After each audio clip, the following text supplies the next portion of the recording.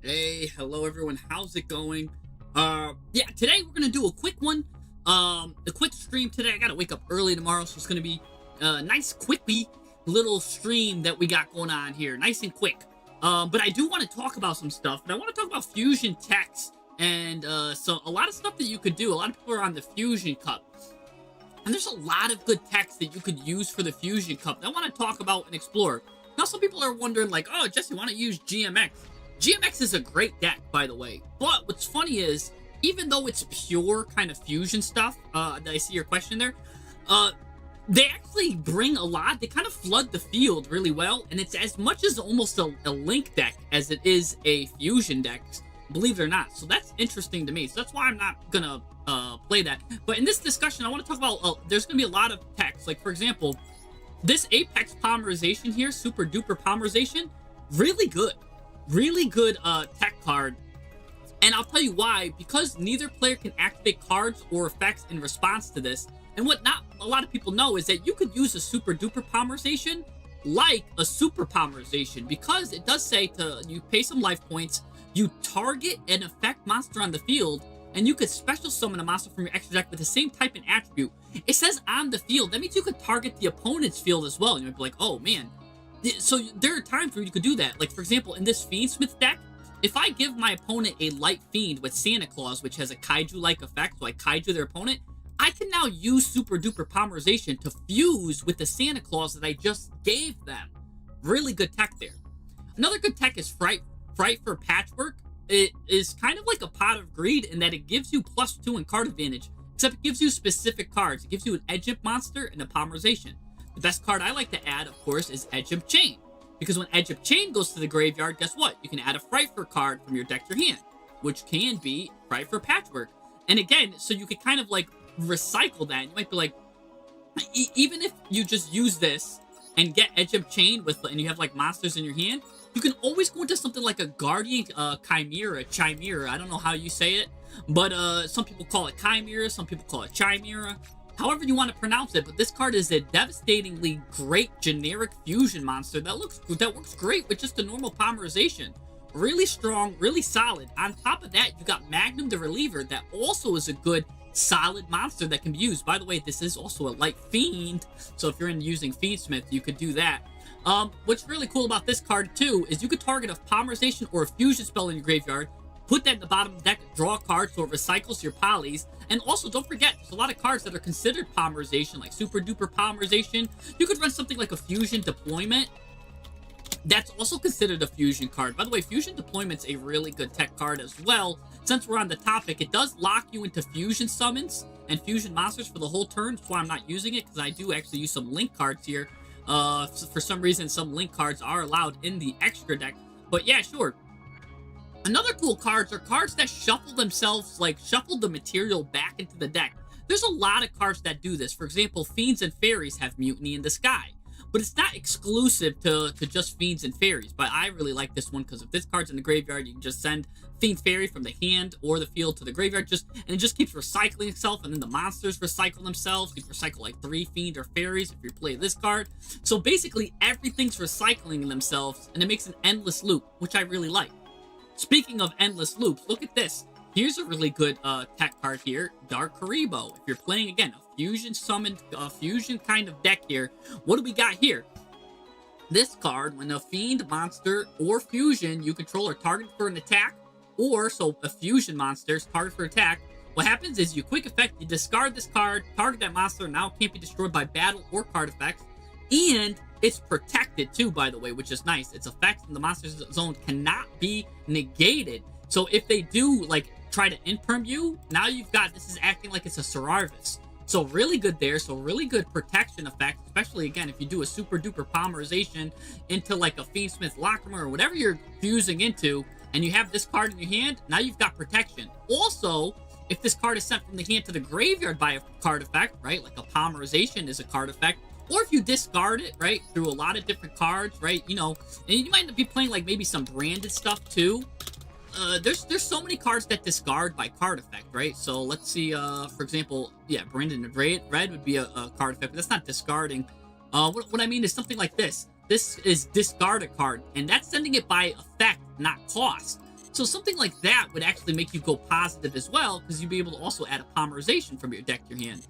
So cards like that just go purely positive, which I like. They have effects in the hand, effects in the graveyard. Really good stuff, especially when you're using a fusion deck. You kind of really want to really manage your resources well. Now, some cards here on this list that aren't mentioned, right?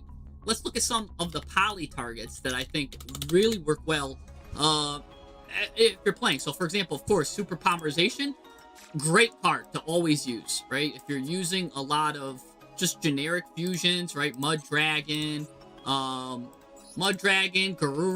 and now they even have the new hero card that came out. I think I added it to my favorites. Not this Ace of Spades. They've got the new Flame Wingman. I should add it to my hero here. I believe it's called Flame. Yeah, this card right here. 2 monsters with the same type and attribute. So now let's make this a favorite. So when I'm talking about favorite cards, look, you can either get a card, 2 monsters with the same type and attribute but different types. You can get 2 monsters with the same type and attribute but different names, or 2 monsters with the same type but different attributes. So it's kind of like a good circle there. Pretty much everything is covered now with these 3 things if you're going to run a super poly. You could also run the things that are just pure dark. Really, really good stuff there. But I also wanted to talk about some other good poly targets here. Right? Where is it? Ultra Polymerization is good. It kind of reminds me of Fusion Substitute, but the thing is, it's also got the power that nobody can activate cards in response to this card's activation. So for the cost of 2,000 life points, as long as you get 2 cards on the field, nobody can activate cards in response to it, and then you could banish it again and bring back those materials again from the graveyard. So basically, you just use this and you get 3 bodies on the field, which is nice. The bodies that you bring back, though, they will be they can't use their effects anymore. But again, really good tech here, especially if you plan to do another polymerization. Does remind me of double fusion or double polymerization, which we could talk about.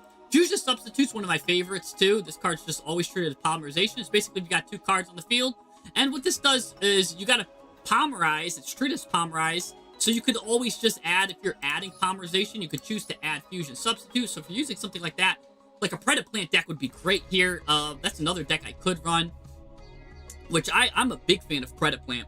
So good stuff there. There's a lot of good text here. So Fusion Substitute basically draws you a card and recycle stuff. A lot of stuff. But yeah, you gotta... Noble makes a good point. We gotta know how to counter as much stuff as possible going second. So that's why I either want to run probably a Fiendsmith or a Predaplant engine, I would say, for this event. Because Predaplant's very good at going second as well, if you know how to use it. Predaplant is a very deadly deck to master. Very hard deck to master, I should say. But a lot of the Predaplant cards are still allowed here in the Fiendsmith, the Fiendsmith again, the Fusion event here. So that's pretty cool there. So, really interesting stuff there. The thing is, this, where is it? I want to see, this guy's allowed. Do they allow... Let me just see Venom. Because I didn't see if, yeah, they do allow this guy, but he's got to send the Clearwing cards. Oh, and they do. They allow Clearwing Synchro Dragon in this event. Nice. So you could actually run Predaplant if you wanted to. Full power, pretty much. So, really good stuff. What else is good? Yeah, I talked about Guardian Chimeras. A really good powerhouse card. Magnum the Reliever. Again, a lot of good engines. And then there's cards that just search polymerization, too. Like, think of, like, Elemental Hero. Neos.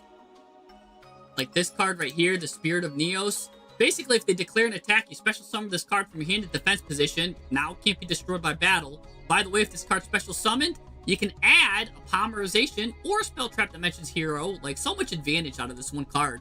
During your main phase, you can shuffle this card into the deck, summon an Elemental Hero normal monster if you're playing like their OG Neos. You can do a lot with just one Spirit of Neos in your hand. Really, searches, does everything. You could probably file your taxes if you ask them nicely. There's a lot of other cards that could just get you polymerization off the bat, but it will lock you, like Amazon. What's her name? Amazon, right here. War Chief. I was gonna say Amazon Princess. This card, if you got no monsters, just special summon it from your hand. Nice. If this wasn't a polymerization event, this is also level 5. You can use it in XZ strategies. And then if this card is special summon, you can set an Amazon spell trap, or more importantly, a polymerization directly from your deck. You do get locked into Amazon monsters, so it's a good turn 1 play. But even turn 2, you could do some stuff with it too. If you plan on just, again, breaking your opponent down with something like a Guardian Chimera, and then just creating a board where they can't really respond and do stuff with. So that's some good going second stuff there. But let's talk. I did a lot of yapping. Let's get to the smacking, because yeah, I don't want to be talking too much. It's probably gonna be again a quick stream today. We're gonna go right into the Fusion Cup. We're gonna see what's going on here. We're gonna see how other people are using their Fusion Cups too, because there's a lot of really good stuff. Yes. Golden Island makes a good point. There is the new Wing Karibo that can search any fusion spell. You do lose half your life points, but it also locks you into. I think it locks you into something, doesn't it? Or does it just cost your half your life points for like a fusion spell? Anyways, I'm playing Fabled in here too. You might be like, why are you playing Fabled, Jesse? What's going on? Yeah, it's it's gonna be if you can't even synchro summon, you know? But we'll see how it works out. Ooh, I've got another Fabled card here. I'm only playing one of these though, so actually I could probably set.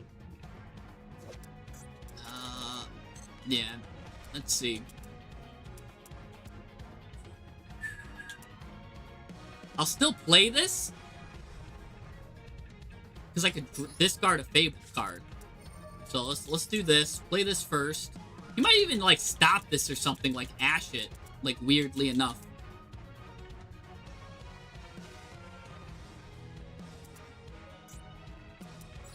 Let's see. Yeah, because I was playing 2 of these, but then I decided to play 1.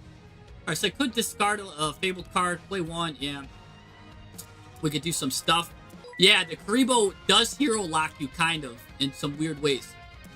So, let's see, I can add a Fabled card here, and then discard it. There's a lot I could do here. Let's do a Feedsmith track real quick.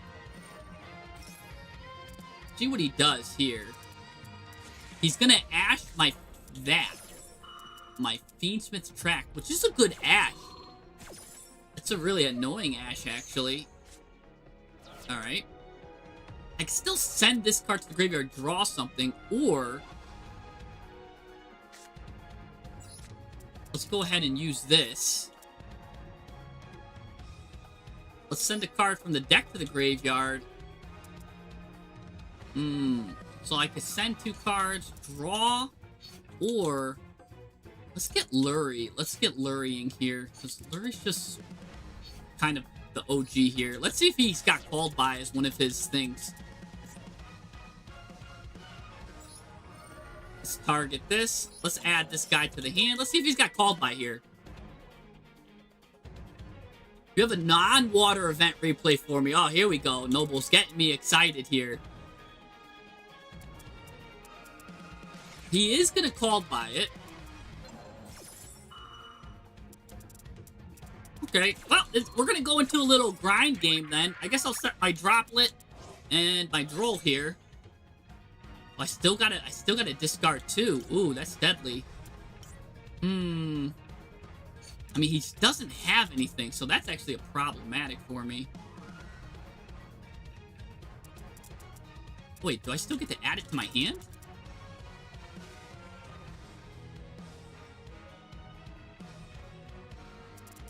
This is interesting. Well, let's see what I should do here. I don't think I need to Droll for sure.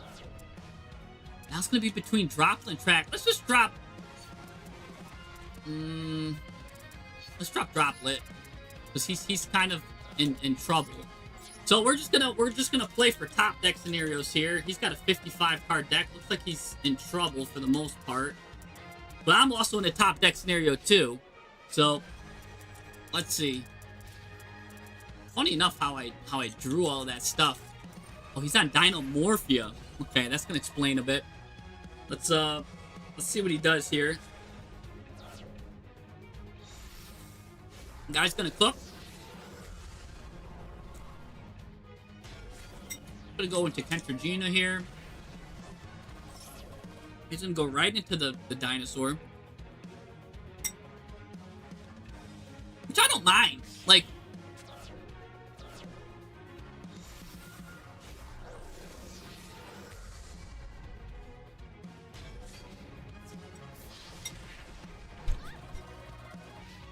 alright.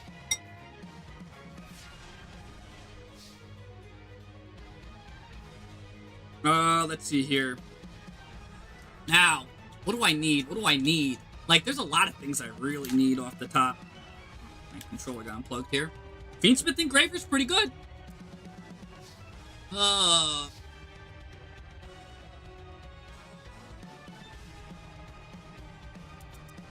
These are both two really good cards. Let's go ahead and activate Engraver right now. See what he does. See if he, like, ashes this. He's not. Let's go ahead and get Sank to the hand. Let's go ahead and get Tracked. Get Tracking. Let's get... Ooh. I can kaiju him, man. Oh. If I can get that back into rotation, I can kaiju him. Because I'll add a kaiju, discard Sanked, kaiju him. Oh. But there is cards here that, no, if they're destroyed by battle or card effect, he's on a 60 card deck. He doesn't have the grind like me. Huh. I'm thinking, because if, well, no, I don't want to give him Santa Claus, because if I give him Santa Claus, I don't have another Light Fiend right now.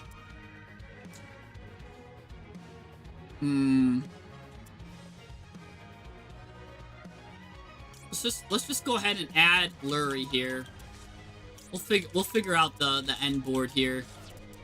Because this guy's going to be a little annoying. I could still use effects of monsters under 1,000 life points or 1,000 attack. Because he's going to eventually just get himself lower. So I'll use Requiem here.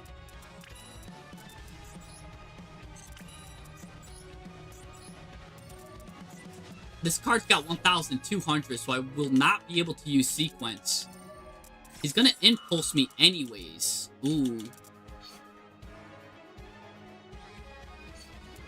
Okay. Let's think. I get impulsed. Alright. We'll just take it.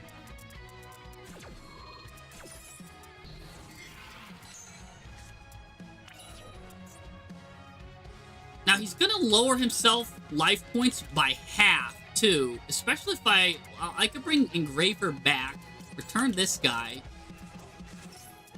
He should chunk himself pretty good. Then I won't be able to use Engraver's ability. Oh, you know what I could have put, too, in the deck here? Doom Dragon, which is good. If I get 2 cards out, really nice. Now... well, I can't use this, because, again, my life points is over that, so... Over that threshold.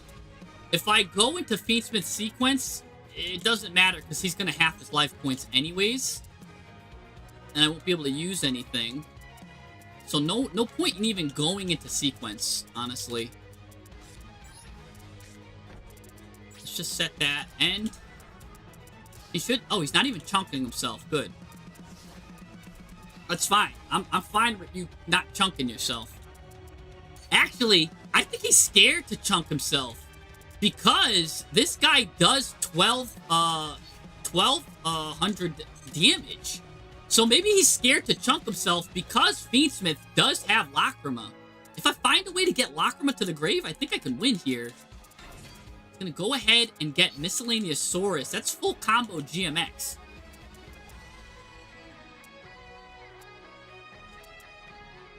So that's full combo GMX. Because, yeah, you basically... Well, he's got to get Miscellaneous Saurus to the graveyard, which I don't know why he didn't just send it to the graveyard with his hand effect. Unless he plans on doing something with it. But yeah, I don't know why. Yeah, I definitely don't know why he didn't do anything with that. I was gonna go right into Verte. Happy birthday to you. Why did he do that? Maybe he's... What? People will be in a commanding position and find themselves a way to lose it here. Oh, here we go. So he's gonna go full GMX combo. But I think he was in a better spot without the GMX cards. Ooh, that's how many dinos? 1, 2, 3, 4. He's gonna attack me 3 times with the dinosaur monster. Oh no. What? Never mind. He just special summoned that. I thought he was doing a poly real quick. Never mind. I thought he was gonna do something crazy, but he didn't. He did something mild. Oh, we got a T1 140 Tone 114 on a 25 stream streak, by the way. That's nice, man. Yeah, I gotta get the Lockmer burn. I don't know what he did. He set his trap here. Dinomorphia alert. Special summon 2 Dinomorphia monsters from your graveyard whose total level is 8 or less. Well, I'm fine with that, because this guy is 8 or less, though. So he could just bring back Rexsturm back anyways. And he could still do Vertes on Akonda's effect, but this guy, no way, he messed up, because he's got to pay 2,000 life points, so he can't even do Verte and Akonda's effect. Now that you think about it, he can't even pay the life points that Verte needs to pay. That's where he messed up. I bet he thought he was going to do something slick, and then realized, oh wait, I don't have the life points to spend on this. So, yeah. Oh, he's ending his turn too. That's delicious for me. He didn't even go to the battle phase. Oh, get that guy out of here. Nice. Oh, beautiful.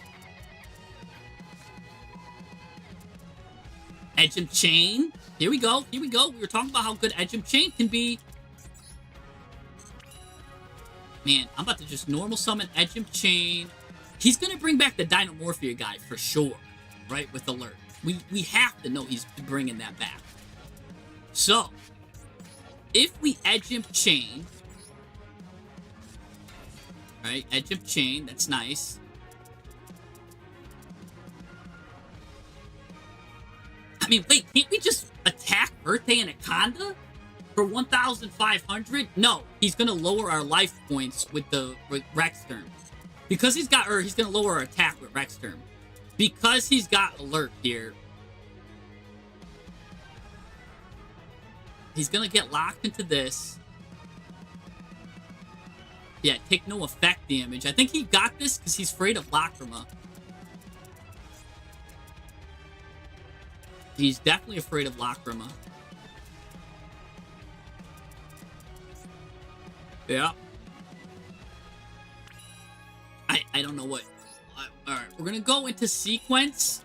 We know he's just gonna, like, sequence is here. Actually, we don't need to go into sequence at all. I kind of just need Lacrima to do her effect. So let's go here. Get Requiem.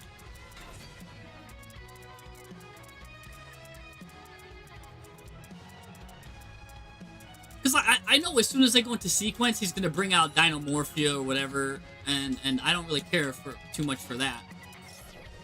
What I really need to do, though, is get Lacrima involved in this situation here. Now, I could send either one of 2 cards, right? I could send... I run both traps. So if I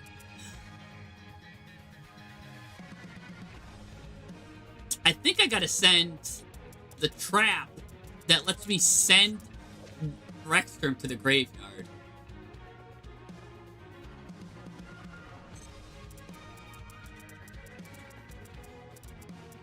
Because that'll just get him. When he special summons, I'll send Desiree.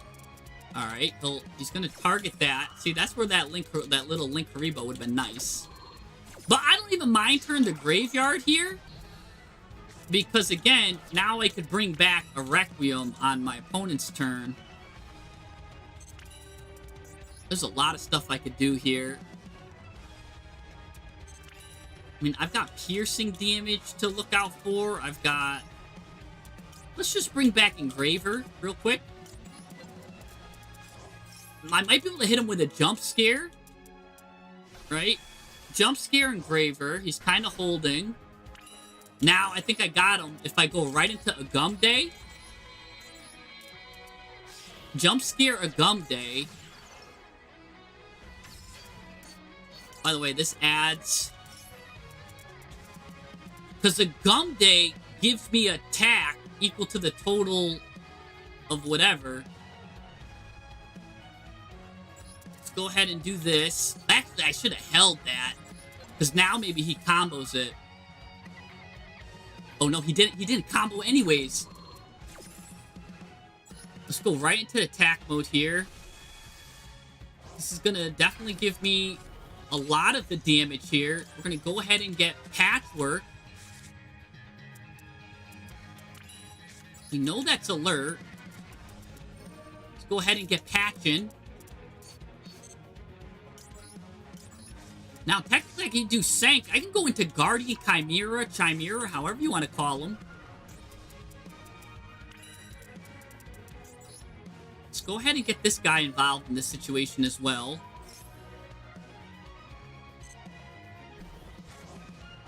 Okay. That's a Guardian Chimera. That's not going to be enough, though. He's going to lower me to... What does he lower him to? Come equal. Huh. Might not be enough. Let's see. Let's just go to the battle phase. Let's see what he does here. See? That's where Doom Dragon would have been good here, too. Just get a free Doom Dragon. But he would have negated that card's effects anyways.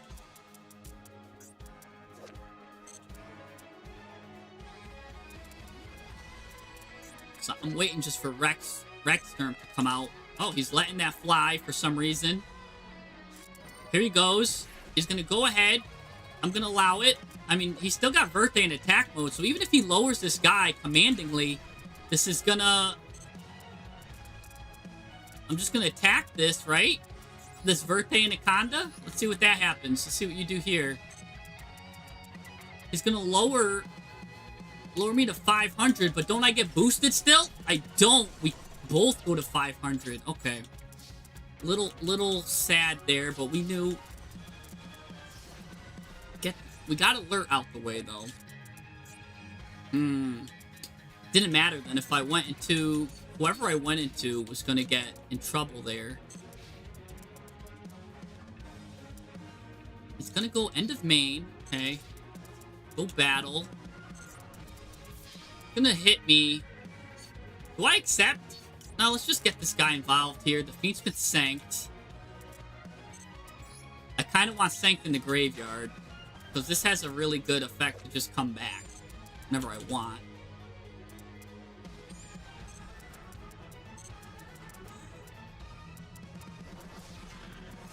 Okay.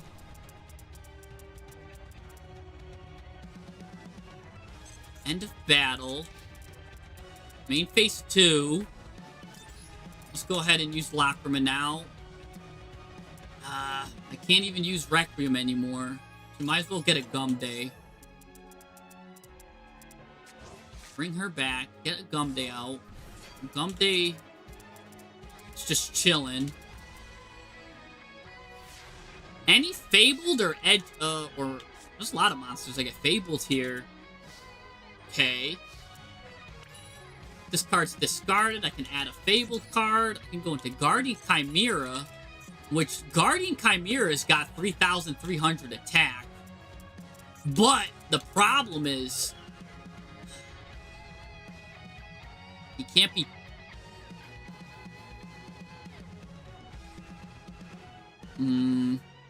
He just can't be targeted with card effects. He's still affected by a vast majority of stuff.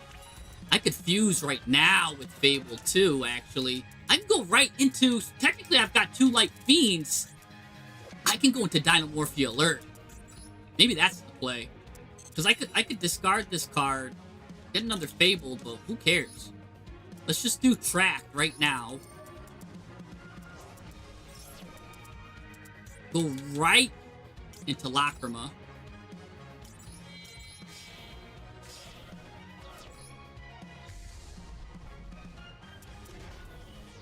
Now, this card says, this card sent to the graveyard, shuffle, inflict 1,200. But we know he's got alert in the grave. Alert says when your opponent activates a card or effect, while your opponents are 2,000 left, banish this card. You take no effect damage. So we know he's got the protection for it.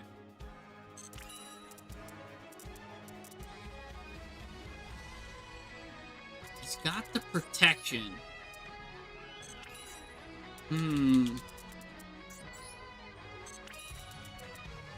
This is interesting. I can't chain block because he can automatically do that at any time.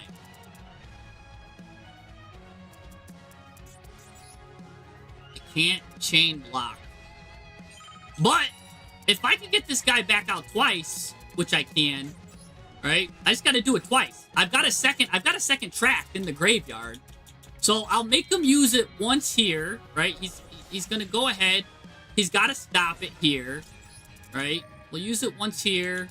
Yeah, bring back, I guess a gum. Yeah, just use it now. He's gonna have to use, now he goes ahead and banishes alert. Now that alert is banished, he won't take the damage. That's fine. Let's go into, maybe I go into Magnum the reliever here. 2,000 defense. It doesn't really help me.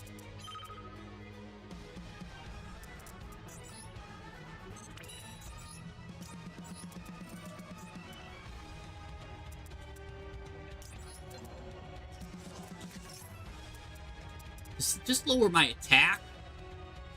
He does just lower my attack. Maybe I just go into Guardian Chimera anyways here. In defense mode while I, like, get my second track ready. That's what I might do. Because that will hold me off. And then I can Lacrima burn him again. Because I do run 2 Lacrimas. So I'll be able to Lacrima burn him. Yeah, we're gonna yep, that's exactly what I'm gonna do, Scorpion. I'm gonna summon Chimera. We're gonna go ahead and we're gonna put him in defense mode. He can't do anything, hopefully. He's really thinking, huh? Alright. I mean, technically I could just fuse into Lacrima again. I've got 2 Life Fiends on the field. What if I just go into Lacrima again right now? Like, don't even waste time.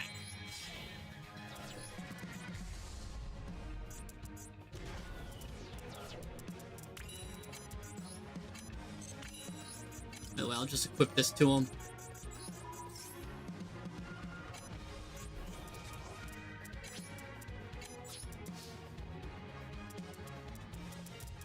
Alright. So now...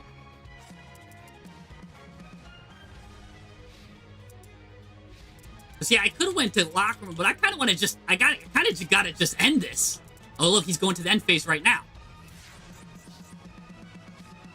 Oh, they're super duper, baby. That lets me go into another Lacrima. If I really wanted to. But, here's the fun thing. Oh, it's a Light Fiend.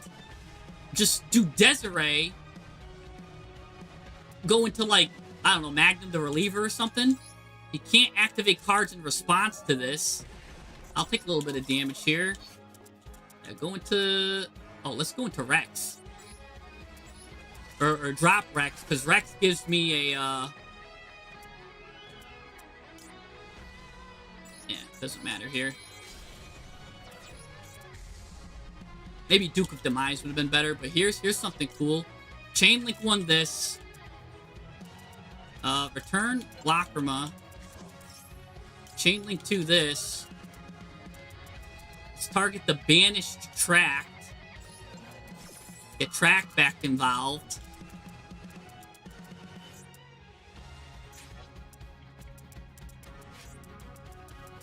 Let's see what he does now. Can this card do anything? What's he gonna do? What are you gonna do, bucko? Ding, ding, ding, ding. Oh, it's resolving!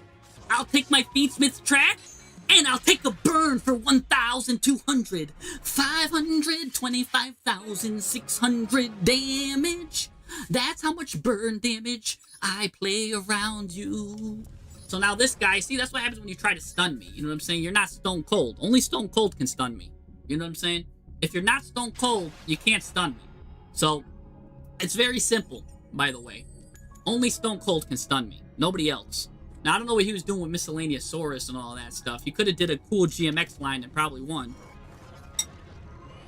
But he was playing a full stun deck. So, maybe I should have looked at his deck. Like, what? Why do you need 60 cards full of stun?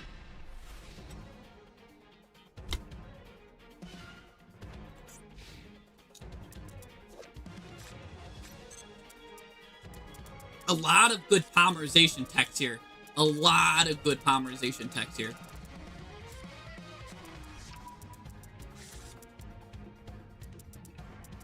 Alright. Send a monster to the grave. Nice. Yeah, yeah, Predaplant's really good in this event. Fallen. That's really good. That's a good... I was just talking about how good Predaplant is. Yep. Go ahead, add branded. I don't even know if it's worth maxing. I'm only gonna special summon like twice, maybe even once. I'm still gonna do it though, so I've got such a good hand. Might as well.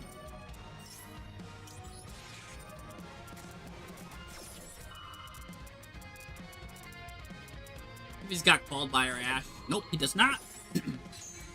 Maybe now he'll just go into the whatchamacallit, the... Where is she? The one that looks like this, the white one. Was it Albion or something? Maybe he just goes into Albion? I don't know. Where is it? Who's he sending?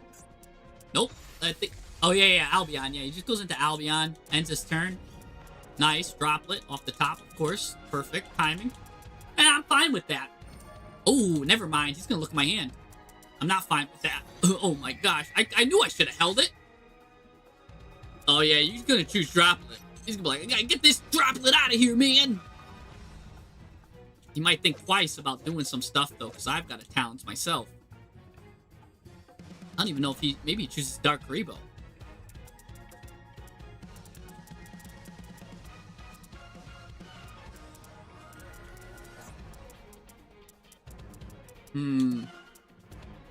Oh, he's got a Fiend on the field.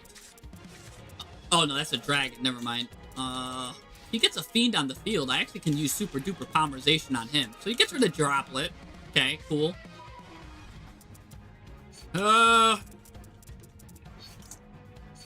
Let's go ahead and... You know what? Let's not do this in the draw phase. Let's have him do his effects in the main phase. If he's gonna stop me, I want him to hit me in the main phase so I could do my own talents on him. Go ahead and hit him with Patchwork first. He doesn't know I have Sanct yet. Okay, that would have stopped. That definitely would have stopped him.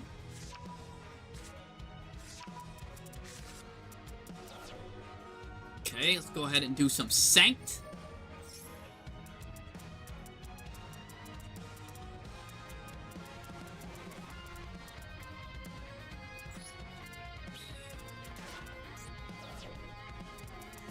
I know exactly what he's going to try to do here. He's going to get his Albaz. He's going to try to fusion with my token.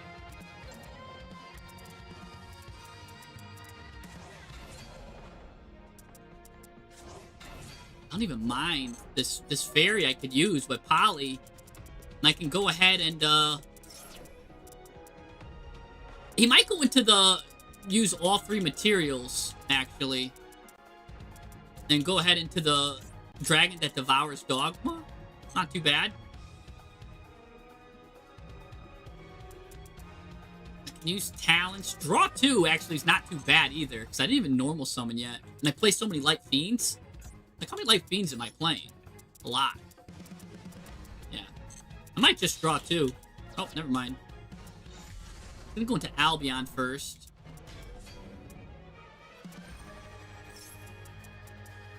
Alright.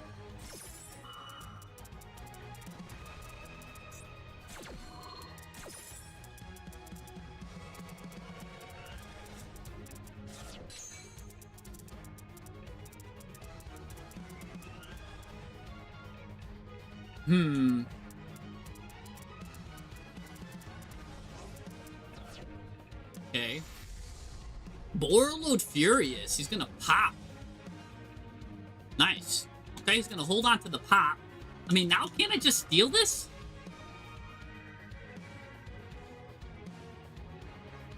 Right? Like, why don't I just steal this?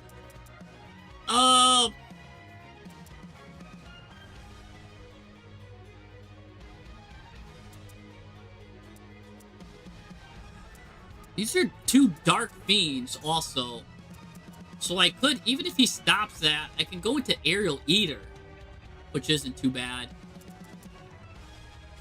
Let's see what he does when I hit him with a Poly.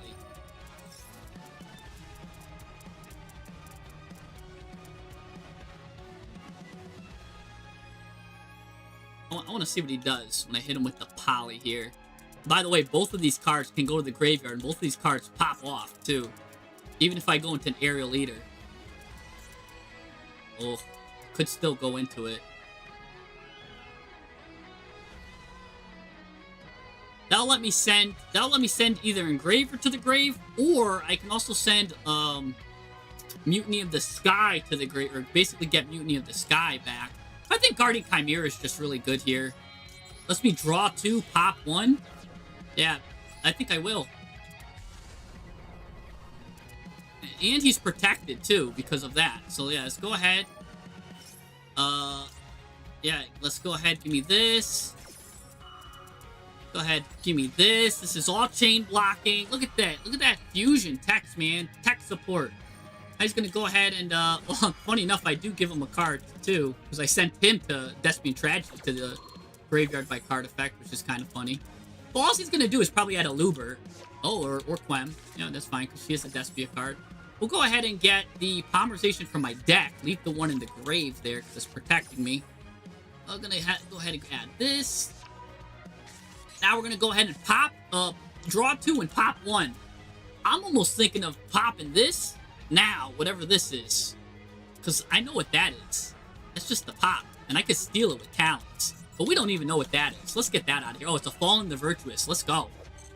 No bringing anything back. And we got another Poly now with 2 Light Fiends. So I can actually go into Lacrima anytime I want, which is nice. Let's see. Can he do anything if I steal this guy with talents? Let's go ahead and do a steal. Steal McGeel. What are you going to do now? Now he's like, oh, he's taking control of me. I got to pop a card.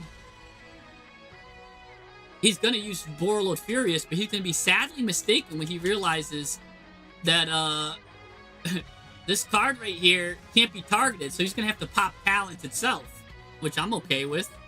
Yeah. Thanks. This guy can't be targeted when Poly's in the graveyard. Told you, he's got to target Talents himself. Nice. Alright. Perfect. Let's steal. Go for a good steal McGeel here. Let's take, I feel like I'll just take Albion here. It's just got a lot of attack and attack mode. Just take it? Sure. Don't mind if I do. Alright. Now then.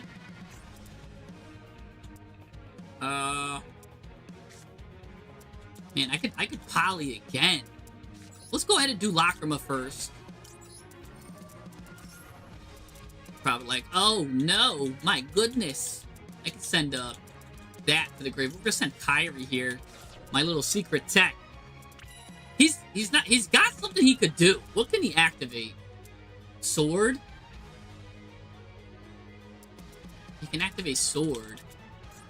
Add this to the hand. Or this. Oh, he can add Bestial Sereneer to his hand? No, he can only add Albast to his hand. Okay. Not really too scared about that.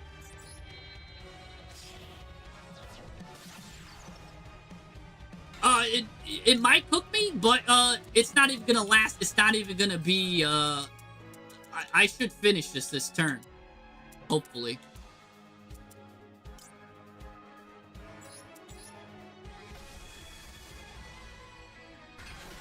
Right, like I should be able to finish this turn.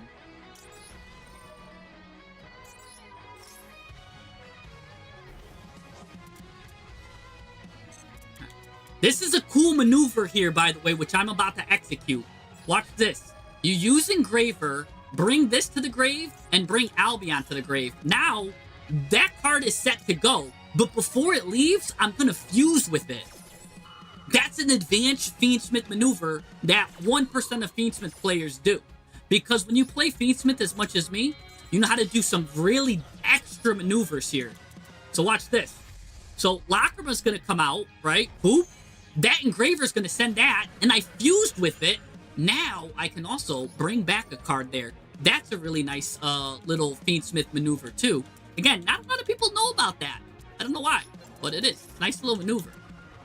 Let's go ahead and bring that. He's going to go ahead and banish my Engraver. Okay, sure. He runs 2 Sereneers. Interesting. All right, I'd rather that be gone than Lockman. He's like, I gotta put that thing in defense mode, baby. Oh!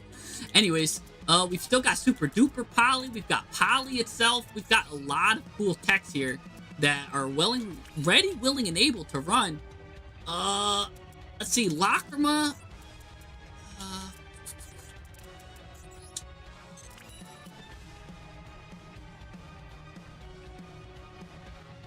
Alright, let's go ahead and do sequence here. Let's get sequential. A sequential update, because we're going to need to do some piercing damage. Let's go ahead and shuffle card back. Oh, actually, maybe I should have held on to that. But I need the piercing damage here. I think I need to give him some damage. Let's see what he does here. Because it feels like he's got another one coming up.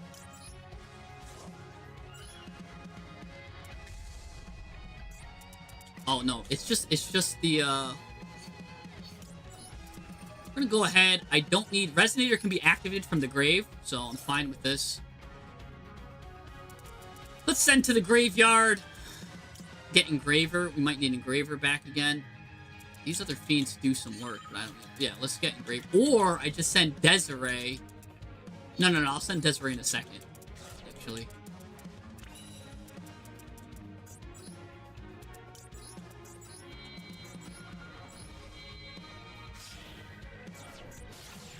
And we'll go right into Gum Day. Go ahead and get Kyrie back, just in case. I can't, like, finish for some reason. I know, I am running low on time. Might not be able to finish. And okay, he doesn't have... Yep.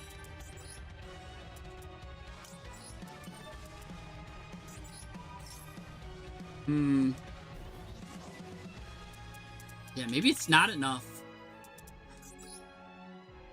No, it's gonna be close. Well, I'm glad I sent that mirror to the graveyard. Let's just get this guy back. Bring out Engraver here. This is gonna be close. Let's find out if we do it or not. If he's got another Bestial or something. Battle Face! Alright, let's go ahead and snatch up Sereneer. Bang! 4,000. It's a good hit. Oh, this guy can't attack. For some reason, I forgot why. Oh, because I locked myself. Alright, let's just get that off the field. I did lock myself. Well, that's why I did grab Kyrie. We'll set that. We'll save Super Duper. We've got a good...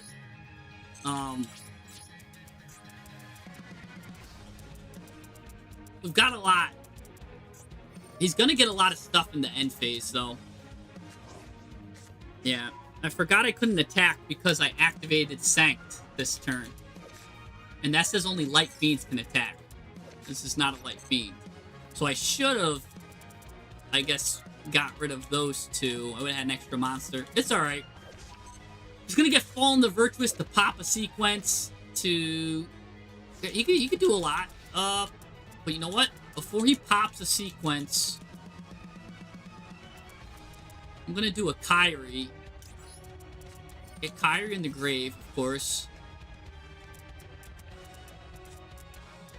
So now if he tries to pop me, I could kind of dodge a little bit.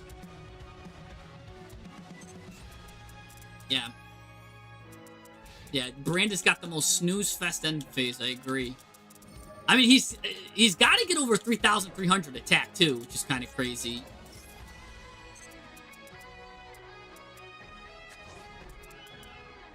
I mean, I guess he just fuses this away.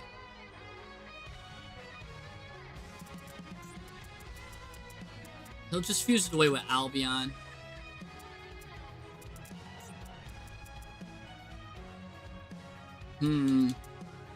Okay, okay.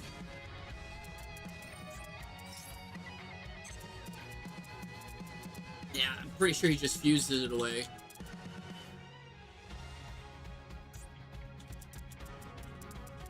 But then let's say he breaks one of these. He still needs to get rid of two.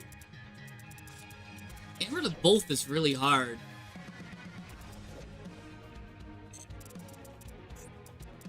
And even if he gets the 3,500 with the...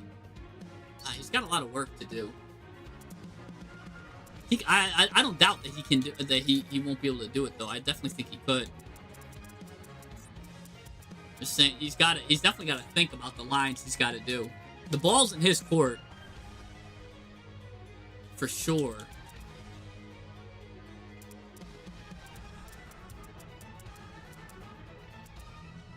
I'm actually not scared to fuse these two away either. I'm going to Albion again. Place two of them. Fusion summon level 8. So here's where Mirror Jade can come up through. Or here's with the Dragon that Devours Dogma can come through. Let's see. Oh, two of these. He's going to go ahead and get Seared Rebellion. Discard a card. Alright. Now he's going to do some shuffling back. Let's see. This is important here.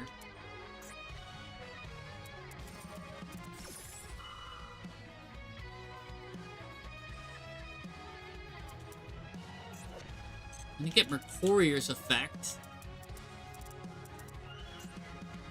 Is he going to bring back...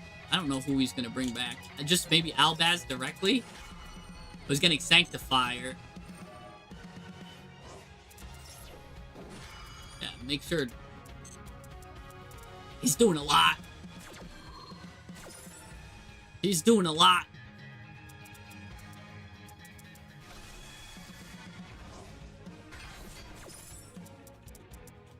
I don't have to worry about the Sanctifier effect if I don't put cards in these spaces here. Alright, let's see what he does. I mean, this is an interesting board. He still didn't really pop anything. He would need to hit my Gum Day.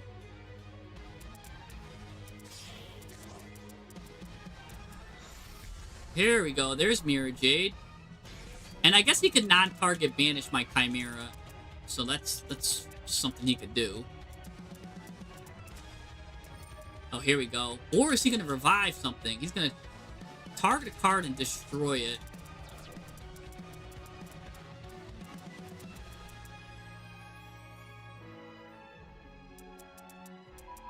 Alright.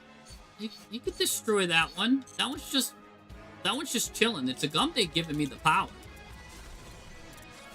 Yeah. It's fine. I'll just reattach it next turn. Okay, go ahead and banish Guardian. That's fine. He wasn't doing anything anyways. I'm fine with that. I'm still not worried.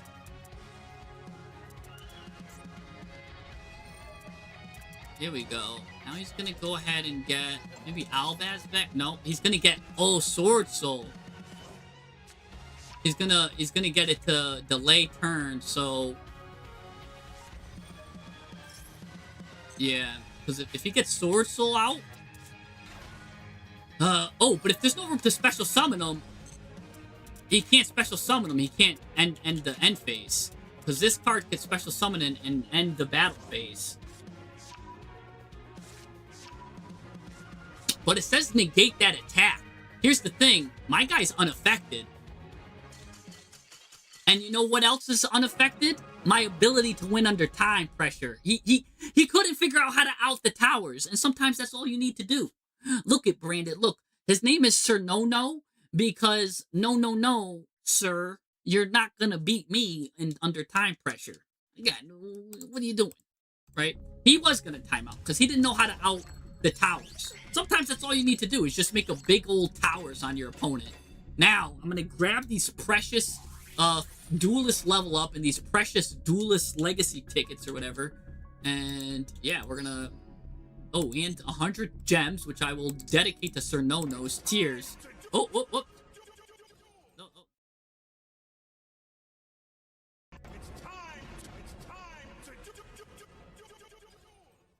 Oops, sorry. A little technical difficulty there for a second. I clicked the wrong button.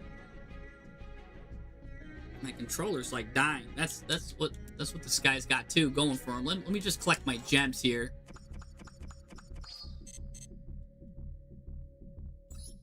Hold on, Noble. We're on a win streak. We can't stop the fire right now. You know what I'm saying? You gotta just let me cook real quick. When I'm cooking these opponents, I'll stop the steam. You know what I'm saying? We'll stop the steam. Well, actually maybe we'll see what we do, because I do want to see what your replay is, because it's a non-water deck now. Ooh, here we go. Finally, Fabled can come into effect here. Ooh, Fabled can really come into effect. Another branded player. Whoa, what a surprise, guys. Who would have saw that one coming? Who's ready to cook branded? That's the question. Ooh, I'm ready to cook branded. I do have to... Let me put a reminder for... Noble's replay.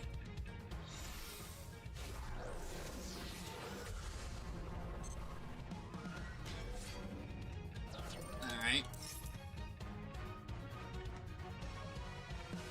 Not timing out in Brandon's crazy hard. It is! It is! Yeah, the Fusion Cup might as well be Brandon Cup. That's why I like playing it. I mean, I just like... Because, alright, we just saw this before. Like, alright, great. Nice. Ooh, a nice Ecclesia now. Okay, a little bit of variety here, finally. But this is just going to add Fallen the Virtuous. What am I talking about? No variety. He's just going to pop it, and then send a card. And then he's just going to send Dragon that Devours Dogma to the grave. My boy Noble's got 34 decks. Still trying to figure them out. You remind me of Bastion Misawa. That had like a deck for every element. And he throws out all of his decks here. Alright, what did he send? I was just gonna set one. Okay, I mean, fine, sure. Oh no, he's gonna set a Retribution instead. Interesting. Interesting. That's in the face up here. Ooh, boyo. Alright, let's go ahead and do this first. Let's go ahead and use Fabled Realm. We'll set a card here. Set the Fabled card.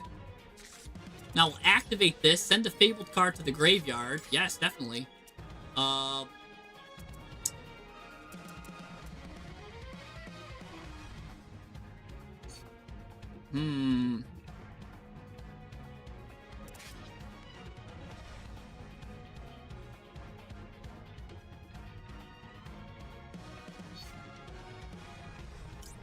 Let's send this one to the grave. Probably like, what is going on here? I mean, I could just discard this and I also want to special summon this card. It doesn't really matter, I guess.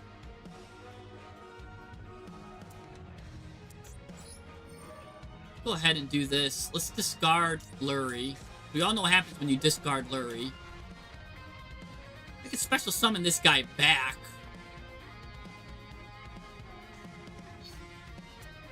Or I just draw a card. Let's just draw a card. Simple and efficient draw. And even if he drolls me, it's fine, because we literally play under, okay, that's fine, too.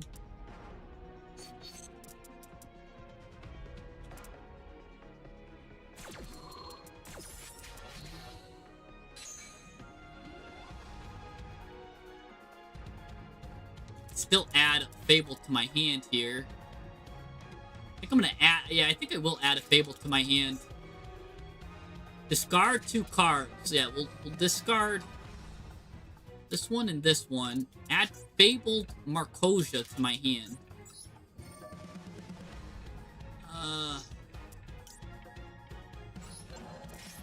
Or I could have added Lurie again. That would have really enraged him. We'll see. Maybe he's got called by or something weird. Anyways, discard these 2.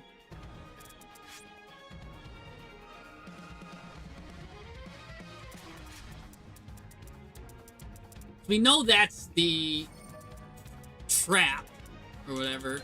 All right. Oh, he's bringing it back. Okay, that's fine. Now he's like, oh, I gotta stop this. I'm gonna get my courier out. Okay.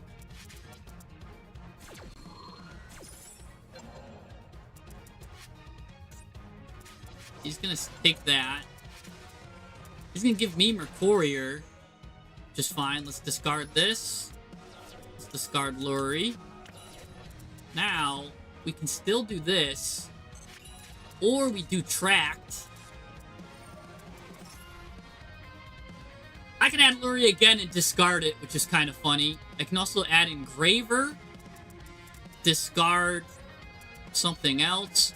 Because what does he have here? So he set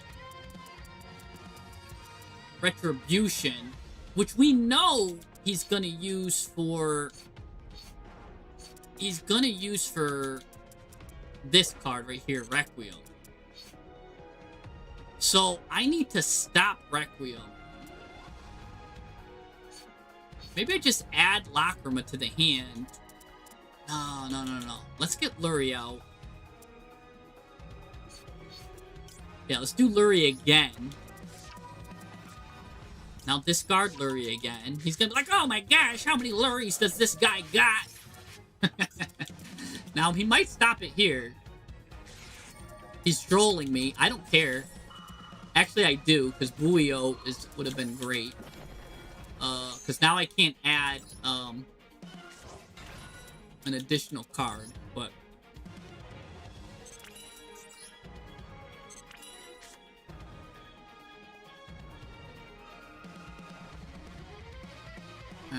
Because I do like adding Mutiny in the Sky.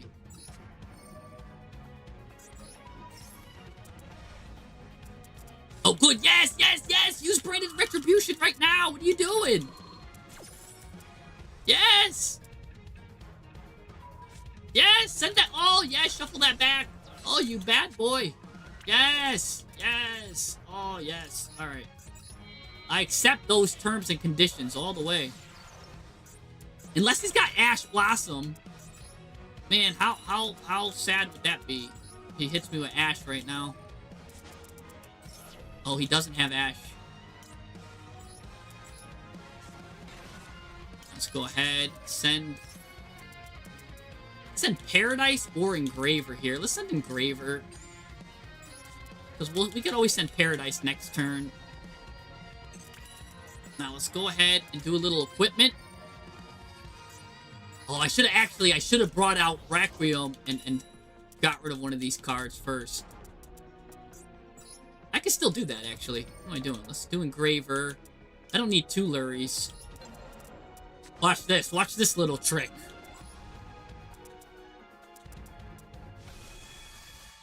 Alright, here's another deep trick, baby. We're gonna use Engravers. Get rid of...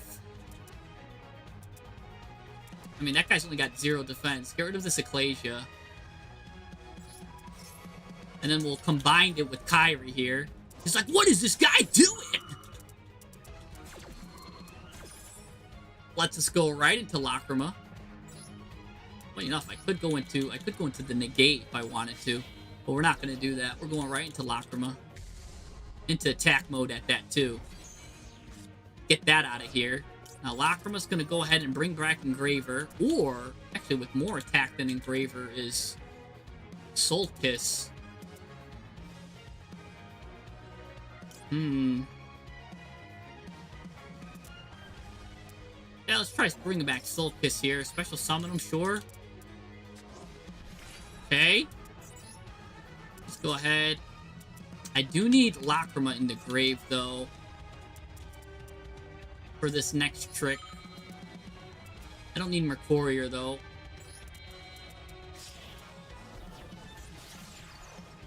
Go ahead and get sequencing.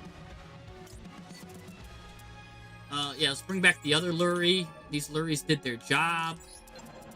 Go ahead and burn them for a little bit. This is all under, by the way, this is all under Droll and Lockbird.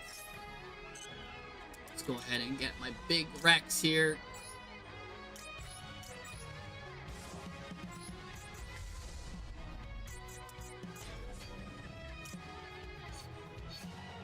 Yeah, I could do this.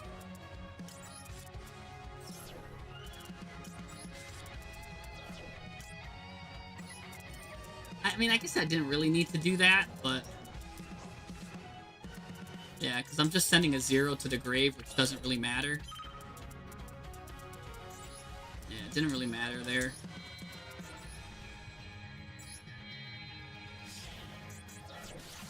Yeah, he's gonna survive. We'll get Kyrie back. We know he's gonna survive.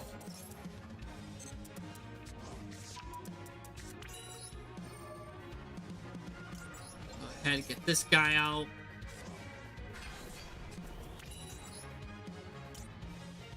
Oh, he's giving up! He's realizing I'm getting big! Actually, he might not have survived.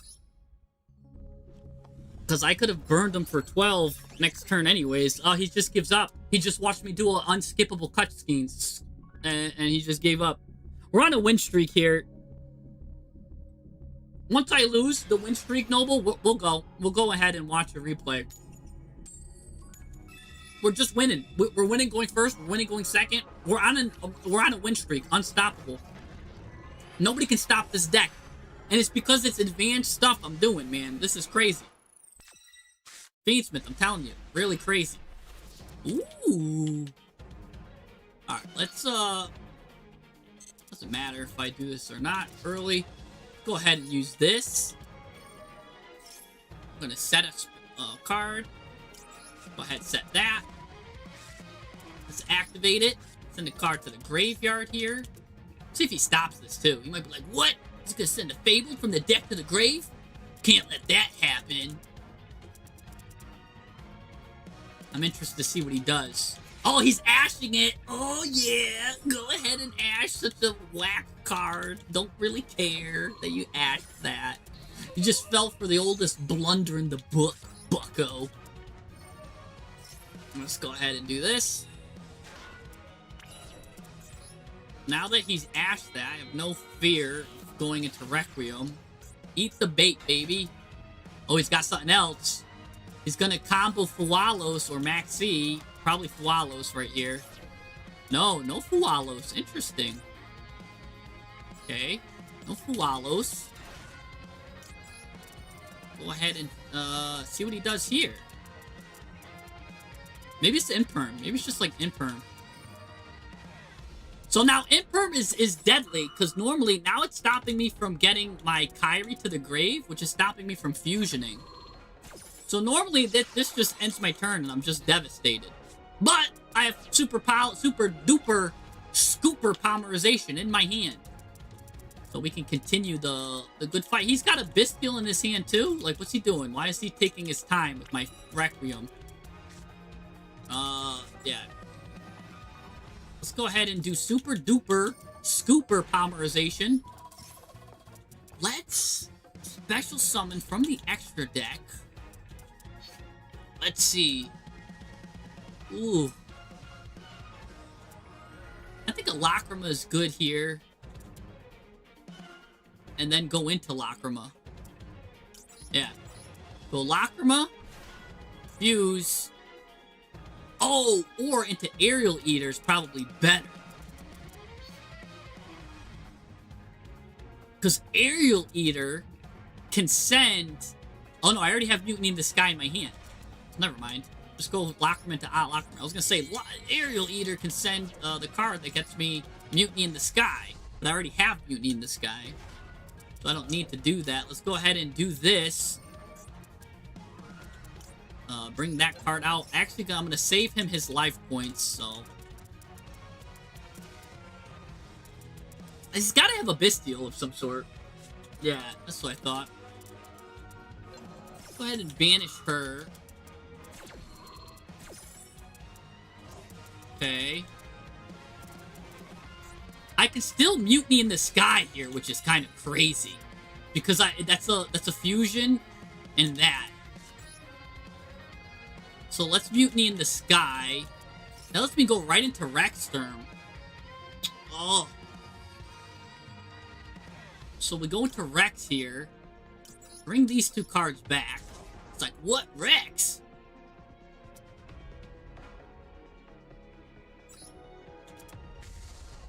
Now what's cool is this works with Rex really nice.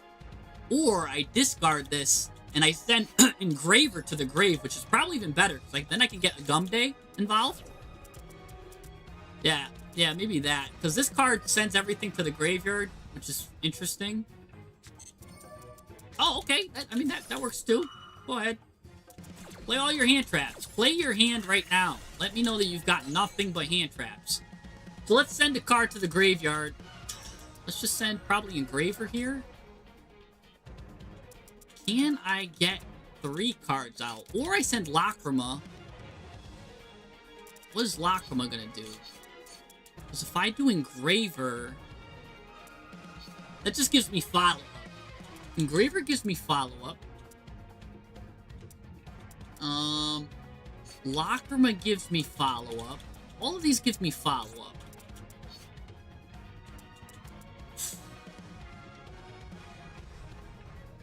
This is interesting. I actually don't want to send Desiree here. Let's think about this one. Funny enough, I could send Sequence and attach Sequence here. That doesn't get me closer to a Link 3. I kind of just need to get to a Link 3 to bring back. Alright, let's just send Engraver. Nice and safe choice. I will be able to add a feat. Ooh, I will be able to... Let's first add a... Ooh, I could just add Engraver because I sent Engraver. Hold on. What am I doing, guy? Ooh, or I could just add this.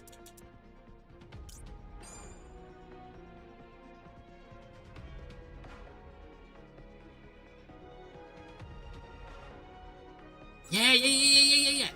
Add Engraver. Set this. Oh, I've got a plan. Oh, we're still cooking. We're going to add Engraver back. Now we're going to use Engraver. We're going to go ahead and get Tracked.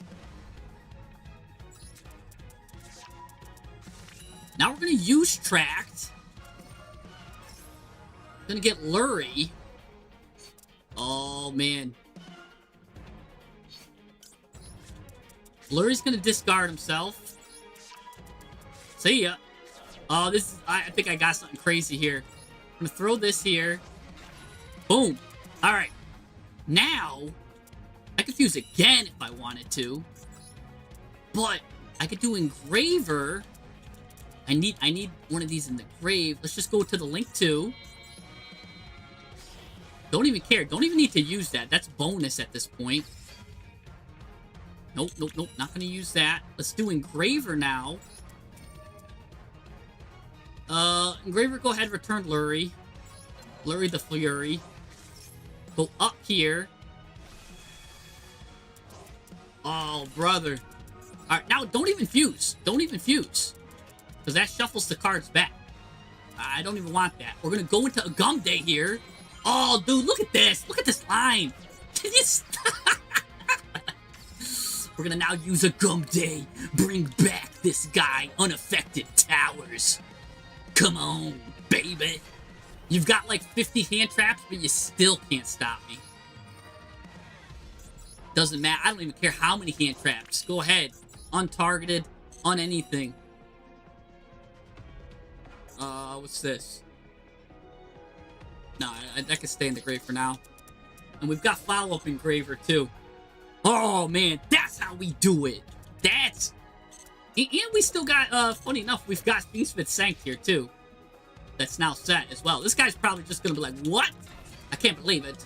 What did this guy do? He's got Red Eyes Weaver in here. Okay. Interesting. I'm kind of scared. Scared that he's gonna resign too quickly.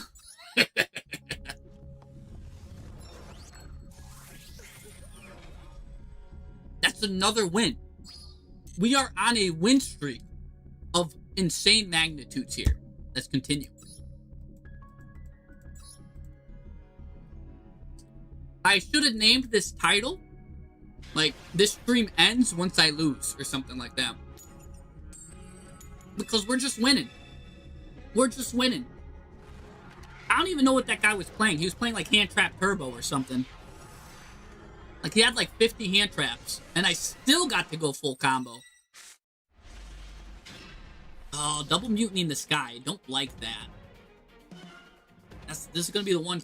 This is the one hand that cooked me here. Oh, you never want to draw these two together. That's unfortunate. Oh, I finally am gonna lose. Dark Fiend. I mean, that's a Dark Fiend. That's technically a Dark Fiend. Oh, but I can go into Aerial Eater. Oh, hold on. I might have something here, guys. Hold on. This might be a super duper target. Yup. We go ahead and target this. We've got a Dark Fiend. Maybe we just special summon Loose. Yeah, because they're both Dark Fiends. And we fuse into... Now, let's go into this guy. Oh, actually, this guy gives me an additional normal summon. Watch this. Alright, we go into Loose. Fusion summon. Now, we can either go into Aerial Eater. Aerial Eater would send a Fiend monster from deck to the graveyard, which would be Engraver, but unfortunately, there's no Light Fiend in the Engraver. Or, we go into Duke of Demise here. This immediately gives me another normal summon, which I can normal summon this guy, because he's a level 6. Let's go into the Duke of Demise here. What? Look at this. We're gonna go bring this guy into attack mode. Alright. Now, immediately, normal summon a monster. Go ahead. Yeah, Tribute. That's our free, that's a free normal, that's an extra normal summon. Now, that's a light tuner. That's full Fiendsmith combo. Ooh. How do I get out of these precarious situations? Even when it looks like a brick, I'm not bricking. Even when it looks like a brick, I don't brick. Now, even, watch, it's gonna have like Ash Blossom here. But my Mutiny in the Sky is now gonna come clutch. Like, oh, guys, he stopped me. Oh, no. It's alright. I have to do the craziest stuff here. I can special summon this guy instantly. I can add a level 4 higher Fiend to my hand. Or I fuse with these two cards into a Fiendsmith monster. Or... Hold on. I've got to think here. Alright. Because I could fuse... I could do Aerial Eater here. Aerial Eater sends Fiendsmith Engraver to the graveyard. Yeah. Let's do that. Okay. Mutiny in the Sky.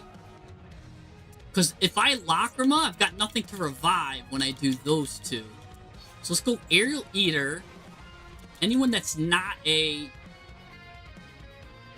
Basically anyone that's not critical to the plan. Rid of these guys. Aerial Eater here. Now this sends Engraver. Oh, guys, they can't stop us. Also, I could send this, get a Polymerization, but I don't want that. Or no, that's Hand or Field Engraver. Yeah. Stick to the plan, Jesse. Stick to the plan. We're gonna send Engraver. Now, actually, I could banish this. I can add Engraver to the hand first. Let's do that. Because Engraver's got a little cool effect when he's in my hand. Let's add Engraver to the hand first. Ooh, look at that, guys. Look at the advantage we're getting. We're going to send Engraver. Now we can add a card from our deck to the hand. Could be anything we want it to be. It could even be Engraver. We'll get this, because this can get me Lurie. Get Lurie involved. Ooh! Now he could droll me here. Yeah, he's drolling me. I love it. Alright, he's gonna droll me. Let's go ahead and continue our combo. Continue the Relentless Assault here. Let's activate this. Send this big guy. Get rid of this big guy. Bring back Engraver here. Ooh! Alright. I'm confused again. Alright, let's go ahead and get rid of that. Go ahead into sequence.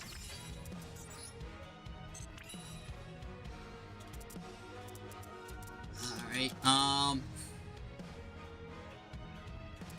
the problem is I don't have Lacrima. So I'm gonna have to go into a sub board here. And I can only use this once, so I can't double fuse. Let's go ahead and do this. Well, I could do Loose the Dusk Dart. No. We gotta get a Lacrima involved here. Get Lacrima involved. Unfortunately, there's nothing really to bring out here, which is a little annoying. Not too annoying, just slightly annoying. Alright, we gave ourselves follow-up. Not the best. But not... I couldn't help... You know what I should have done? Instead of adding Tracked, if I would have added... If I would have added Sanct, I think I would have been in better shape. Alright. Yeah, if I would have added Sanct there, I think I would have been able to even do more. That's why I love Fiendsmith so much. It plays under Droll, though, really well. I don't even know if my biggest enemy is in Perm. Like, oh, he's got to go to the end phase. Oh, is that it? Is that all you got, brother? Oh, and you give me Patchwork? Oh. Alright, he's got something. It's a Maxi. Do I care about Maxi? Do I just try to win? Because I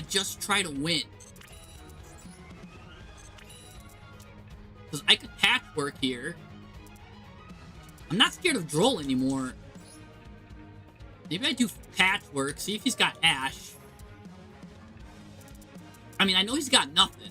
He will Ash the Patchwork. That's a trick. He should have known I had Fiendsmith's Track.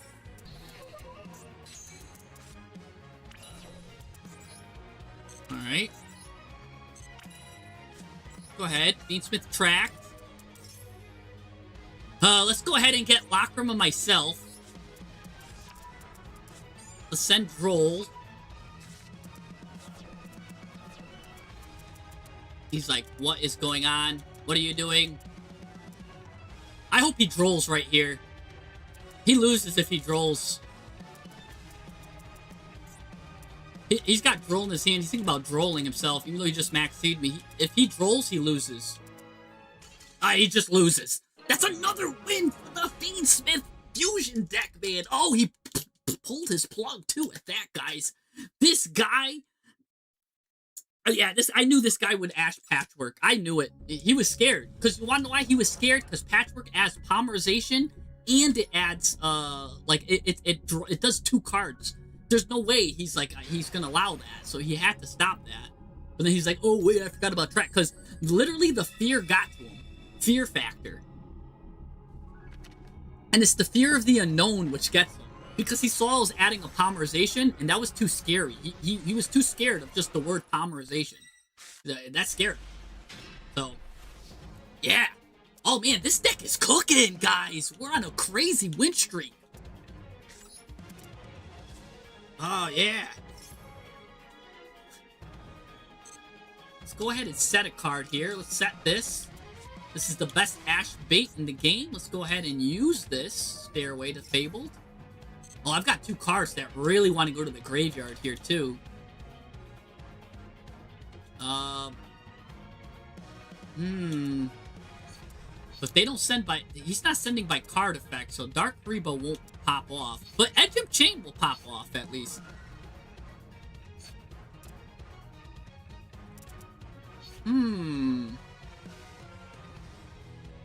Or...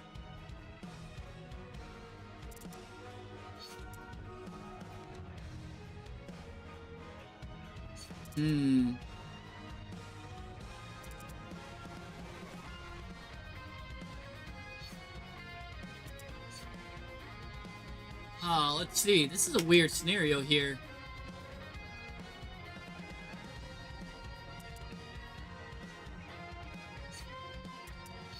Alright, let's send Soul Kiss to the grave here. Even though I've got Sanct and all this stuff. I don't... Well, this would discard 2 cards. That discards them by card effect. I would add this card to my hand. But I could just special summon them right now. I just won't get the Dark Rebo effect.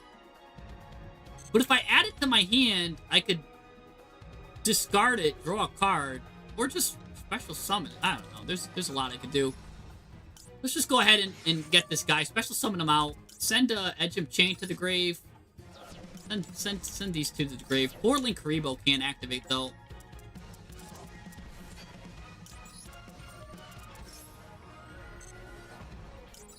Let's go ahead and get Patchwork. Now let's see if he hits me with... Nope, he's not hitting me with Drolls. Let's get that. He would definitely Ash that. He's not ashing that. That's good. This gives me a lot of polys, gives me a lot of stuff. This is a Light Fiend. Go ahead and make some Light Fiend work here. Get Requiem. Go ahead and do Sanct now. Get Sanct out the way.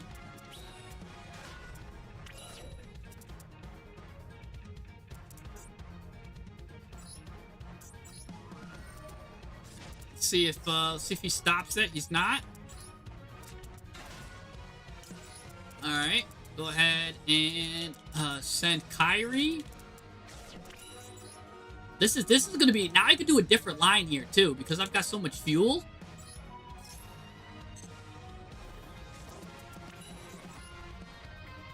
Go ahead and fuse.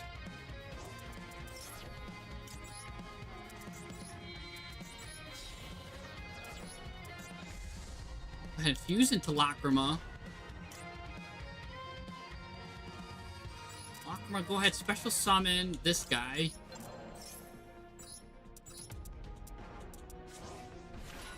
Alright, now special summon this guy in the grave.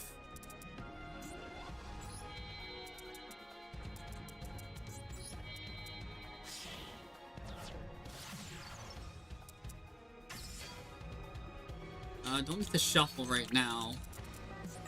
Now, we do... Oh, explain to chat why I hate Dragoon? Oh my gosh, people are talking about Dragoon? Oh, bro, you're playing Dragoon? Oh, we gotta talk, man. You're playing 3 Dragoons? Hold on, let me just do this real quick. I got an Aerial Eater here. I know it's a little weird, but watch. Because now I could bring Edge of Chain back and that Dark Karibo back. Might be like, what? Why Aerial Eater, Jesse? Why are you going into Aerial Eater? Because now Aerial Eater is going to send... We're going to get Mutiny in the Sky involved. It's going to send Booyo. Booyo's going to go ahead and get me Mutiny of the Sky. Now, Mutiny of the Sky... Look at that. Mutiny of the Sky is going to come out here. I just like getting that involved. That's going to get me Rex right now. So I got to get a free monster on the field. And I got to get Mutiny in the Sky in rotation. So that's really good. You always want to do that. And I could just discard a card and kind of... I could just send Engraver, I guess, to the grave. Get Engraver involved. Kind of don't need a second Edge of Chain because I did get another Edge of Chain. Let's just get Engraver involved in the situation. See, I get, like, to do a lot of stuff here. And go right into Agumde.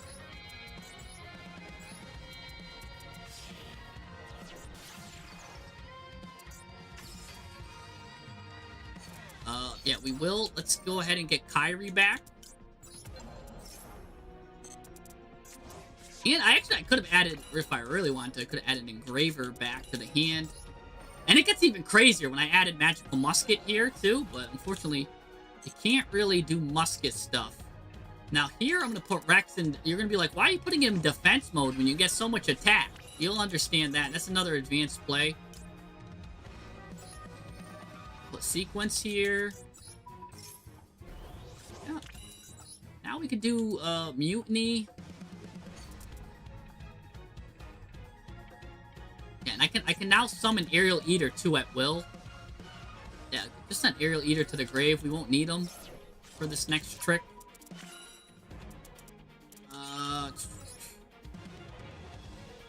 Yeah, look at that. So yeah, we've got a lot of cards I want to activate. I guess I could bring out Engraver now. It's a little bonus trick there. Just more stuff to send with Droplet or to fuse with Kyrie. I'm gonna go ahead and set. I can also fuse with Poly. But yeah, we're gonna set this. Yeah, we're good. We're good for now. We're gonna hold that. This is actually a really crazy board.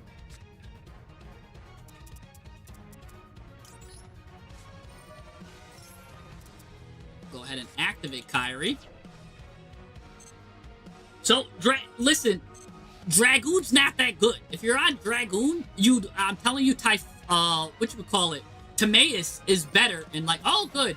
Neither player takes damage until the next end phase. Okay, this guy's trying to stun me. You can't stun Rextra Monday. Maybe you could. I'm kind of nervous now. If he's trying to stun me, what is he on? Trade it. Discard a monster. Ooh, he's got this. I'm surprised he's on Sky Striker now. Now I'm actually kind of scared. The way he just got... What? Link Apple? What? This is Infernoid? Or is this Shadao? I have no idea what's going on. I'm actually mad scared now. I'm gonna lose to some kind of crazy OTK.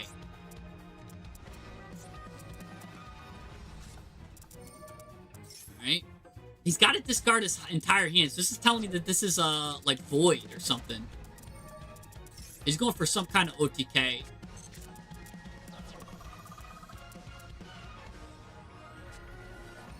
Oh, gosh.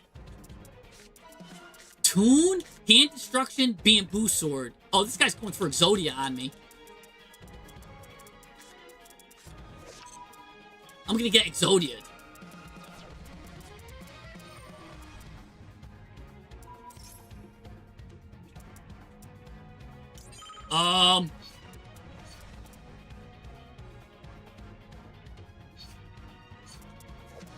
Let's see. Does he just have to... You control this, draw 2 cards. Maybe he already has Bamboo in his hand. I think I gotta fuse now. Even though he draws a card here... I don't want that. He's gonna draw a card there, but... It's a little annoying. Let's go get Lacrima.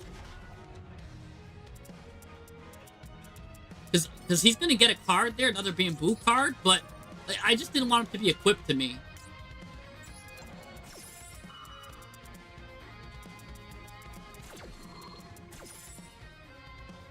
Because he hit me with 1 day of peace, too, which is annoying. So he's got 2 chances to get Exodia here. He is adding Broken Bamboo. Oh, gosh. I'm going to lose to Exodia. My win streak is just going to be... I just lose to Exodia. My win streak. Nice. Well, I mean, that's the best way to out a Crazy Towers. It's just to Exodia me, I guess. He's going to equip the Bamboo Sword. That means he's already got the Draw 2 card. I knew it. Yeah.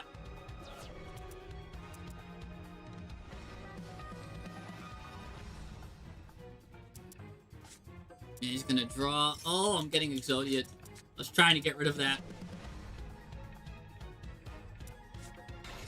Oh. Let's wait till he gets 3 spell counters before we hit him with Droplet. Because he's definitely gonna... Well, I'll wait till he activates it, actually. He might...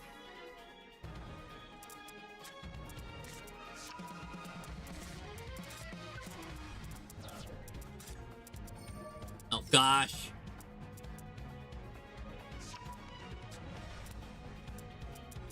He's looking good, man. How many pieces does he have? Does he have 3 pieces? He's got 3 pieces already. If he's leaving 3 in his hand, he's got 3 pieces of Exodia. Oh, gosh. Here he goes. He's removing spell counters. We gotta stop that.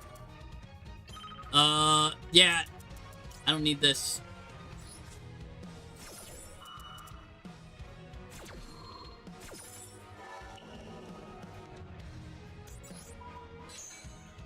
Okay.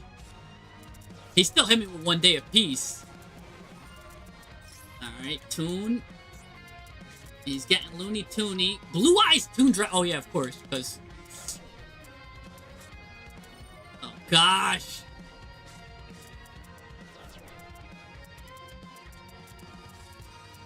Oh, no. He's already dug so deep. Oh, that's Blue Eyes Toon Dragon. Oh, no.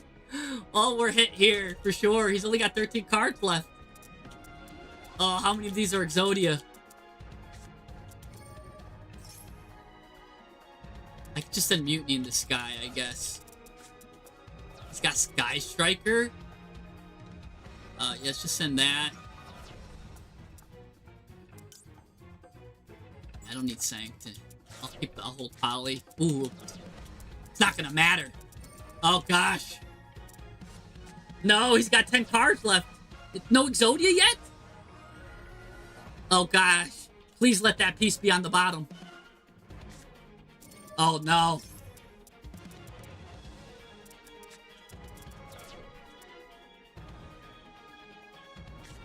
Oh, God. He's getting rid of the second hand destruction. Oh, there's 8 cards left. He's got Exodia now. Oh, Droll! Oh, Droll saved me! Droll!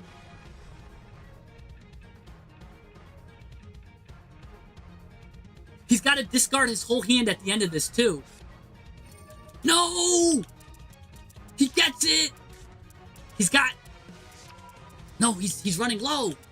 He's only got 2? What? What's he doing? Oh, Droll this. Stop. No more adding cards. No more. End phase. Everything go to the grave. Go. Send your Exodia to the grave. Yes! Oh, the win streak continues, boys. The win streak continues. Oh, my goodness. Oh, save that one. Yeah, save that one, guys. Oh, goodness gracious. Oh, look at that win streak, guys. Oh, I can't look at your deck profiles here for this? Ew, because it's the Duelist Cup? Oh, we knew he was on Exodia. Oh my gosh. Whoo! Whoo! Yo, listen, man. I literally gave him a board with 0 interaction. He hits me with the 1 day of peace. I celebrate that, because I basically just said, hey, I'm not even going to do anything to you. Pop off, King. Oh my gosh. No, I don't care, man. Bro, we're at like a 60. The reason why I'm celebrating because the win streak stays alive. The win streak stays alive. That's why I'm celebrating. We got the win streak alive. You saw all those wins. Oh my goodness. Keep the wins going.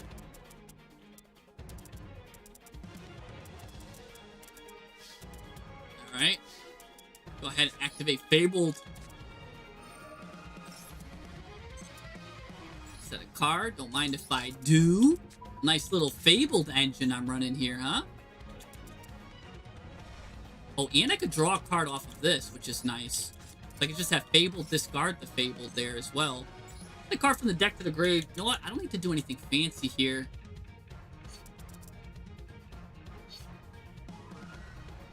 Let's just send Lurie to the grave. Nothing crazy. Nothing nuts. Let's go ahead and draw one and discard one. Oh, actually, I could just special summon Fabled. I don't even need to do anything crazy. Let's just special summon Lurie. Don't even need to even draw one.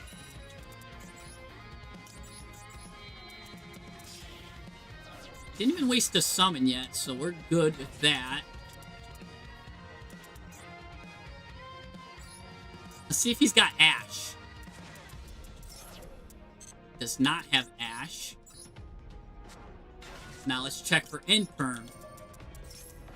He does not have Imperm. Send Kyrie here.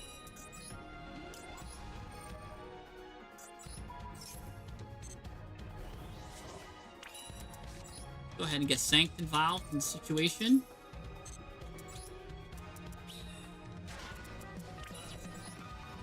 Alright, let's go ahead and have Kyrie come out. Do something cool.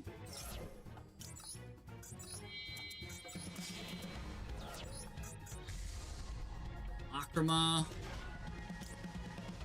Lacrima, go ahead and bring me back. Lacrima. Actually, bring me back Lurie in case he's got like a Bestial. He does not. He's not showing any signs of Bestialing me.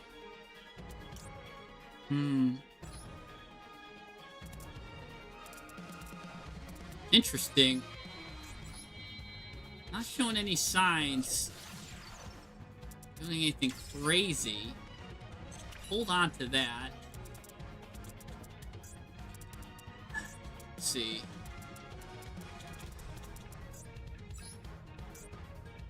Still got normal summon as well. Let's just go right into it. I can't do anything crazy because I really wanted him to do something there.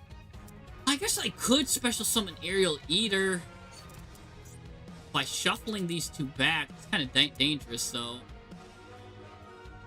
Or shuffling these two back.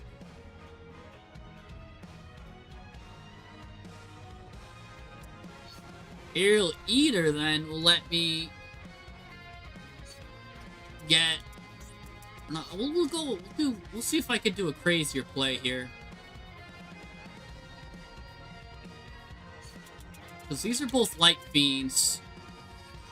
Gotta kind of keep her. Or keep him in the grave. Because you need to keep a Fiendsmith Fusion for what I want to do. But I really do really like to get Buio involved. Because that's just really strong. Letting me get Mutiny in the Sky. Okay. Alright. Going to a Gum Day.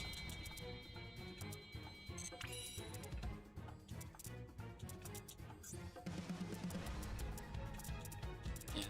Going to a Gum Day here.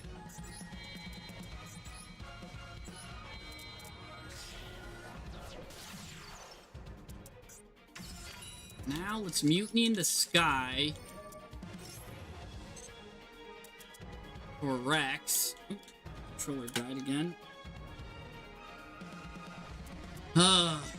Yeah, let's get Rex now. Go ahead and use that guy and this. Yeah, we did get to extend a little bit further, which I like.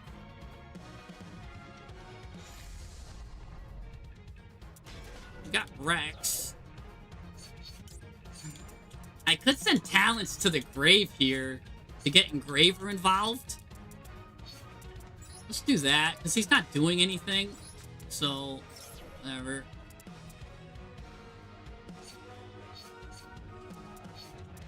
Let's get Engraver into the grave. Now, funny enough,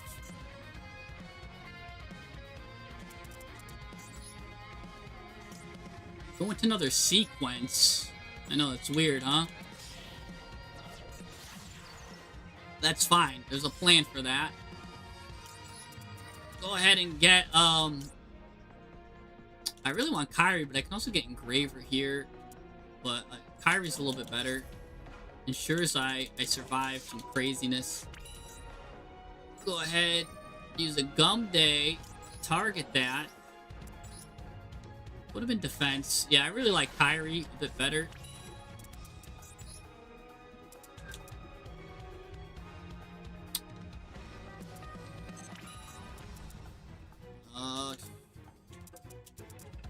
Yeah.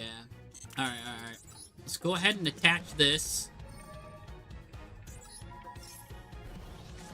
Alright. Let's bring back Engraver. Don't need Lurie.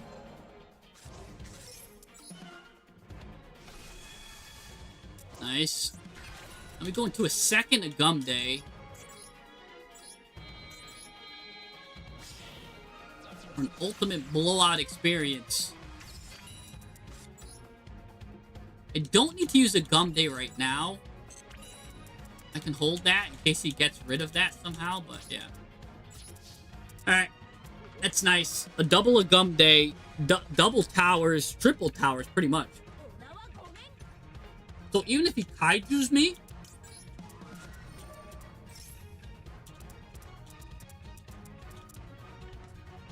he would need to play like Lava Golem or something.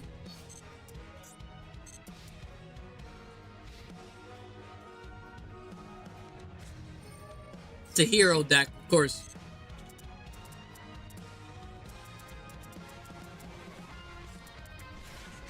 Ah, malicious. Nice. He's gonna immediately Palmerize. Okay.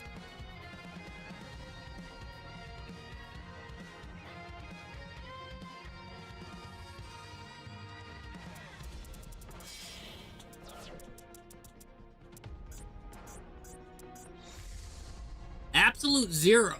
Destroy all monsters your opponent controls. Okay, so there goes... Gum Day's gonna leave the field. Yeah. Alright, Gum Day, you did your job.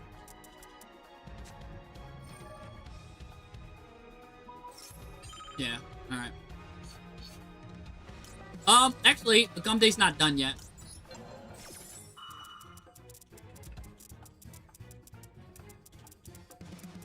The Gum Day's not leaving just yet. Oh, good. Called by it. Good, that's fine. I'd rather get the called by out the way now.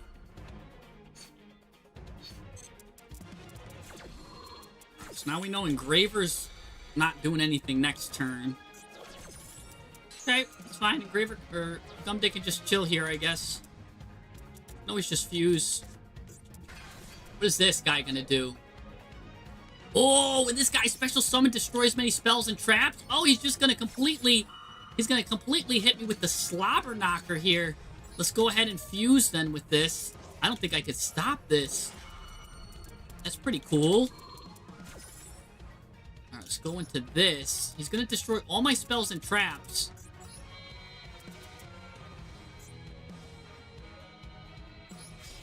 So let's just go ahead and do it anyways. Fuse there. Now he's gonna get rid of that, and that gets rid of all of that. That's a nice little maneuver you did there, but a lot of things activate now. I get Lacrima. Let's send one of the Gum Days back. Let's do this. Go ahead and give me back. Now we know Engraver's not gonna work next turn, so he would normally be the best thing to add. Let's get Sanked. So all we kind of need is one Sanked. Oh, actually, I could have set Sanked, and I still could have added Engraver, which would have been weird, or I could have added Kyrie, but I like Sanked being added here.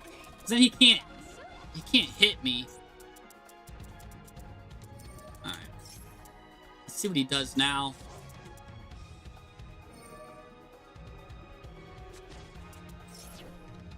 He's got a lot. He's got a good line. It's a good out. My board. Just add your poly right now. Oh, this is not good. Maybe I should have set. I set Sanct. Do I still add Engraver even though it's been called by? No, maybe I add Kyrie.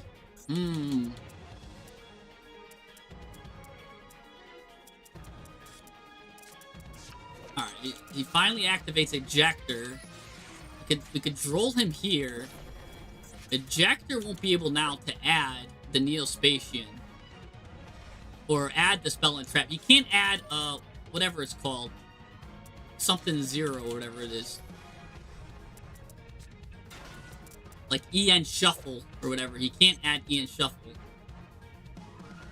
So he can still get Malicious. Malicious can still fuse. He's got lines.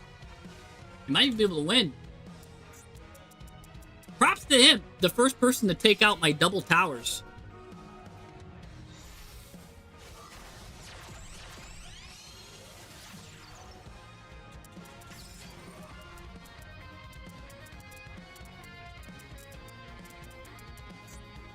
Oh, gonna banish a card in my graveyard here.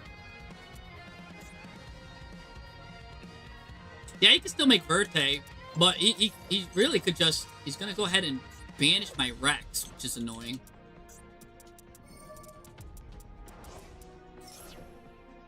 I mean, he could just Palmerize now. Because he got Palmerization in his graveyard. He could just go into whatever he wants. So now he could fuse. He can go into Destiny Hero. There's a lot of things he can go into. I could do Mutiny of the Sky. I do have a lot of... If I draw a monster, Mutiny in the Sky can save me here. Because I add Mutiny in the Sky, and I could just start Palmerizing into crazy stuff. So, I mean, I can go right into Loose, which is good. As long as he can't... Oh, he's probably going to get enough. Yeah, that's enough. Because he's going to get... Doesn't he get pumped up? Oh no, I lose attack. He doesn't gain attack. Alright. This is some kind of... Oh no. He's still popping off. Oh gosh.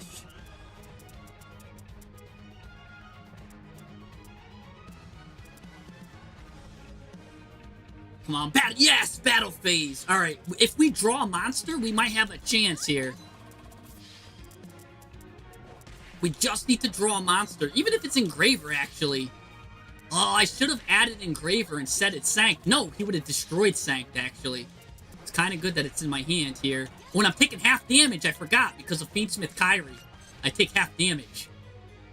So even if he had 8,000, we would have been good. Love that. Love that bonus effect. Oh, no.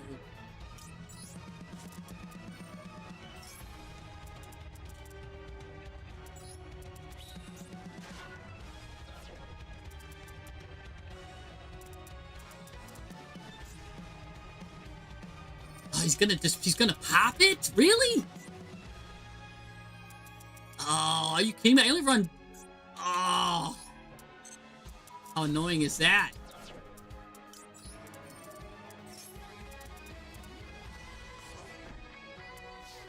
I wish I could use 2 effects. Oh, I lose. Oh, man.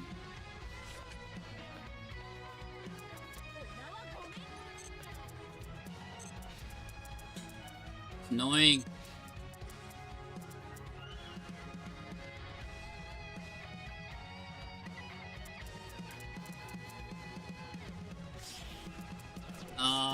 He just wins. Cross Crusader.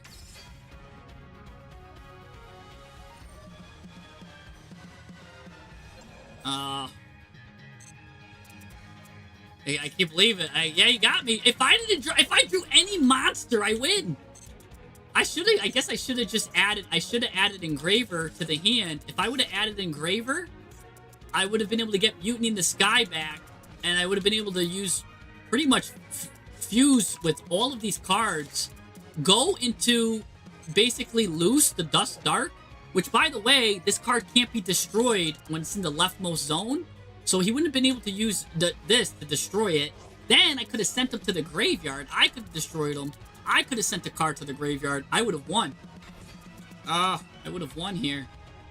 He got me.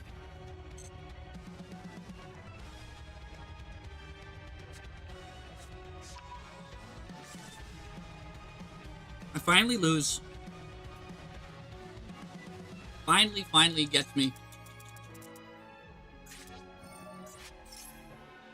That was, man, and we could have won this one too. That would have been like a, man. That one little misplay cost us, because, yeah, if I would have added Mutiny, it would have been good.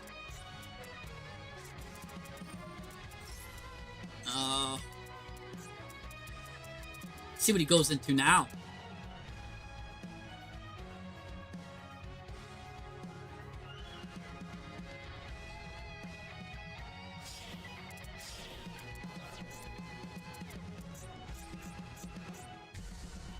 Sunrise.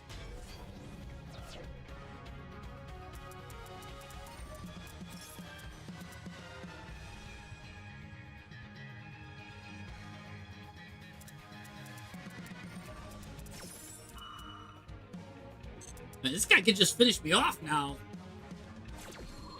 I only have 5,000 life. Yeah, he's got me now. Sure. Alright, he's got me. Yeah. Let me not even prolong it. He's got me.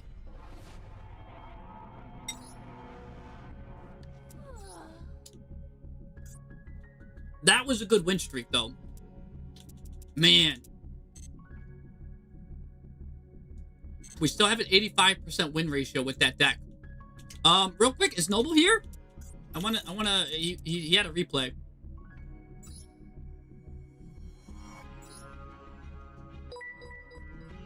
Oh, you got a Dark Load deck. I want to see, is Noble here? He's got cup events. I'm sure this is it. Or is it the top ranked duel? Oh, nope, he said it's not water. I'm gonna wait like 5 more seconds to see if Noble's here. Otherwise...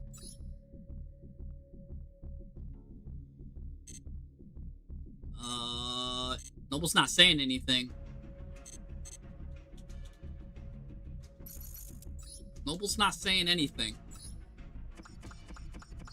Alright, we get a lot of stuffs there.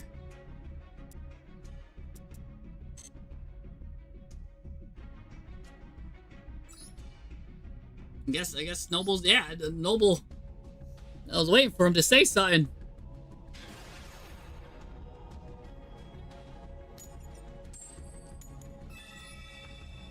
We could have won that and kept the fusion going. Oh, there's Noble. Right when I'm waiting, I'm like, is Noble here? Oh man, alright. Noble's here. But I hit the key, man. Oh. I started it. Let's go ahead and normal summon this Mirror Resonator. It's a light beam. Go ahead. I mean, I already got Mutiny in the Sky, but I still might as well just have Buyo come out.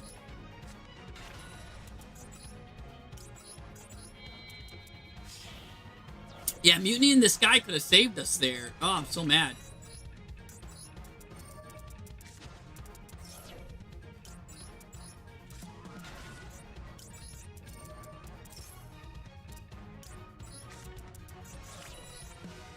This is such a good deck. When you play Fiendsmith the way it's supposed to be played, it's a really good deck. I mean, you saw that.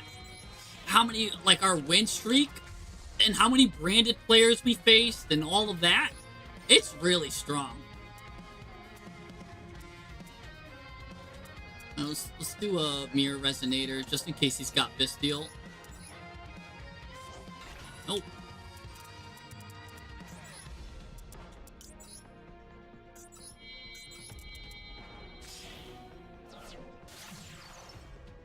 I already got Mutiny in the Sky involved. I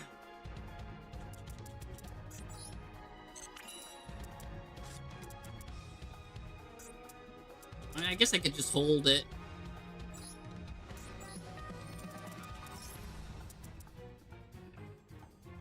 I guess I could get Engraver involved even more. Two monsters, same light. Like, if I get rid of these two, send this guy. This guy sends Engraver. Yeah. Let's get Engraver involved. I think that's where we messed up last time. We didn't have Engraver involved in the action. Well, actually he did. He got called by it. But we still could have. It's always nice to get Engraver involved. You also could send send a Fiend from deck to graveyard. Some of these Fables have good effects, but I don't want to send 2 cards. Special summon. Yeah, let's just get Engraver. Send Engraver. Don't get too fancy with it.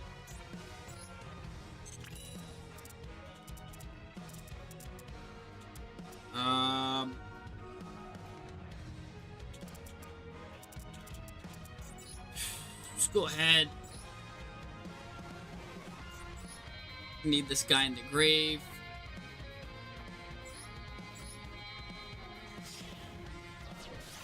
Now we got a Gum Day, which is nice. Let's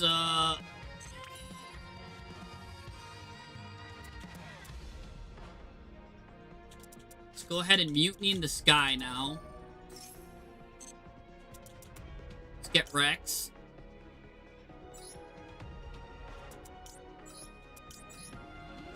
Okay. Rex is nice. Do I want to send another Light Fiend? I don't think I need to. I think I'm good. Kind of like what I have here. Let's get 2 Fiends. I mean, I can get the little zombie guy.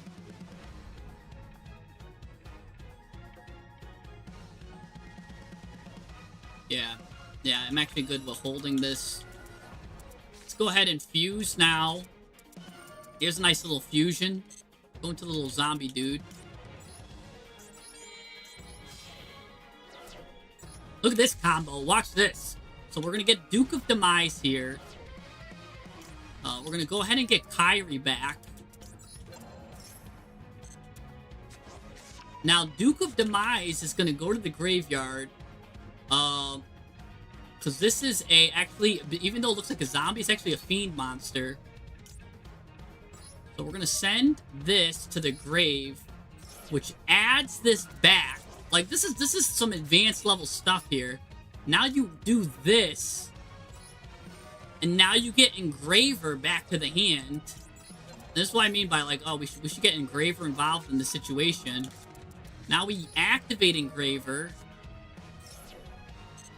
Now we can even add, we can add Tract, Sanct, even Paradise. Let's get Paradise here. Alright. Because having Kyrie and Paradise is really nice.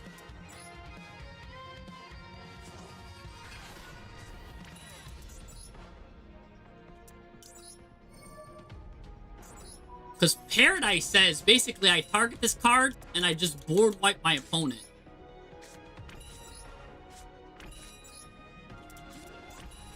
Yeah, I can kind of hold. I don't need anyone else. And this is a good board, too. So that would have stopped whatever he was doing last turn. I would have been able to stop it with this, too. So, the Duke of Demise stuff is really cool. And the same with all the Mutiny in the Sky. Which is why, that's what I'm saying, there's a lot of tricks you could do in a fusion event. And by the way, this is a Crazy Towers.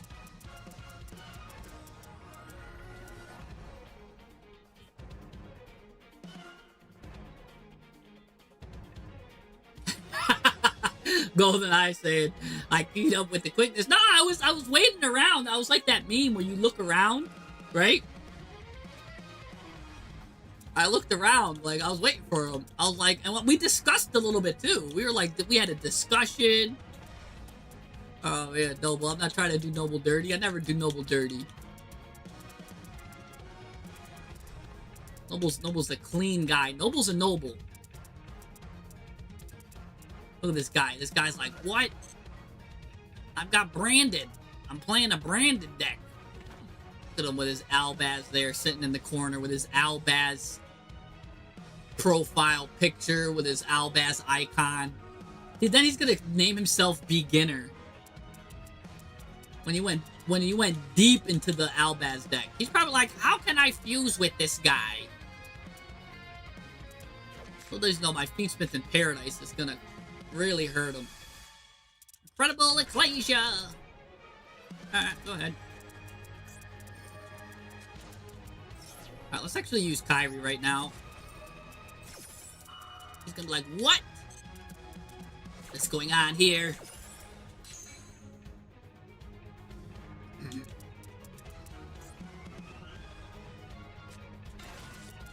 Gonna go ahead and get Fallen of Albaz. I could negate this. I don't think I want to right now. Because, I mean, he's got Ecclesia. He's gonna go right into... Ooh! Now you can't special summon? Sure, I'll take that trade all day. I'm gonna go ahead and get Fallen the Virtuous. Okay, sure. He's gotta target one of these, which I don't, again, I don't mind.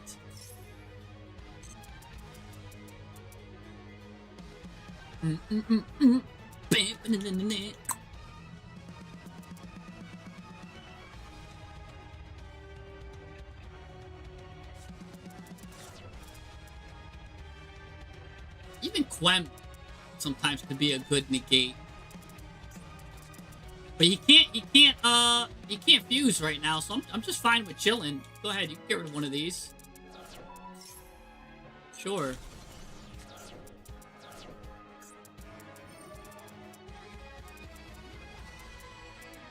You can't do anything, so I'm just gonna wait till the end phase.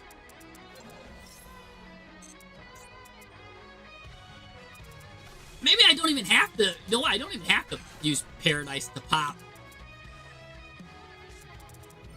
Here he goes. I'm gonna go ahead and do some Nadir Servanting. I'm fine with that too. I'm on a Fiendsmith deck, which is just this, which is pretty much just as crazy, and I don't mind putting Fiends in the graveyard either.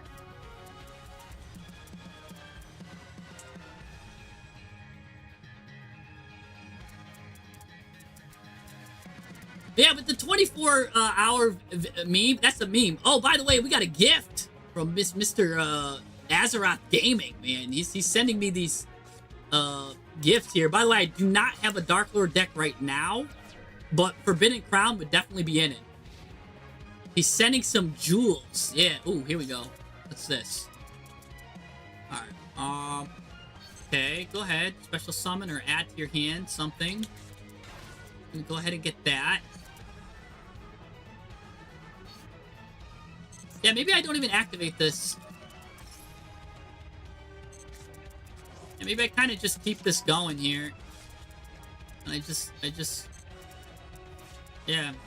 I don't even need to do anything. It's like that thing where it's like Luigi wins by doing nothing. This is kind of the same scenario. Don't have to do anything. I mean, I could send everything to the grave now.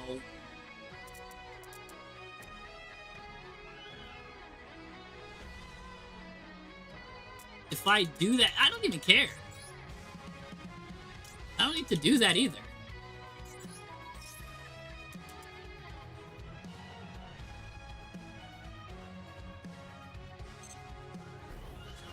Yeah, we're in a good spot. We've got Mutiny in the Sky. It's not stopping that. Alright, this is good for us. Oh, brother.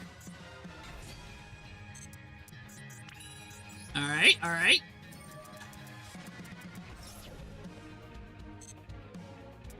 Special summon, Engraver.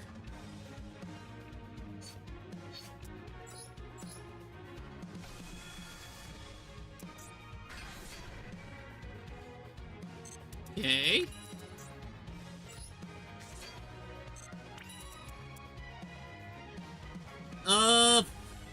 I guess I can Mutiny in the Sky. 1, 2, 3. 1, 2, 3. Yeah. Let's Mutiny in the Mutiny in the Sky here. Going to loose. Tie up the loose ends. 1, 2, 3. Right here in the ends. Now, Engraver's protected. Like, a lot of stuff is protected. My ends are protected. Let's destroy a card. Why not? Let's just destroy this. We know what that is, right? Send to the graveyard. Is this sending by card effect, too? It does send it by card effect. So, I mean, you could send that. You could send this. A lot of good cards here. That's a poly. But it's gotta go from the hand to the graveyard, I forgot. They get Santa Claus involved in the situation. Let's just get another Fiendsmith Engraver. Pop that. Okay. Go ahead and do this.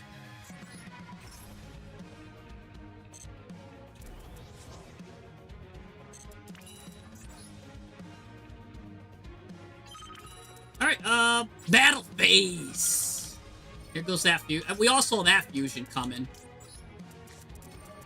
Let's just droplet this away. I kind of don't need her. I don't even need that. It's just crazy.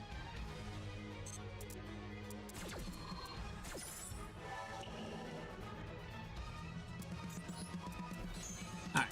Ning, ning. Alright. Battle phase. Attack this Albass. Ooh, 7,000 damage. Well, actually, attack this thing. Finish it off.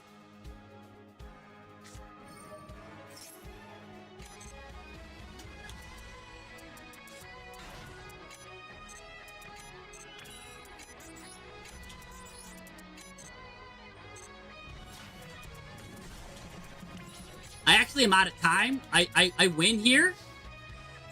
But I don't have the time to do it. So what my win condition is, I just fuse into Lacrima, and then I just link it off. But I don't have enough time. Because that's 12 burn right there. I just don't have enough time for that. So I'll have to do that next turn.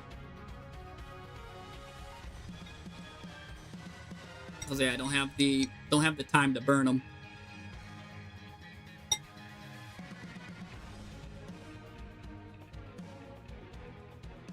Oh boy, my boy Azeroth here with the Deck Doctor donation there. He's throwing me the make a Dark Lord deck. All right, you want to see how I make it? All right, so here's the thing. I got to do more homework, man. I don't like to just make it on the spot. I'll make it on the spot, but know that it's a. And my brain is different. Like, I really value cards like this, cards like Forbidden Crown. That can just kind of, like, go crazy. Oh, what am I doing? Can't I just win? Hold on. I'm getting, like, confused here. See, like, I just gotta send this card to the graveyard with Lacrima. Yeah, what am I doing? Let's do this. Yeah, like, what am I doing, guys? Just lock in. Look at this. I was, like, playing with my food. Just send Lacrima to the grave. If this card's sent to the graveyard, basically basically shuffle Engraver in and you win the game.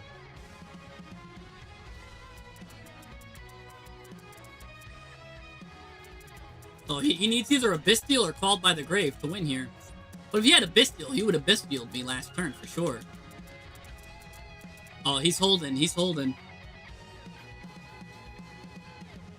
Yep, he didn't even want to get burned. Burn, baby, burn. Disco Inferno. Yeah, I mean, guys, we just need to lock in. I'm like thinking like, oh, I gotta send some stuff. I'll win next turn. But I'm like, wait, I can win on my turn or on his turn. I'll play branded and be the branded guy. All right, let's look at Noble. Let me cook. I'm sure Noble is here.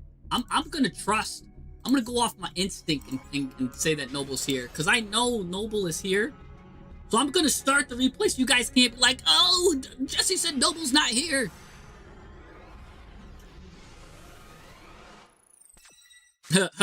Oh, Siegebreaker is here.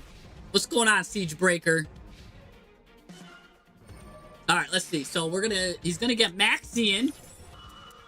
He's got Nadir Servant, but of course it's not a Maxi match. Ash Blossom hits the field. All right, we're gonna go ahead and get Servant. Servant's gonna get Fallen. We're gonna go ahead and get Fallen's gonna come out, gonna do his little Albaz combo. But remember, he did use Nadir Servant, so he's kind of locked. Can't go into anything here. So he's just going to set up for next turn. Yep, all of that's... This is next turn farming. Kind of farming for next turn. Tri-Brigade. All right. And Branded in red, too. Ooh, he's kind of farming really good. All right. Ooh, we got Maxied ourselves. We're going to chain that to, of course, the Culinary Confrontation. I love a good Novell deck.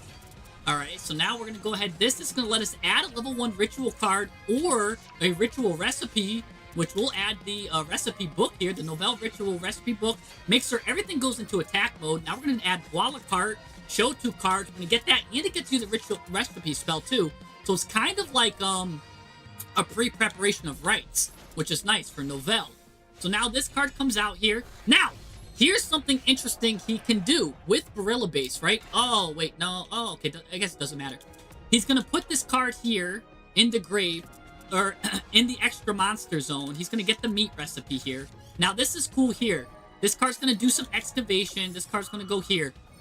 And he could target this card now and immediately start getting rid of some of his, the opponent's stuff. Because this card's targeted, that's going to anger him. That angers him, and this guy mistakenly destroys this when he should be really destroying the Barilla Base. But I guess he's scared that all of his stuff's going in attack mode, so I can understand that too. But this still adds this here. Now, he's got a couple of options. He could still make this card come out, and he could do something with that. He could do a... there's a lot he could do here. But let's see what he adds off of the Barilla Base. He's going to go ahead and add the Chef. So Chef's here. Chef can now add Hungry Burger, and it can also add the... Ooh, Befallen of Albaz is going to come out. Do a quick little fusion on us real quick. Interrupt us, but no, we're going to use that quick play. Going to head and pop the Albaz. Alright. So a little Albazry of our own here. The Chef is... No, the Chef isn't going to do anything. He's now going to bring back Brandon and Red. He's like, you think you're going to stop me? You can't. Because that's a fusion monster. He's going to go right into Mirror Jade right now. Because we gave him a fusion monster. He's going to put that in defense mode because he knows what happens when you leave it in attack mode. He's going to immediately banish this Barilla Base, which I think is a mistake. Because that's a non-targeting banish. He's going to actually summon this in attack position, which is interesting to me. Because you could put this card here, add a field spell here, and then the field spell can go ahead and add you a ritual monster, which you could use for Puerta do Novelis anyways. But let's see what he's got here, because, oh, he's just going right into the ritual. See, I think he could have waited a little bit. I think he could have went into, right, if he plays the field spell, right, he could have went into the field spell. Well, let's just show you what it does. The field spell adds a recipe deck, the recipe from deck or graveyard to your hand. So you can add this recipe back. And then, when the opponent does anything, you get the special summon. Because he's under Max C, I kind of don't like this summon here, but let's see. He might be going for the OTK. Cause you gotta go for the OTK now if you're gonna do this line. But yeah, he added Mercurier here. Ooh, so we're gonna chain block at least Chef. Now, he's still got more lines. Because, yeah, I know you wouldn't have a body with, but a 3 with a 3, you're under max C.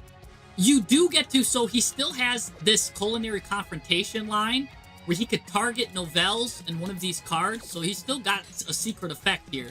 He's gonna draw a card. Oh, he's gonna go into the battle phase anyways, and just use the Built-in Novellis. What he could have done if he didn't want to use the battle phase effect early, he could use this. Basically have this card target this, and like whatever other card he wants. But it just targets this card, increases its attack. But all that matters is that it's targeting a card to increase its attack. And that's going to make this shift and leave the field anyways. But I guess he just wants to do it in the battle phase. No, he goes into the main phase. What? He's going to use Puelta Novellis here. Oh, that targets, though, with Gordian Slicer. That's actually kind of funny. So he's going to get rid of that. That kind of flips these cards back, which is the best kind of removal that we could do against this. This will get a recipe card. He will add the Chef now. Going to put the Chef here. Now he'll probably get the Field Spell again. He will get the Field Spell. Put out the Field Spell. That'll get him the Trap. Yeah, he'll get the Trap here.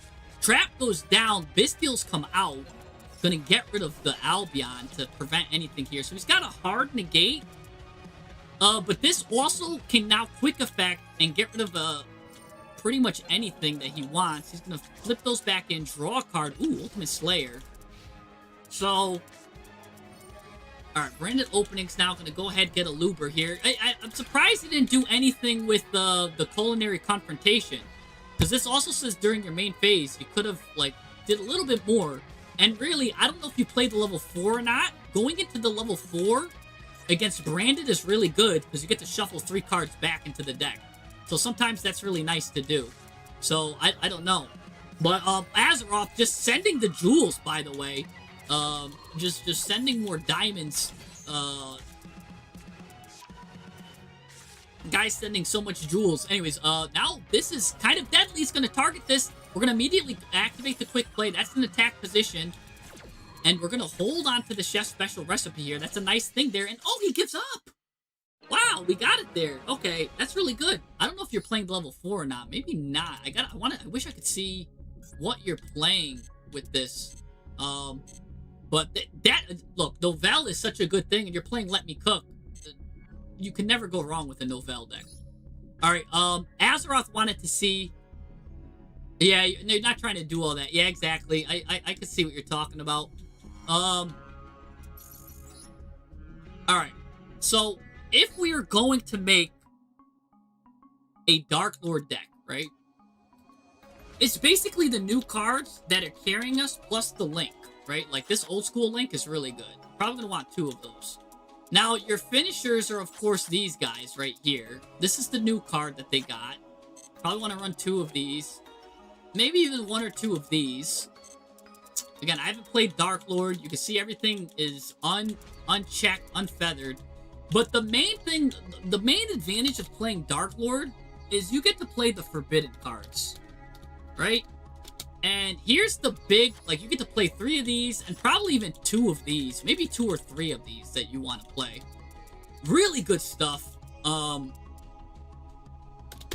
Because this card ensures that you live. It basically buys you another turn at all times. And the Dark Lord cards are the only ones that can search it, right? So, like, whatever this guy's name is, Dark Lord Dehuity here, this guy can add, if you control a Dark Fairy, you banish this card from your graveyard, target a Dark Lord or Forbidden Spell in your graveyard, add it to your hand. So good recursion there. This one, if this guy's sent to the graveyard, add a Dark Lord or a Forbidden Quick Play from your deck to your hand. So this guy is insane, right? Like, even maybe you can even play an Engine. If this card is sent to the graveyard, add a Forbidden Quick Play spell. Even if you're not playing Dark Lords, this guy is nuts. Just gotta send him to the graveyard. So you could play, like, there's a lot of things you could do. Like, even a Foolish Burial could come into play here. Because, right, this card is so good. I don't see why you don't play this at 3. And if this card is special summoned, You can special summon 2 Dark Lord tokens that will lock you into fairies, but you don't care because that's Dark Lord stuff. So this guy is critical here. I don't know why he's only an R, if you ask me.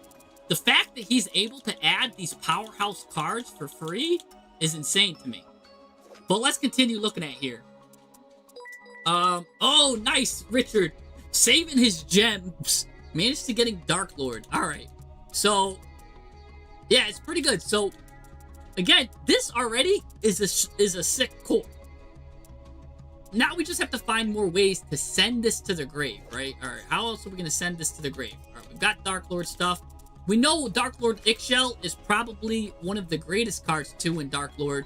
You discard this card in a Dark Lord, draw 2 cards. So crazy, because you're going to be playing a lot of that. So you could probably play this at either 2 or 3 copies.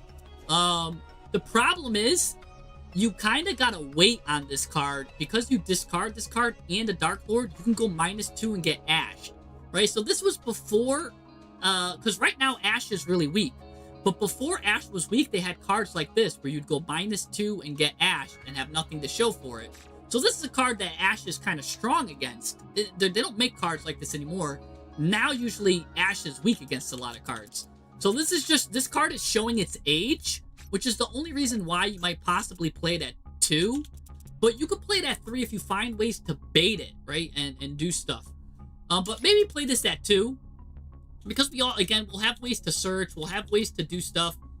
But if we get the math right with the combos, remember, we don't care about sending Dark Lord cards to the graveyard, because this card's sent to the graveyard, you add a Dark Lord card or a Forbidden Droplet.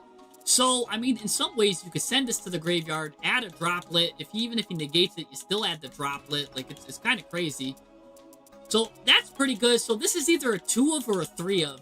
I still don't know yet. I don't know. So, I'm going to put it at 3 for now, but we'll get back to that, right?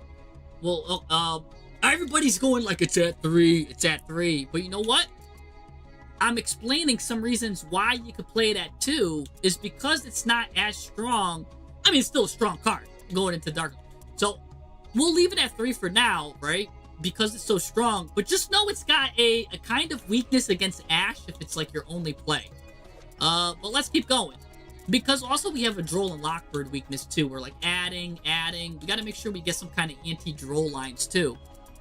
Into the deck. Alright, so what else we got here? Where are the new Dark Lord cards? Let's see. Show me this guy here. The Huity here. This card is normal or special. You special summon a Dark Lord monster from your deck in defense position. That's just great. Because it gets special summoned. You get locked into fairies, but again, you can special summon this card. And this card just seems like a 3 of also. It's just such a strong normal summon. It's normal or specialed.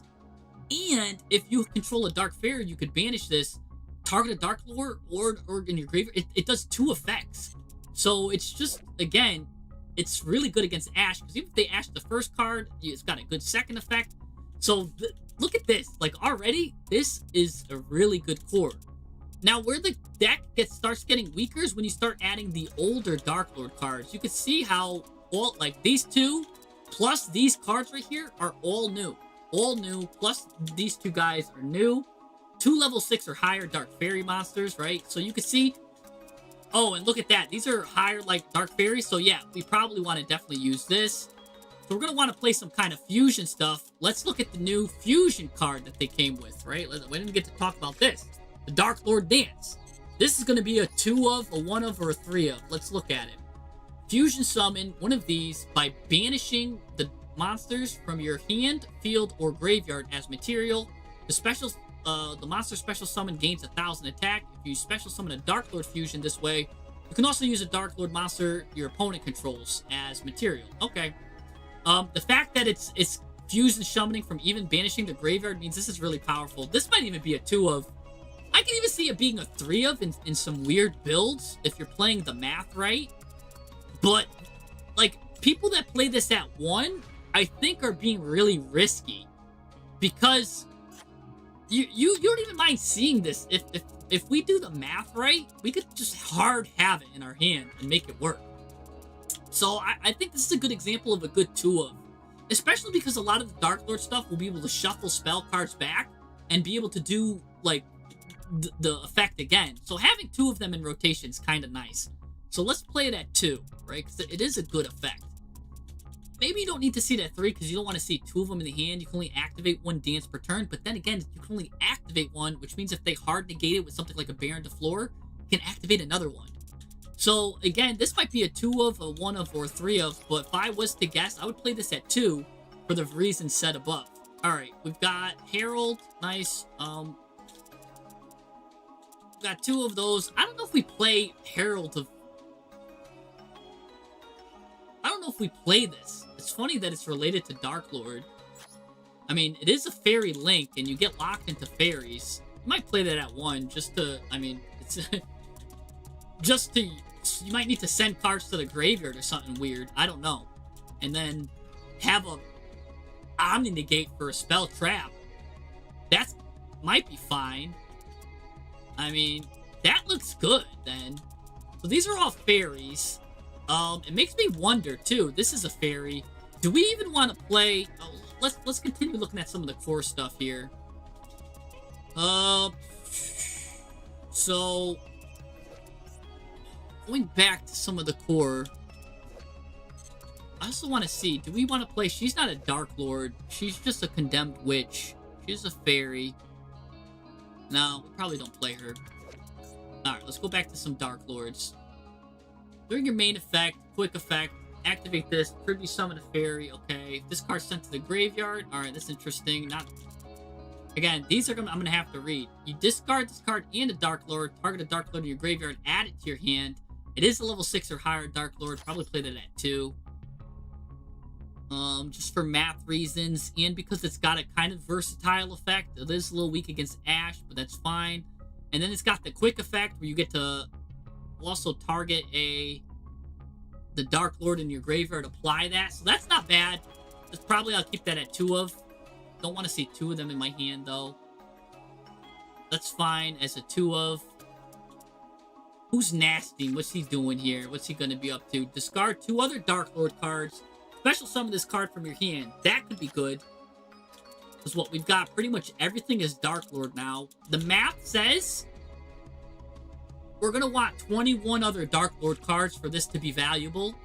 Because if you're playing 21 Dark Lord cards, that means in a 40 card deck, 2.53 of them are going to be Dark Lords. So, yeah, we might even need more than 21 because it's kind of a 3 card combo. Well, since a lot of the Dark Lords add Dark Lords, it's fine. But that's nice here. And again, these cards do add off of stuff. So yeah, play this at 1. Special summon this card. Then this card does turn the other Dark Lord stuff into effects. Okay, that's good there. Yeah, play that guy at 1. Unless we end up with a critical mass of Dark Lord. But we're going to need to be playing more than 21 Dark Lord cards mathematically for this card to be worth it. Alright, just keep that in mind.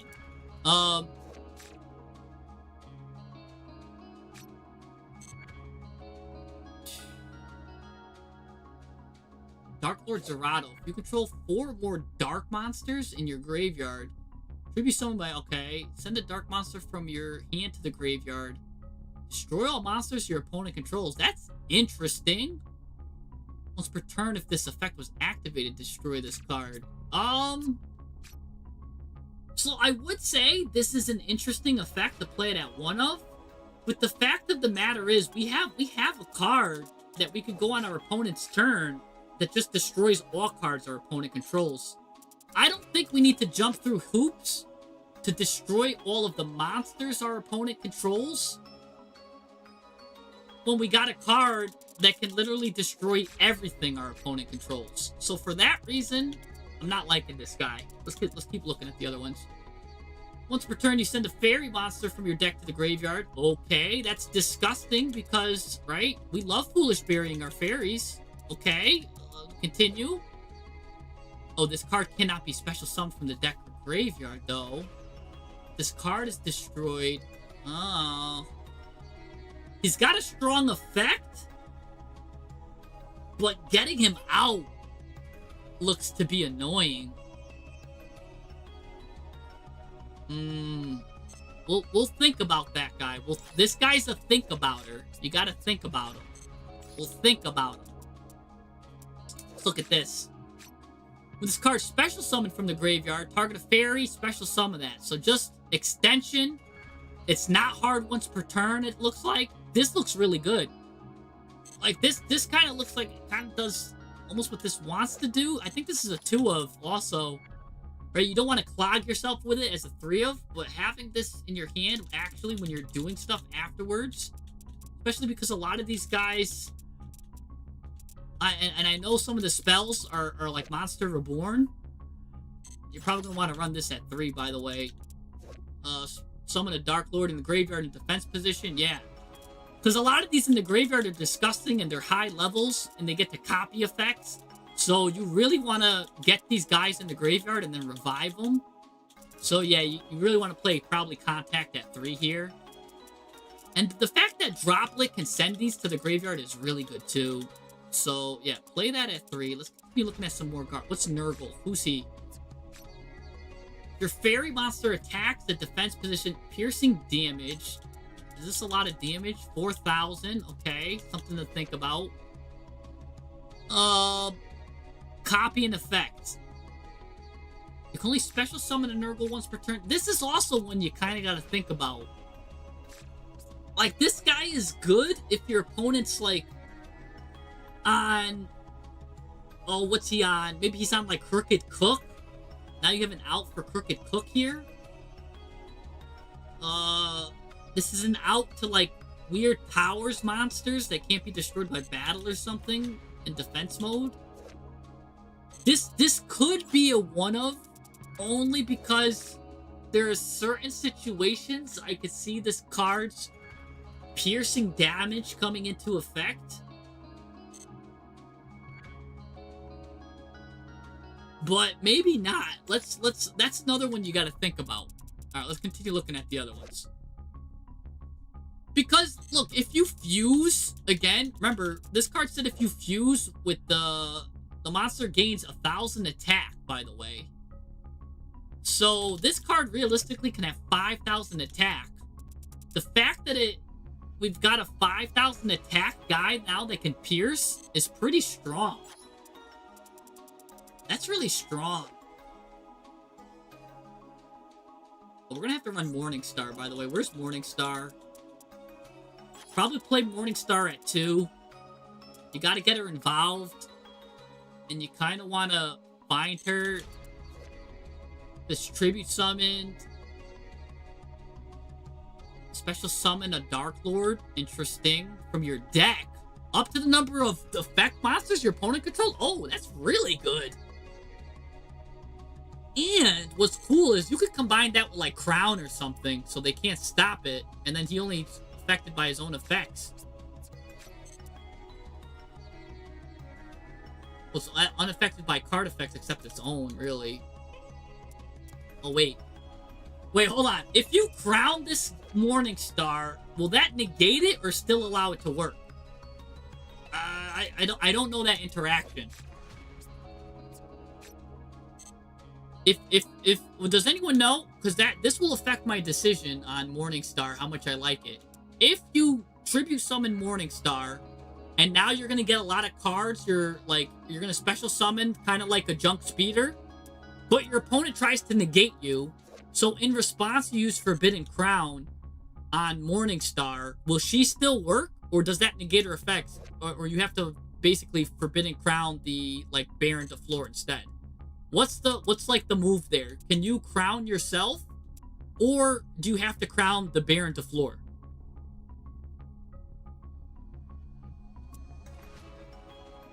Does anyone know? Because if this card special summoned, Forbidden Crown will negate it, so you got to use Crown on the Baron to floor. Because I was just thinking if your opponent tries to negate this, I mean, I guess it's fine, because I was just wondering, Crown would negate it. Okay. Well, no, don't say never crown yourself, because you could, on your opponent's turn, if you crown yourself, you now make a Towers monster that basically can't be destroyed, can't attack. You buy yourself another turn regardless. So a set crown and you crowning yourself on your opponent's turn is really good. They basically they can't win that turn. It's really hard if you crown a defense position monster. So yeah, so that's really good. Well, we're getting there. We're getting there. We're right now. I'm just making a Dark Lord deck. I could see how Pearly goes good with this because it's also fairies. Also, which could go with this good is Herald cards, right? Like the I could see the Herald cards being really good because look at this. These cards, right? You send another fairy, negate the activation, and destroy it. Can't we just play like Heralds? Because look, this guy doesn't mind getting sent to the graveyard because now I'm adding a Dark Lord card. So a lot of these cards want to be in the graveyard anyway, so when we special summon them from the graveyard, they're good. I don't see why you don't play these Herald cards. Right? I don't see why.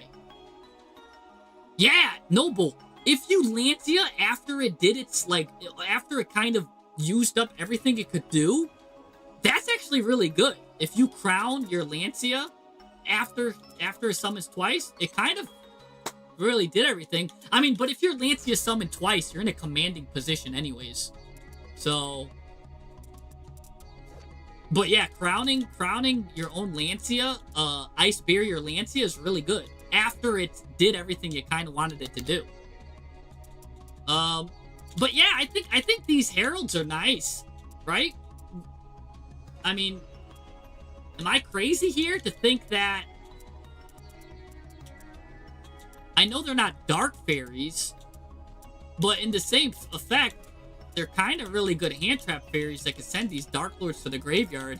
I'm not saying play a critical mass of the Heralds. I'm thinking like a 2-1 combo here. Right? Like I'm not saying play like a full Herald package with like Eva and like Diviner.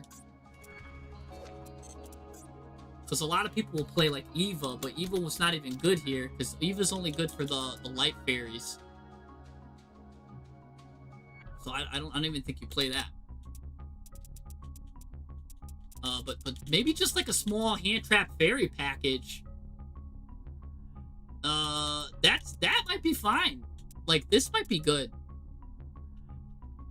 Because that's a negate and destroy. It's not just a negate. That's like a Baron to floor. Same thing, negating spells is kind of deadly on your opponent's turn. Like that's pretty good to think about.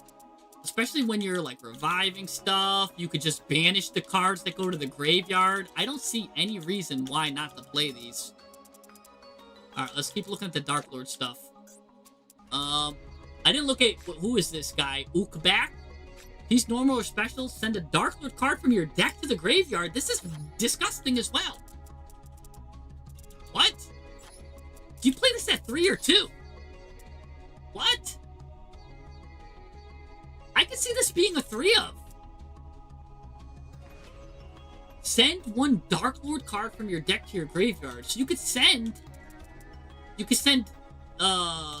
this guy, if he's sent to the graveyard, add a Dark Lord card from your graveyard to your or deck to your hand. You could send, if you're kind of already set up, you could send this guy to add the graveyard to the hand by banishing this. You know, I think is this guy a 3 of? This guy might be a 3 of. What's going on? Whoa, Uko back is kind of crazy. This guy's kind of cool. All right, let's keep looking. This might be an interesting one of. The more I think about this, if this card's sent to the graveyard, make your opponent lose 500 for each fairy until the end of the turn. It could be kind of like a good wall effect. But maybe not.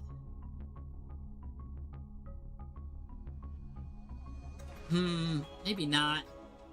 I mean, tribute summon a fairy face up. This could kind of unlock even your 6s to get them out on the field if they're in your hand, kind of stuck there. I don't know. This might be a one of. This might be a weird one of. Let's keep looking here. Oh, we'll talk about Brilliant Fusion. You guys are bringing up good suggestions. Pearly, Brilliant Fusion, all of these are really good. Whoa, whoa, whoa, what's this? This is normal or special. Take 2 Dark Lords from your hand or deck with different levels. Special summon them one to your opponent's field, add the other. You get Fairy Locked. Ooh, this might be a 3 of. Because if it's on your opponent's side, you don't care, because this can fuse using monsters your opponent controls. And this adds a Dark Lord card to your hand. This is a good 3 of too. Okay. We've got some good normal. We've got 1, 2, 3, 4, 5, 6, 7, 8, 9 good normal summons, which is good. You kind of want to have 8 or 9, which is nice. 8 or 9 normals is good here. Maybe we don't need to play this guy, but that's really good. Having 8 or 9 normals, and again, we've got a lot of different ways to special them. All right, let's keep going. Let's keep looking here. Because I love that it says or special summoned on all of them. They don't even need to be normal, too. Making a lot of these cards really good, even if you send them to the grave, like oh, I got one of these and one of these. You send one of them to the grave, if you have a contact, and you bring it back, do some stuff. Oh, you guys can cook with this. Dark Lord is looking really nice, guys. This is looking pretty strong. This is very consistent, too. 1, 2, 3, 4, 5, 6, 7, 8, 9, 10, 11, 12, 13, 21, 22, 23, 24, 25. And I know I said we needed more than 21 Dark Lord cards for this to be into effect. This is really good. This is really good, really consistent. We're at 38 cards already. Let's keep looking at the Dark Lords. Maybe we don't need this guy. 1, 2, 3, 4, 5, 6 playsets. This is really nice. Yeah, this is how I would make it so far. I mean, you guys are saying play Pearly, play, some other stuff. Listen, you guys are saying this card's a one of, but it's a really strong effect. If it's normal or special, send a Dark Lord card from your deck to your graveyard. Right? You could send this guy to the graveyard, get yourself a Dark Lord or Forbidden, add it to your hand. You could send this guy to the graveyard, just add a Dark Lord or Forbidden. That's really good. And that's on his, if he's normal or special. And again, you don't mind seeing him in the hand, because what does this guy do? Look, if this guy's fusion summon, set a Dark Lord spell and a Dark Lord trap. So the spells right here, you could bring these guys back. But this does banish it, not send it to the graveyard. Interesting. We might want to play a way to just regular fusion, because we've got so many monsters. A regular fusion could be good here. Let's keep looking here, because we do get locked into special summoning fairies only. All right, let's keep looking. This is good. I mean, at most I could see this being a 2 of, but this is a 2 or 3 of right now for me. If this was a quick play spell, that'd be insane. All right, let's keep looking. What's this? Dark Lord. This is special summoned. Oh, whack.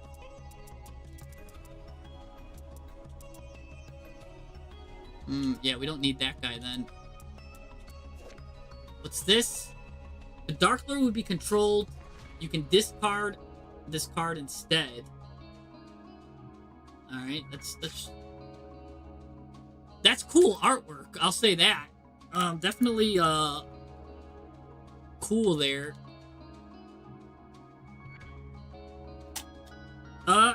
No. So the reason why I don't look up a deck list is I look up a deck list after, right?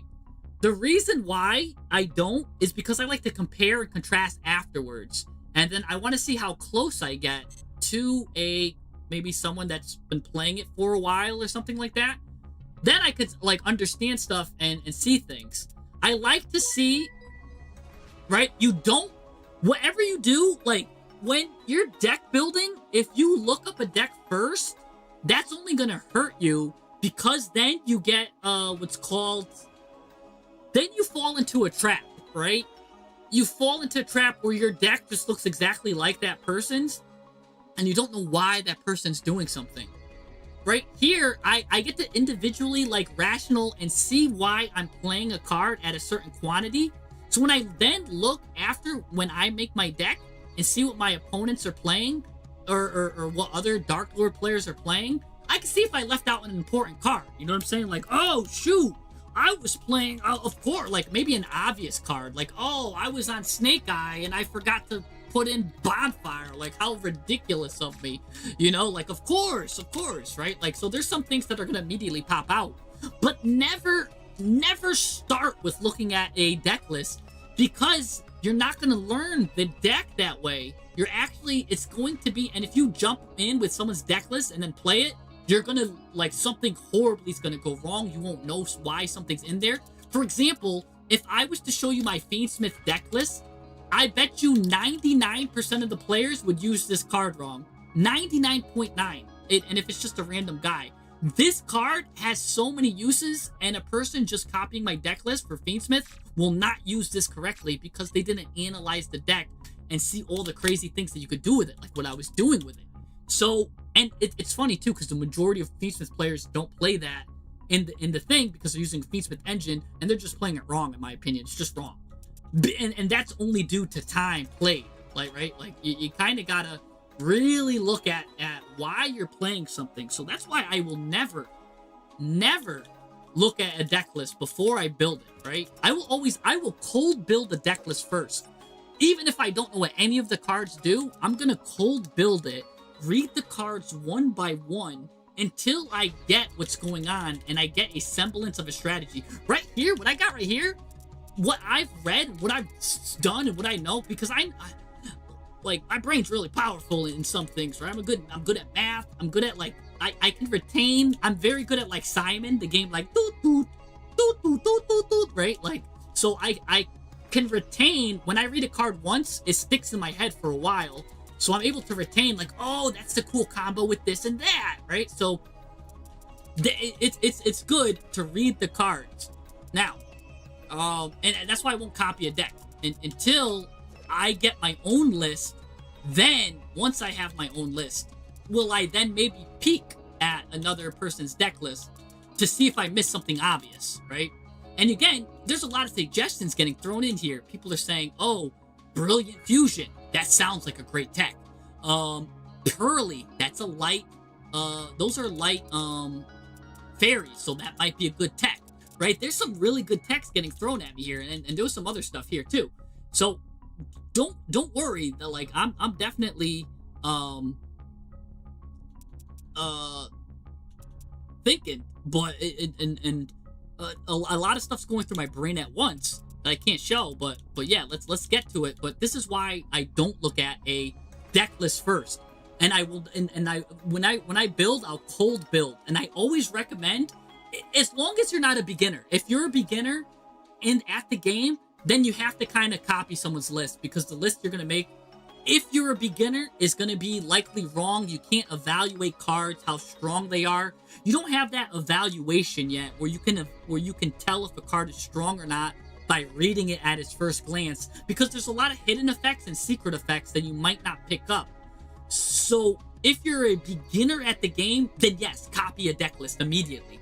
But if you have, like, if I show you, hold on, like, I'm gonna show you guys something crazy, right? This is not to be shared with anyone right here. I'm gonna show you something that nobody should see. No person should ever see this. My consecutive login days, my login days is nuts. The number of packs open, right? Number of duels I've had is in over 10k duels in Master Duel alone. You know what I'm saying? Like, so, you know what I'm saying? Like, the number of PvP duels, you know what I'm saying? So I have dueled. I know dueling. Like, when it comes to this stuff, you know what I'm saying? Like, number of rating duels won, consecutive rating duels won. My longest win streak, consecutive WCS qualifier wins, consecutive tryout duel wins, most consecutive Duelist Cup wins. I won 18 in a row Duelist Cup wins. Like crazy. When I really go at it, like I could go at it. I had a game that lasted 65 turns. You know what I'm saying? Like don't worry. You can't trust me. So I know when I'm building a deck, I know what to look for. I'm not gonna. So if I copy someone's deck list, there's a good chance, there's a 95% chance that player has less time in the game than me. So you know what I'm saying? Do I really want to copy a list when the guy probably has less time in the game than me too? No. Do I want to build mine from scratch and then review their list to see if I forgot an important card? Yes, definitely. Again, the Bonfire example. I could maybe forget like Bonfire and Snake Eyes. Like, oh, I forgot that.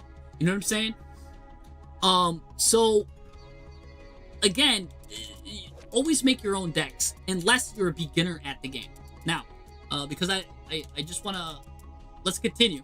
So we have to, with this card, it says set a Dark Lord spell and a Dark Lord trap. We're forced to play traps, otherwise we won't be able to set a spell. So we've got to play some traps here. Now the traps I'm looking for are going to be traps that are going to be a card maybe I could play a 2 of, because I need to set a trap and I don't want to have it in my hand because I have to set it from the deck. So this is probably where Dark Lord starts getting bricked up a little bit, because I have to play 2 traps. You don't want to play one, because if you play one and it's in your hand, you're going to have a bad time unless one of these cards shuffles traps back into the deck, which I didn't see. I didn't see that. So because of this, what is this? Black? What is this? This card's treated as a Dark Lord card. Okay. Send a fairy from your hand or field to the graveyard. Special summon a Dark Lord from your deck. Hand deck or banishment, ignoring its summoning conditions. Okay, that might be interesting so far. This is the winner so far.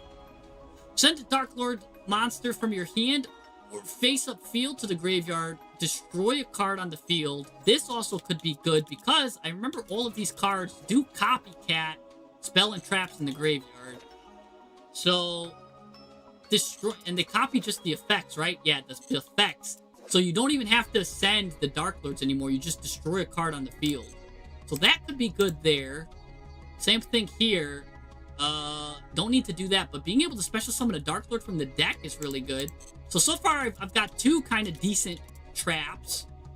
Send a Dark Lord from your hand or face up to the graveyard. Take control. Okay, that's interesting too. Alright, so I've got 3 interesting cards. Send a Dark Lord, negate and gain life points. Interesting. Okay.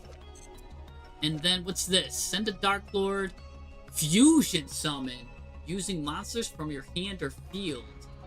Then you gain life points. I don't know if we... Ooh, that could be interesting too. Okay. So they're all pretty decent, actually. Better than I thought. I think the worst one was this one. So you don't want to play all of them because they'll brick you up, right? That's like 5 Exodia pieces here. You probably want to play 2, minimum 3, because Draco Tail can get away with playing 3, because they could shuffle them, and kind of like this, they could kind of use them. And they actually, these guys all do shuffle them back into the deck. So you're going to want to play 2, so this way Evening Star can permanently be used. So it's just a matter of which 2 are the best ones. Now here's where like the analyzation can come into effect here, and you get a different perspective, right, from my eyes than maybe with someone that like just copies a deck list, because I'm not just going to copy here. So this card right here is good going first or second because we could special summon from anywhere.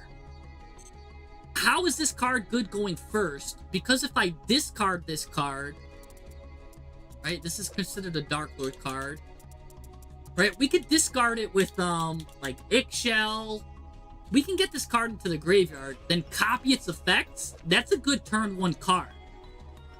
So having this card not bad. And then on our opponent's turn, we could special summon a Dark Lord card, ignoring its conditions. Which means this guy right here can come out and do some crazy stuff. This card can come out because it's ignoring its summoning conditions and it can't be special summoned, so it's ignoring that.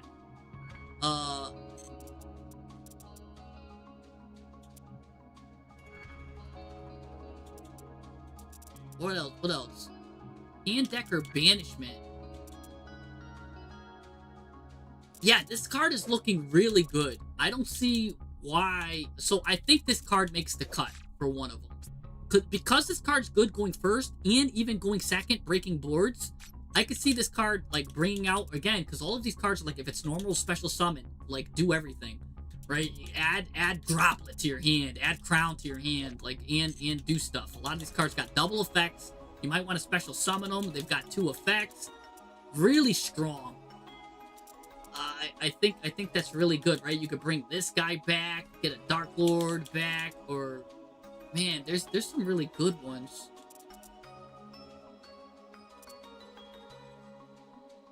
Maybe this guy. Maybe this guy's the best one, because if he's special summoned, he does something, and then you banish him, and you get a droplet. This guy's pretty good to special summon.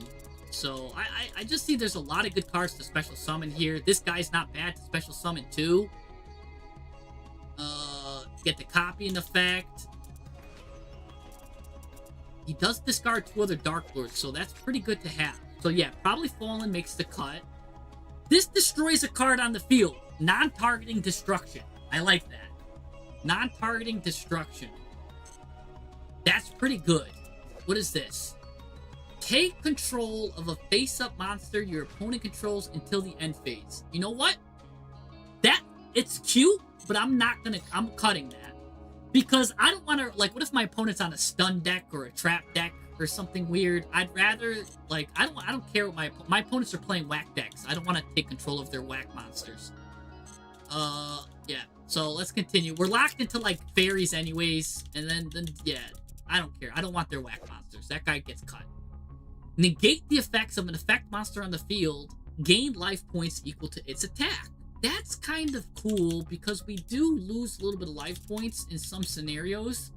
Lose 1,000, lose 1,000, lose 1,000. What about here? Do we lose any life points here? Oh, this gains life points, so we can kind of gain it back. So then that kind of just negates the effects of an effect monster. It's non-targeting negate too. That's pretty good.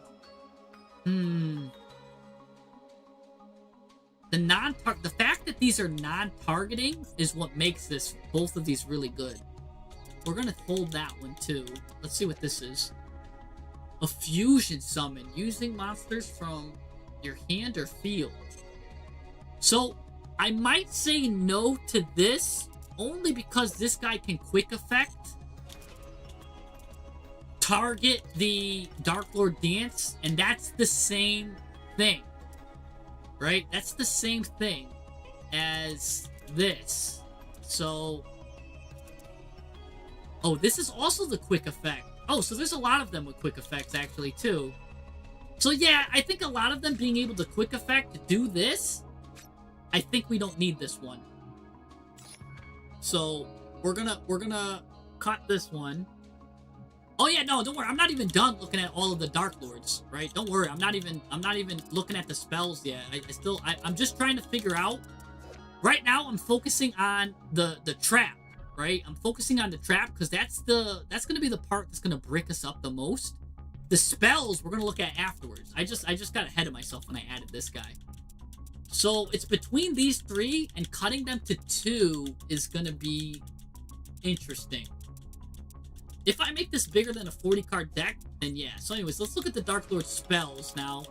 Well, we looked at Dance. We actually kind of already talked about Dance. We talked about Contact. We didn't even mention Banishment. That's add a Dark Lord card from your deck to your hand, except Banishment. And that's just disgusting. So, like, you just play this at 3. Add any Dark Lord, and then people can copy it. Again, it's just powerful. I don't see why you don't play this at 3. So, I mean, maybe play it at 2, but even then, because you can only activate one of them, but like, that's just strong. Yeah, oh, well, that's just strong. You're right, there's not that many. Then you know what? You probably play Contact at 2. Even though this is strong too, I feel like you want both spells at 2. Just because you activate it and then shuffle it back in, right? You kind of, I don't know. Maybe you don't need to even play Foolish. Oh, no, you can still play Foolish. There's a lot of good cards to Foolish here. There's a lot of good cards to Foolish. Do you play Goods, though? Probably not. Do we play Metal Foes Fusion?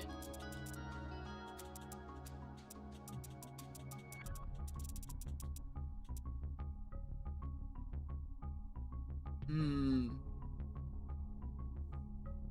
know you guys are saying this is a 3 of. But imagine having 2 of these cards in your hand. You kind of really don't want that. I actually think Eggshell's a 2 of. I know you guys were like, this is a 3 of, this is a 3 of. The more I'm looking at it, because it's still weak to a lot of stuff, it's not that strong anymore, guys. I'm going to put Eggshell at 2.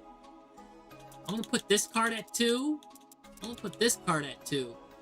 I've got all the consistency I need with all of these. I'm going to put this guy at 2. This one can stay at 3. That's disgusting. This can stay at 3. That's disgusting. That gives me my 8 normal summons. I like 8. 8's my favorite number there. Even this. Do I need to play this at 3 or 2? Yeah, it's like a lesser Radiant Typhoon. Yeah, like it's good. Don't get me wrong. But it's not like people will see draw 2 cards and their eyes will go like a cartoon character when it sees like a pie or something, when it's like a ooga or whatever. Like, all right, but you gotta consider you're discarding a card and a Dark Lord card. Draw 2. If you're going second, that's kind of bad. Because if they have Baron to Floor out, plus an Ash Blossom, plus all of this, it's kind of hard to go positive. This is a good go first card, but a bad go second card. So you kind of don't want that. So bad go second. So because it's bad at going second, I don't want to see it that crazily. I want to see it, but I don't want to desperately see it in my hand. Right? Same thing. A lot of these cards, right? You don't really want to desperately see them. Yeah, see, thank you. Yeah. See, Azeroth, see how I get to the right conclusions as you? That's why I like to think it out. People chat was like, you play it F3 instantly, and I'm like, yeah, maybe, but like, again, it's not that good going second. It's not. It's really not. It's a good card going first, but not going second. Same thing with these. It adds a card. I mean, this is probably better because it just straight up adds a card.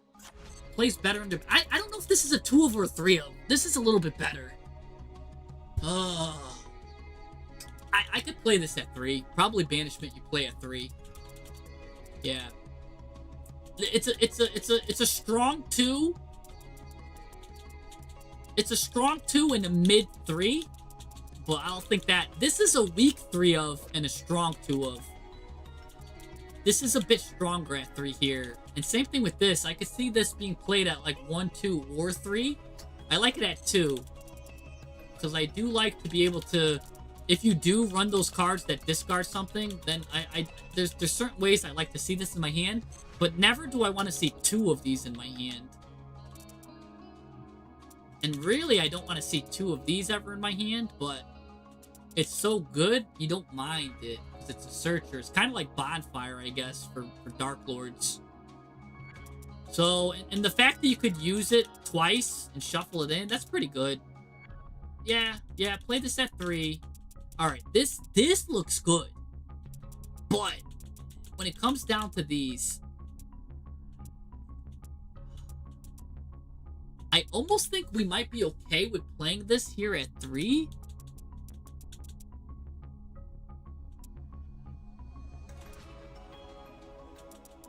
I think we're good playing this at 3 like this. Do we destroy a card or negate an effect monster? Both of these are non-targeting, really strong, and this card is really strong too. Probably play 3 of these, but then make the deck a little bit thicker, right? Because we're gonna want level 6 or higher dark fairy monsters. These are high fairies. High fairies, high fairies. We've got a lot of them. 1, 2, 3, 4, 5, 6, 7, 8, 9, 10, 11, 12, 13, 14, 15. Okay.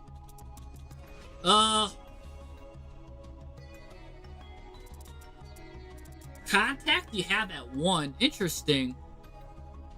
Yeah. Have you tried it at,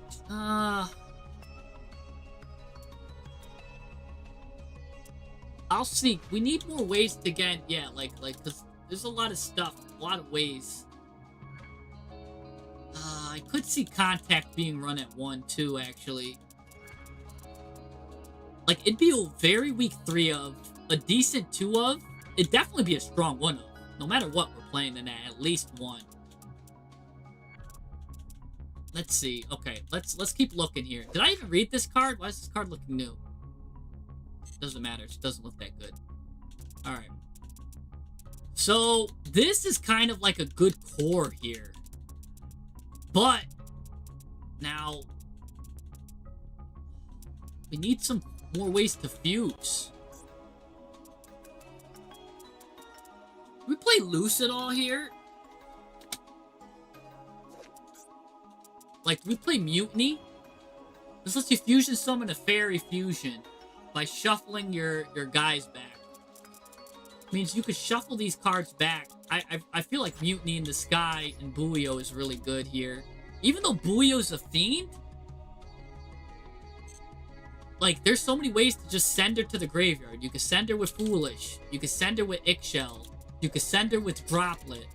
You could send her with, there's a lot of ways to get her to the grave. I think Mutiny in the Sky is a good card here for this deck. And it gives a lot of recursion. Let's see if there's any other fusion fairies I'm missing. A lot of people are saying Gem Knights. Here's the thing, I don't think we play Brilliant Fusion. And I'll tell you why. This deck is as consistent as it gets. You don't need to add consistency here. I'm the way I mapped it out, I think you add bricks, right? Like, because you gotta add, I mean, what do you play? You play her. She's a light fairy. She's not a fairy over level 6. She's not a dark fairy. So, really, it just sends one of the fairies to the graveyard. It just gives you more starters, but adds, like, kind of like brickiness to it. So, thinking about this, I don't think you want to play Brilliant Fusion. As good as it is. Fusion summon a Gem Knight monster. No,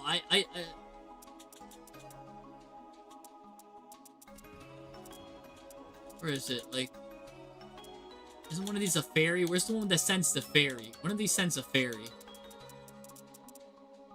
No. I thought one of these was like a Gem Knight and Pyro. I thought, oh, right here. Yeah, she's a Gem Knight and fairy. So you'd go into her. I mean, it gives you a pop. And you send a fairy.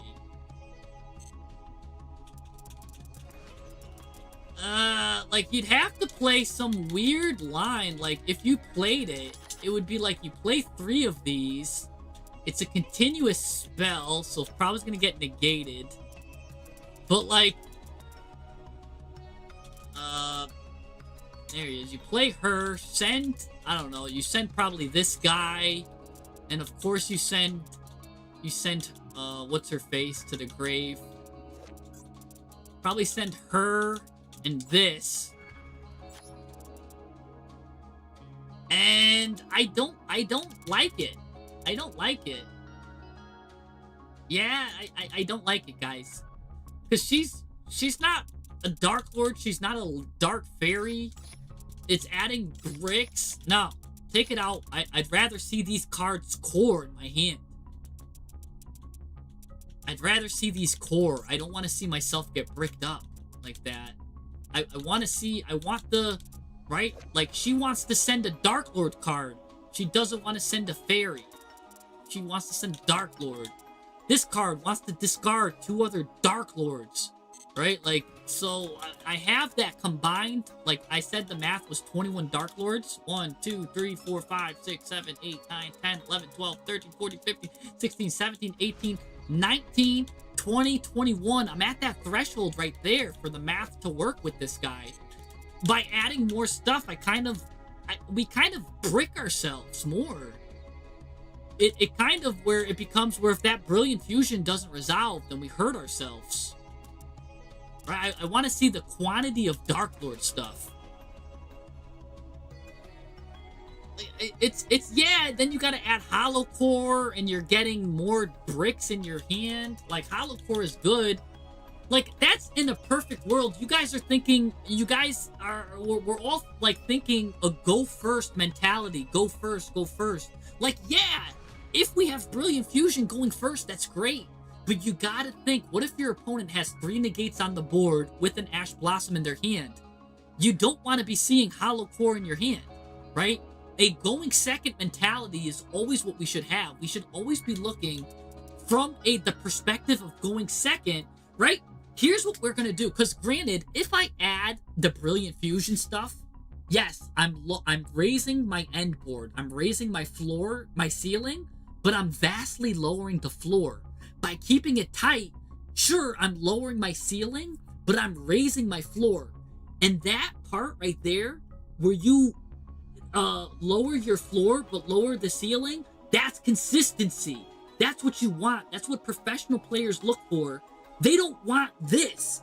This is variance. They don't want that in a tournament. They don't want that in duels. They don't want inconsistency. They don't want like, sometimes I'll get a crazy board, sometimes I'll get a whack board. They want consistency. They want a lower floor but a lower top, a lower ceiling and a lower thing. That's what we want. Putting the Brilliant Fusion in your deck is good if you're a gambling, like, go first kind of guy, but that's not how you want to win your duels. You want a lower ceiling. So just remember that.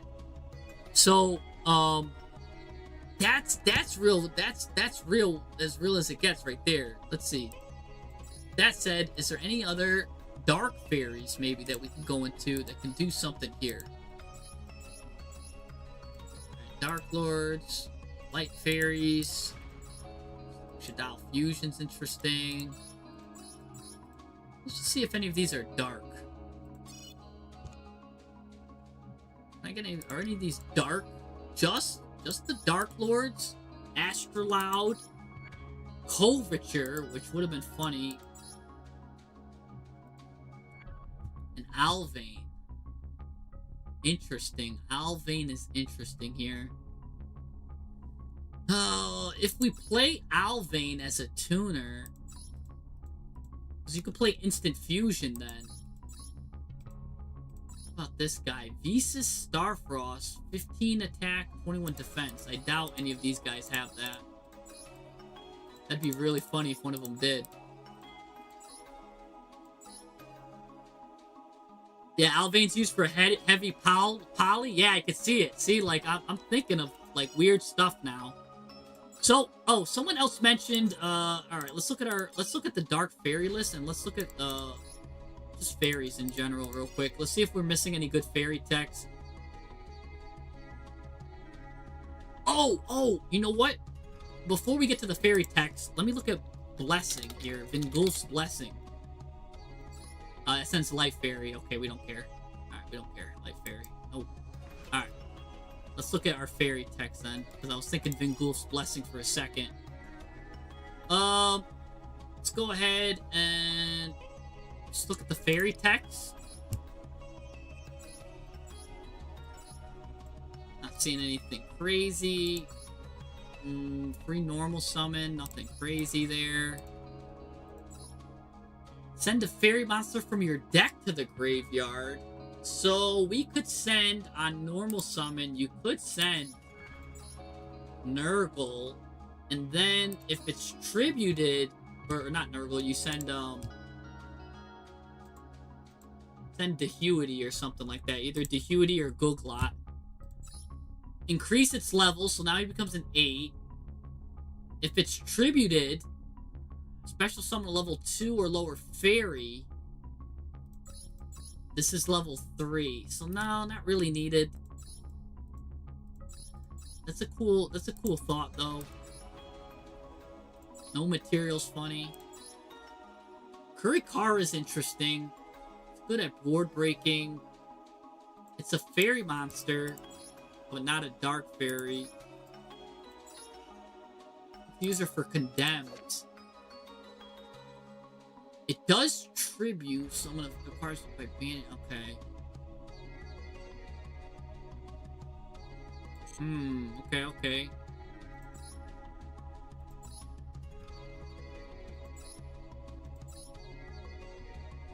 Nothing crazy there. Not seeing anything crazy.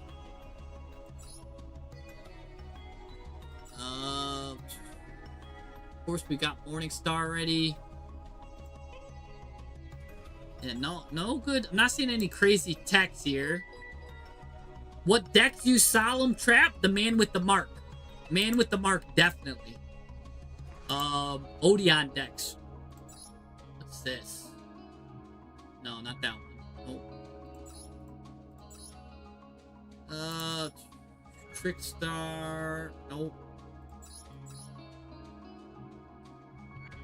What's this guy doing? 1621. Does he have anything with 1621?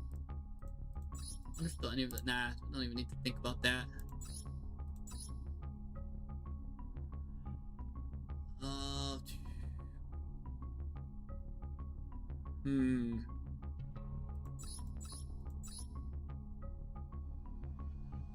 Aqua Angel's interesting as a normal summon. So you get Aqua Angel. You basically get 2 fairies out into Condemned.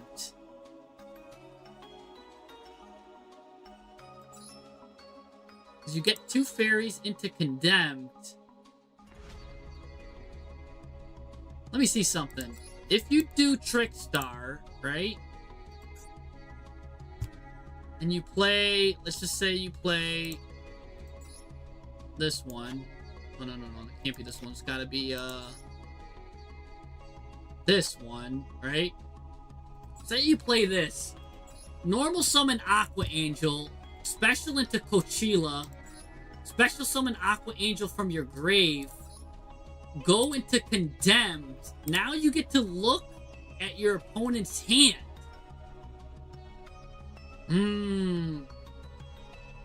That's interesting. And then, because you'll have Coachella and Aqua Angel in the graveyard, you could banish 2 of these. Discard a card, take a Dark Lord from your deck, add it to your hand. So you could do that. That's kind of like a 1-card combo too, and you get to see your opponent's hand. Or their set cards. They kind of gotta negate that. That's something I'm gonna put in my pocket for now. I don't know if I like it, but I like it. It's weird. Alright, let's keep looking. That's something I'm gonna put in my pocket, because I do think that's talking about good going first stuff. Always looking at your opponent's hand is good, because then you can see if you need to add Droplet, Crown, right? You can see if they have Droll before, like this is before they do anything.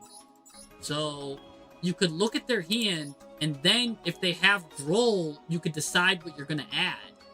So that's pretty powerful. Let's see. What's this card doing here? I know Campy's pretty good. If you control nothing, special summon this card, tribute it, including this, special summon 1 fairy whose level equals the total.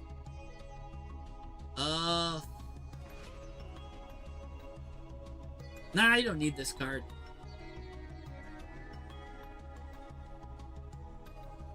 Because you don't have any level 1s. You don't have any level 1 starters.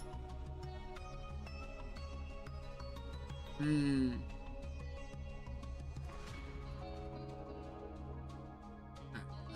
don't think I'll find any good text down below past this mark. Alright, so here's what we'll do. I do want to just relook at the fairies, but you look at the dark fairies now. And actually, I want them to be over level 6. So...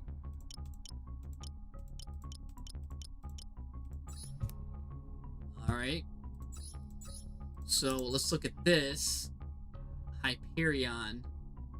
You special summon this card by banishing the agent monster. Okay.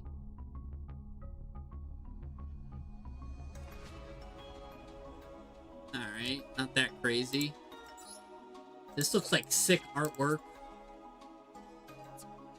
A normal monster. Pretty cool.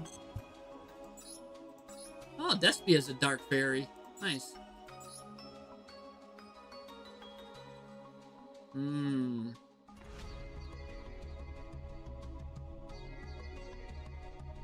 Whoa, whoa, whoa. While this card is in your graveyard, each time a monster your opponent controls is removed from play, special summon an Eva token? That's kind of crazy versus, like, a lot of decks. I can see you just getting a full field. Imagine just putting this in your graveyard and you're against Malice. I don't know. That's just interesting to think about. But alright.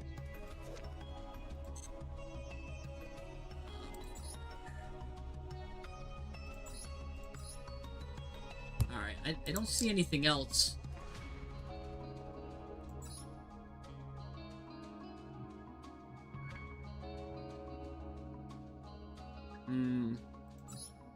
Nightmare Italy. Interesting. Oh, yeah, another Despia. That's funny. Despia can just come special summoning itself. Which makes me think, Despia, right? They do summon fairies.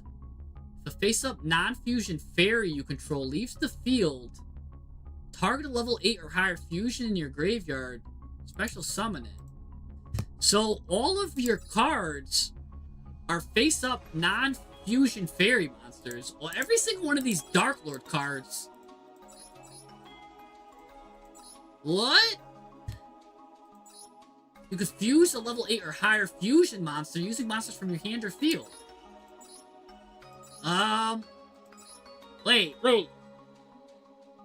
Guys, what about branded? Or I'm sorry, not branded. What about, just simply, Despia Dark Lord? Is that a thing? Do you guys, Despia Dark Lord? That sounds like something interesting.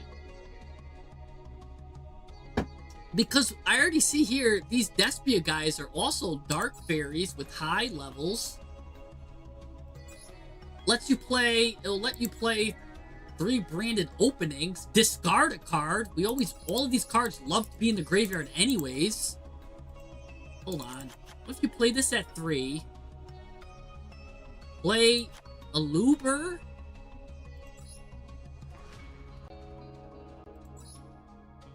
Play 2 Alubers. Where's the other artwork for Aluber? Yeah. Alright, play 2 Alubers. Maybe a Tragedy. If it's sent to the graveyard by card effect. But these are all for cost. Right, because then you could hightail this out of here. Discard a card, that's for cost. This is for effect. Of course, fusion summoning's always for effect. But these are fusion summoning dark fairies. All of these are light feats.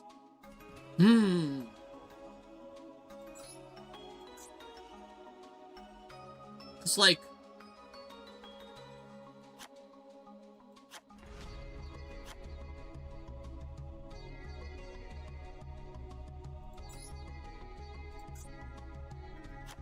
let's see. That's a dark fairy. That's a dark fairy. And if you fuse or banish it, that combos with Dark Lord Dance. So it doesn't even care if you get banished. This looks like a really good card, guys. At least Dermaturge. There is Despia Dark Lord. I think that's a good way to play it. Because this is a good Dark Fairy. You get to play you get to play the theater here. You even get to play Albion, which can mill a branded opening, throw itself back in the deck to get you a card. I guess you only need one of them. But I mean, I always like having Albion there. But the reason why you want Albion too sometimes is because you could draw an Albion instead of drawing a trap. Like it's kind of like an upstart goblin. This is kind of like an upstart goblin, but can foolish the branded opening for you, which is nice because that protects your fusions. Oh. You never mind foolishing a branded opening. So this is just an upstart.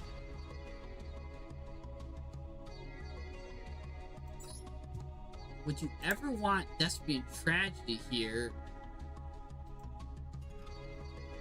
Target a Despia monster, fusion at level 8 by banishing the monsters on your hand or field. You don't need branded red.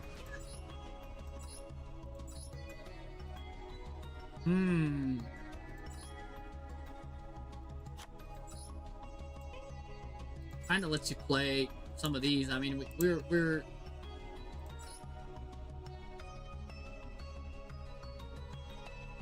that.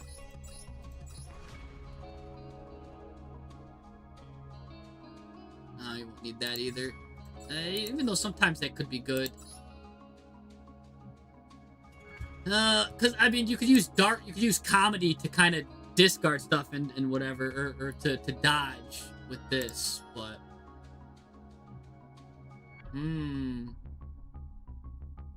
level 6 or higher Dark Fairies. That adds 2 more Dark Fairies, level 6 or higher. Maybe you don't need Despian Tragedy because it's kind of hard to send him to the graveyard by spell effect. I don't see. These guys are all. Everyone's sending it for cost, but then if he's in the graveyard, you banish it. You could target the. You know, like a branded. It just gives you recursion if they get rid of your theater.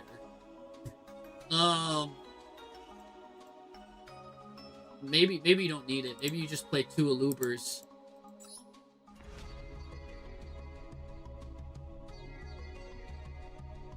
And you could send it to the graveyard. This gives you a lot of different ways to fuse. Like these 4 ways to Palmerize is really strong.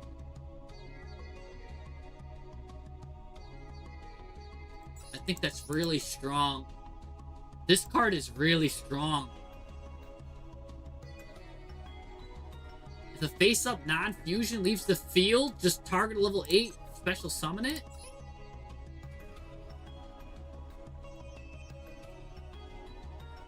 Yeah, pretty good. Pretty good getting these guys back.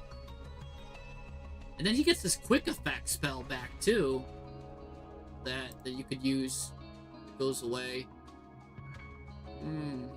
Yeah, they can get their quick plays back. Man, that's pretty good. I just don't know if you play Tragedy or not. I really like these. If this card locks you into fusions, though, so that's the only problem. Because if you get locked into fusions... I was gonna say, I was thinking fusion deployment for this, but you can't be special summoned.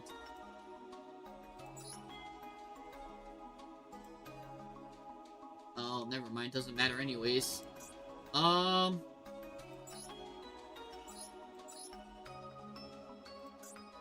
Hmm. I think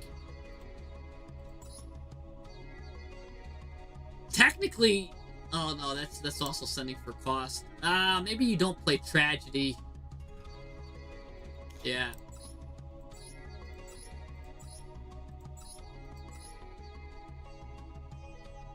Maybe you play Suburbia then at 1.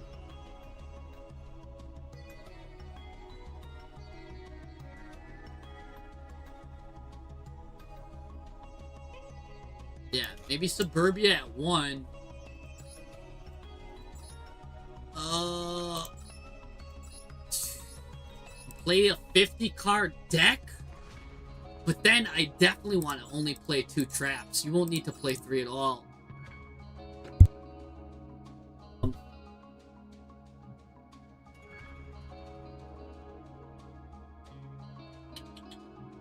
Let's see. All right.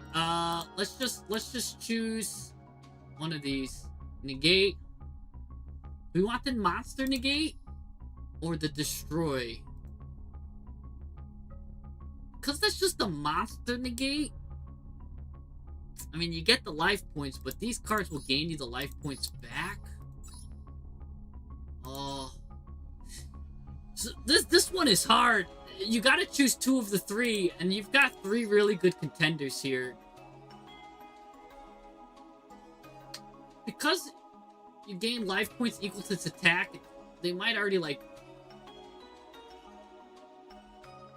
I mean, you could even negate your own guy and gain, like, 5,000 attack here. Maybe you keep this. Destroy a card on the field. Maybe you don't use that.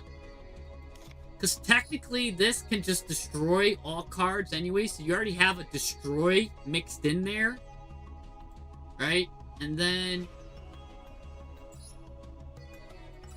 So yeah, maybe you don't need to destroy. Maybe just special summon and negate.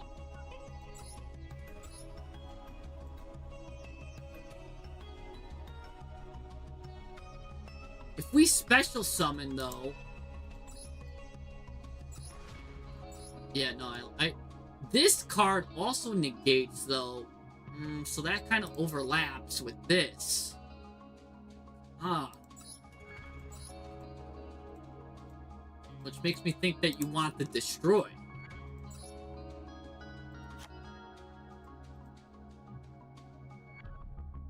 Maybe just play all 3, because just getting these 2 in rotation is nice. Yeah, maybe you just play all 3. Because Ixchel discards. Branded Opening can discard. Droplet can discard. Yeah. Maybe you just play all 3. You got a Spicy Eldritch replay? Nice. Yeah, I think this is what I would go with. Something like this. This is what I would start with for sure. Which means, you could fluff up the extra deck now a lot.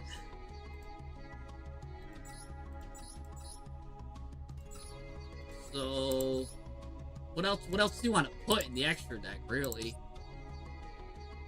I mean, doubt you'll ever need this guy, but sure, might as well.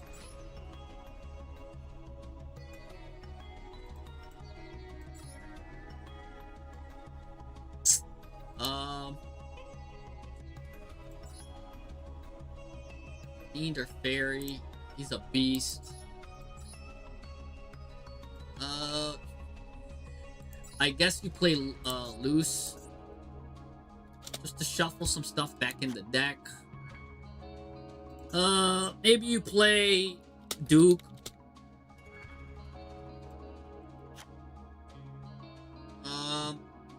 Don't really need that effect though, but it does give you another normal summon, which is nice. So you can do Mutiny in the Sky. No, because it's like Fiends. You don't really have too many Fiends in the graveyard. You'd only do it if you went into Masquerade and that, and Loose. That's like a reach card. Don't really need that.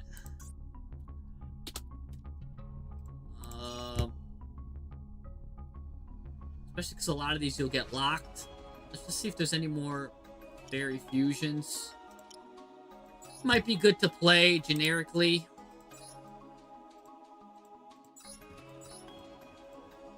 I don't think there is.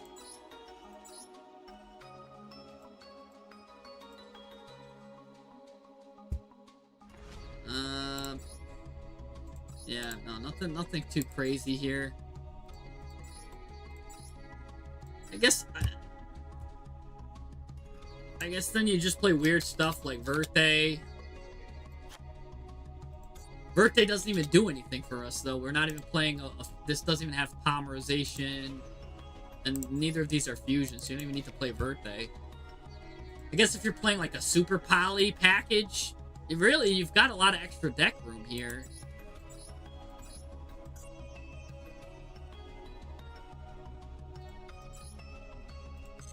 There's a lot of extra deck room here. Let me see if I'm missing anything good.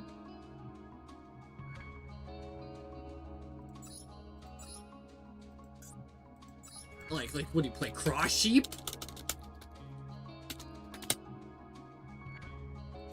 Take out Mutiny in the Sky? You know how crazy that is? I promise you, if you keep Mutiny in the Sky, when you see how good it is, you're gonna love it.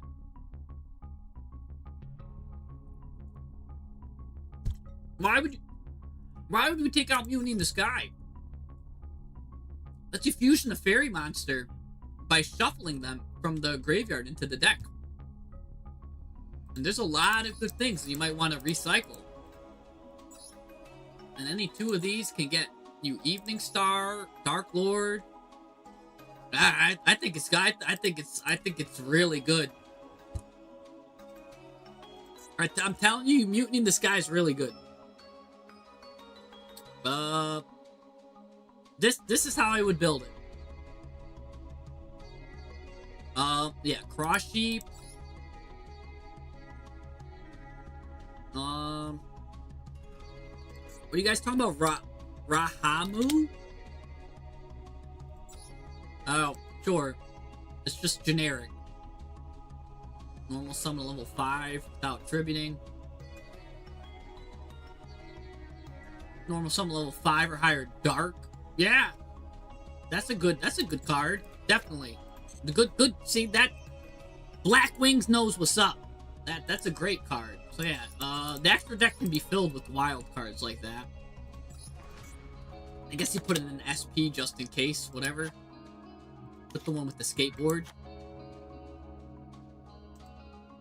That protects you from some stuff. You can get a 5,000 card here, so you don't really need to worry about a lot. Yeah, this is good. I would go with this. This is what I go with, and I was sticking to it.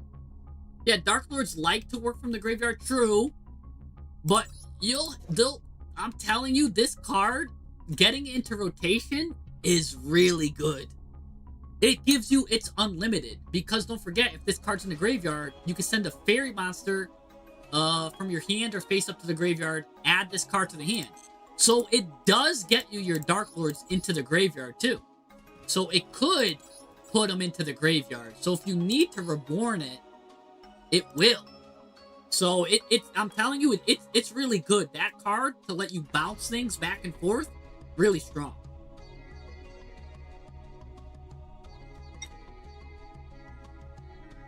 That's it right here.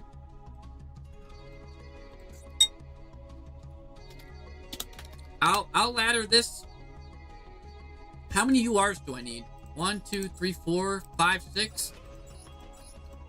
All right, it's not too bad. I'll do the ladder once the fusion event's going. I'll use this deck, and I'll review some other Dark Lord decks. Again, this is my first iteration of it, so you'll see how it evolves, right? Like, so this is Dark Lord version 1. I can actually fish for some cards too, because there's some good cards in this pack. So I don't mind fishing right now. Let's also do a little raffle here. Who's ready to see me get scammed? Come on, give me something good. Ooh, gold. What is that? tier 3. Oh, it's bronze. Whack. Oh, gives me a UR 10%. Okay. Yeah. Give me 10% chance. Give me a SR higher. Give me that UR, baby. 10% chance. Come on. Ah, that doesn't look too crazy. This looks like it's average. This looks like it's average. Ooh, come on. Let's see, that's a sign right here. Mutiny in the sky right here. Come on, give me something good. Come on. Ew, Maple Maiden. Okay, but at least it looks cool. Dang, rock, paper, scissors, shoot. What do you think she's throwing, huh? Jeez. Alright. That was cool, I guess. Alright, that was cool. Alright. We get to... Let's pull... from... Desire for change. Because there's a lot of good cards in here anyways. Right? Dominant Spark, Solemn Acquisition, the Void cards, the Shaddals, the Hero card.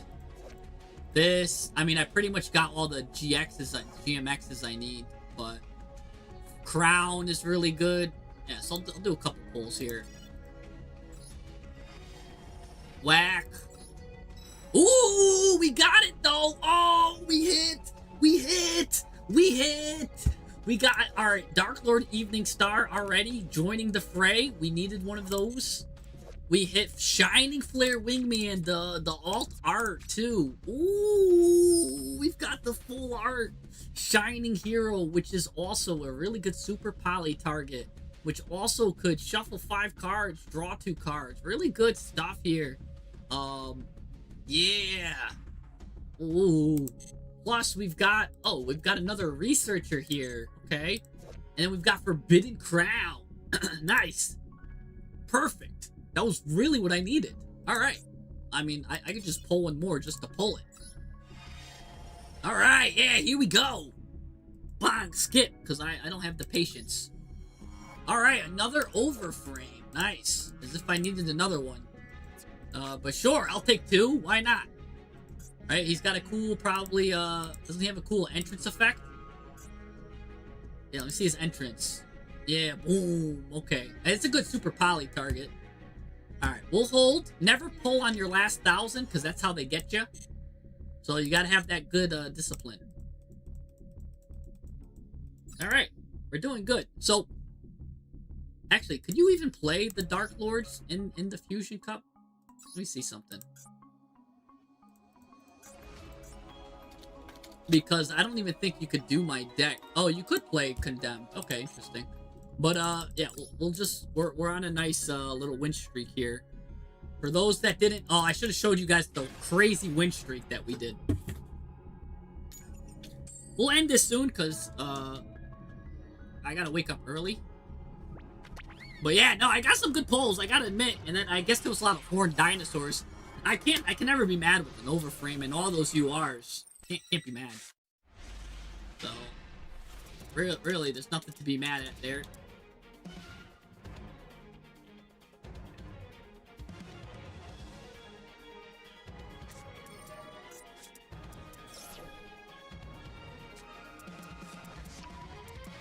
Alright, he's gonna go ahead and get Fiendsmith.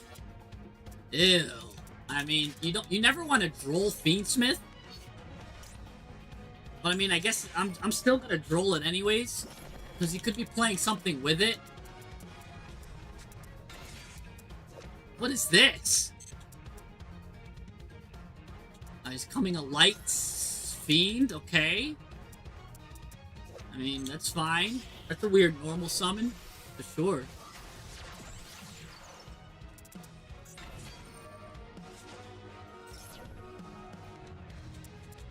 But now when he's in the grave, he's a psychic tuner. You might as well just play a light fiend. Right? Like, why even play this? Make it a light fiend when now in the graveyard it's not a light fiend. You might as well just have played an extra copy of Lurie. Like, I don't understand why he did that. This is not a good card. Unless he's playing something else. Hermit Necroquip, okay.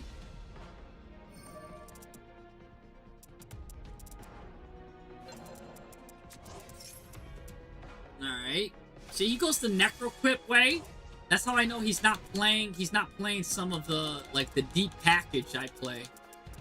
He doesn't play a lot of things that too. He's gonna go into the fusion card. He's gonna go into the negate. He's gonna go into the hard negate.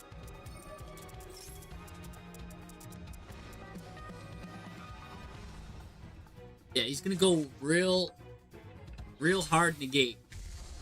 And I don't care for that. That's fine. He's gonna go into a Gum Day here. Put a Gum Day on him. Put this on it. Yeah. Yawn. Like, it's not, because now this is in the grave. Does he play this at 2? Then he's got to play this at 2 if that's the line he's got to go. Alright, let's see what else. And he wasted his normal summon on that. He's still got in his hand Engraver. Or whatever. I don't know what he's going to do here. Let's see what he does.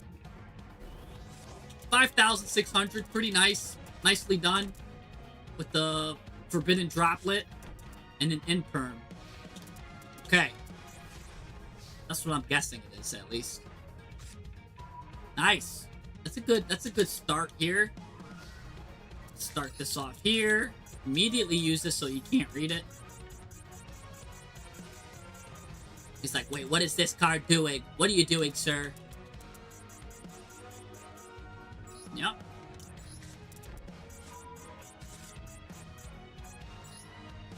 Go ahead, activate this. This lets me send, see, and this is already better. I get to send, oh, Apophis. That's what he's on. It's man with the Mark Fiendsmith. Ew, he's getting them both out? Sure.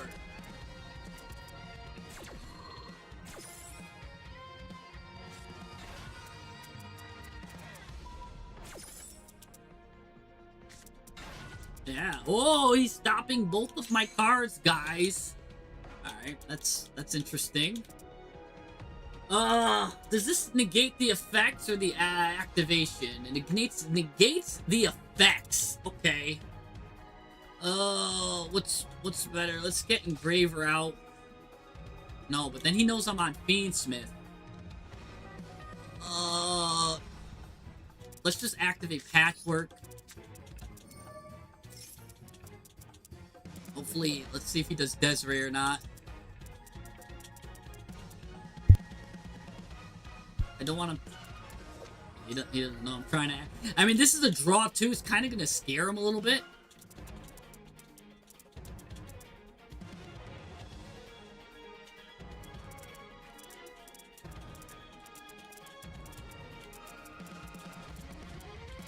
Oh, he's letting me add. Nice. This now lets me, I mean, I could Palmerize now. I can Palmerize into Guardian. Let's see what he does here. Let's do Lacrima. Activate her effect. She's letting me send it to the grave, so I can send Kyrie then.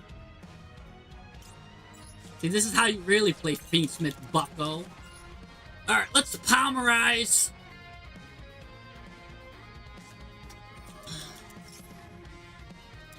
See if he stops this.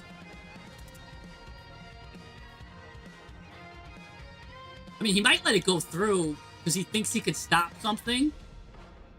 He might let this go through. I think he's going to let it go through.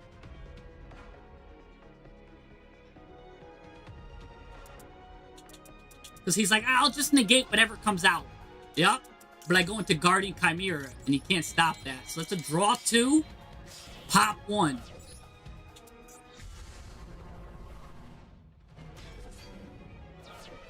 Again, we'll activate that. Activate this. Probably, oh my goodness! But now I get to pop Sequence. I mean, he'll still have a Gum Day out. Guess it doesn't matter then, huh? Let's see if he does this, though. This doesn't target. Alright, he is using it. Alright.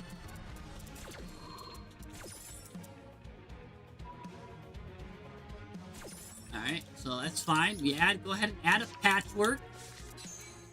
Negate me. But now I have Engraver. Full combo.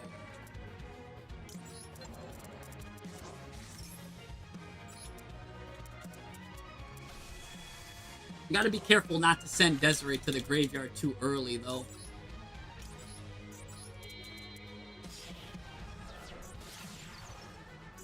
I'll show him how to do a true Fiendsmith combo. Let's get Lacrima back involved in the situation.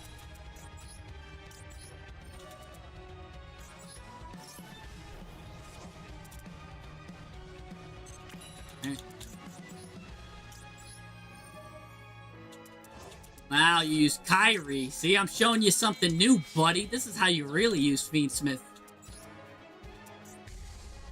Go into Lacrima here.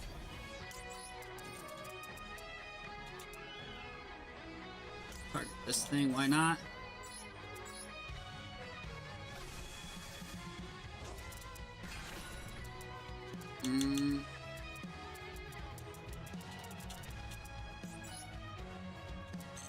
This is a dark beast.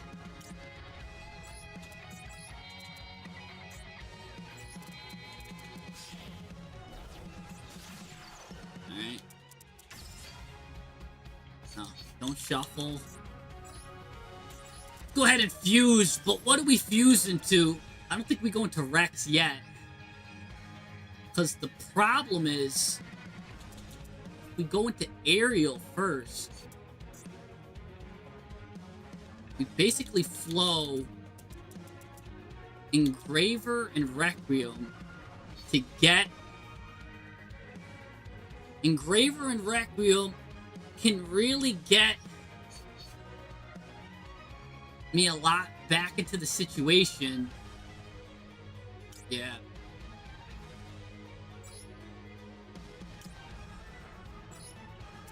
Yep. Throw these back. Go ahead and get Aerial Eater here. Aerial's gonna send, and this is why I love sending Buio. Buio gonna get me Mutiny. Now,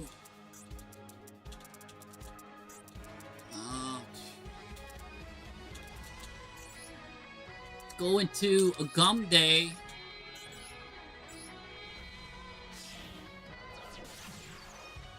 Get a Gum Day out here.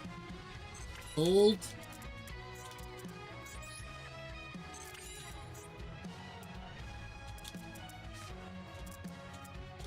Go ahead, Mutiny in the Sky.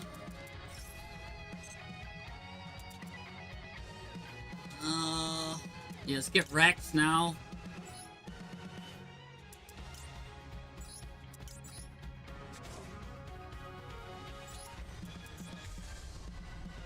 We have Rex. Discard a card. Send a Light Fiend. Oh, which Light Fiend shall we send? Probably just Engraver. Get Engraver involved again.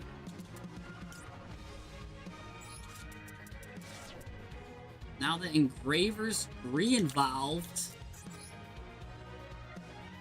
let's get Mutiny in the Sky back. Target the Rex. Send Rex to the grave. This is what I'm talking about, where you get Mutiny in the Sky back over and over. Now that Rex is in the grave, let's go ahead and get... Ooh, I can grab Engraver still. That will let me get... Oh, yeah.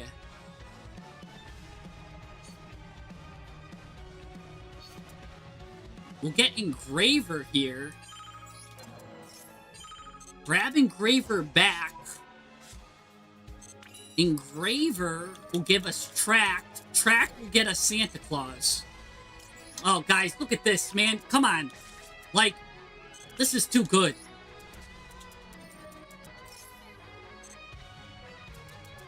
Tract gets you Santa Claus. We can get rid of Mutiny again, because we could just keep getting it back to the hand. Alright, Santa Claus this fool.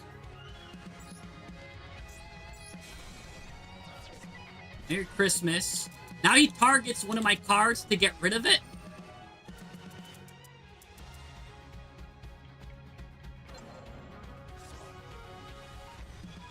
Targets a Gum Day. I move a Gum Day out the way. Target Rex. Get Rex back. Put Rex in attack mode.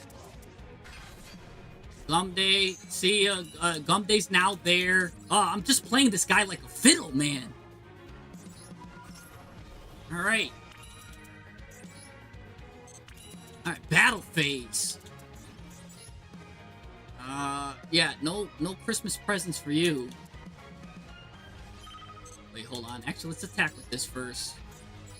That goes into my graveyard. Go ahead, you can keep one of these out. Take damage.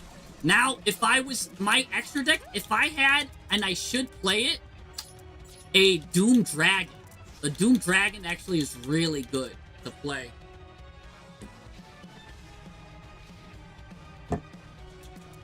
By the way, if I needed to, my Rex would have been higher than his, my Rex would have been higher than his guy, than his Desiree.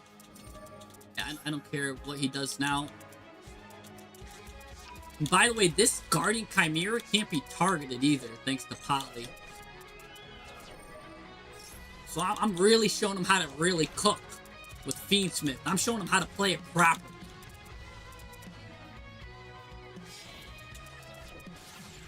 Gonna go Rex. This guy doesn't know what he's doing. He's like, oh my god. And then, because I have Santa Claus too, that's a light fiend. When I make my Mutiny in the Sky do something and come back, I can really work it. Alright, go ahead. He's gonna have to go into a Rex with everything equipped to it. But that means I can go into a Loose and start destroying his... Basically, I just gotta get rid of his Agum Day. I'll be fine.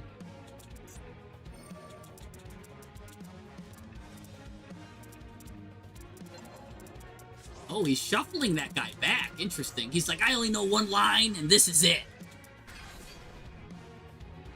That's how you play Fiendsmith, man. I know how to use Fiendsmith. I don't know. That guy had like 3 negates. Didn't even matter. Plus whatever in his hand. Can't stop me.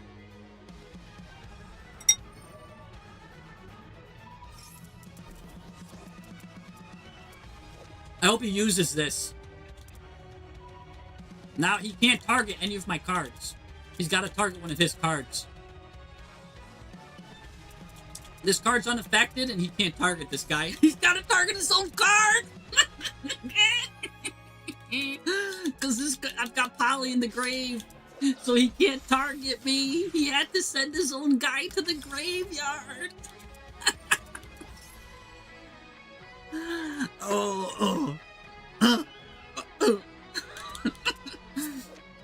That's the power of Pine Sol, baby. Oh, brother. Oh, man. He's so mad right now. He's gonna go back into that whack card that he went into 5 times already. Bro, your card, that's a level 1 minion. You're fighting the mob boss, man. That pathetic card can't... Oh, you're gonna go into Gum Day again? Oh, it's a Gum Day. Oh, look how cute. You can't out attack me. Well, you know that your attack is only 5,800. Yo, they keep falling for the untargetable Chimera, man. I'm telling you, Chimera's really good.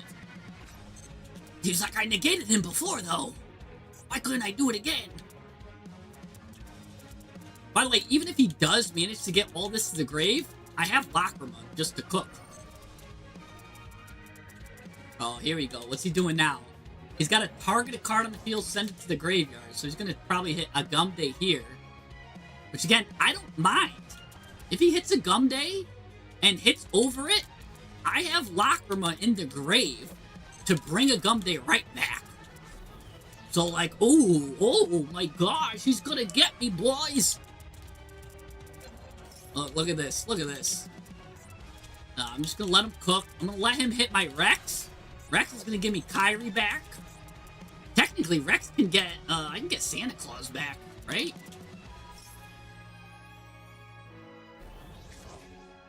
I'll be able to get Santa Claus. Yeah, go ahead, go to battle. Let's see what he goes here. Let's see what he does. He's gonna negate my... Okay, he's negating stuff now. Sure. I don't care. Now you could target it, I guess, if you want. Alright, and that was foolish of him to do that effect right now. And I'll show you why. Unless he hits Guardian Chimera here, but... Still might be a mistake. Oh no, that's even a bigger mistake. Alright. So, now... What do I get? Let's get Kyrie. Just like just to establish dominance.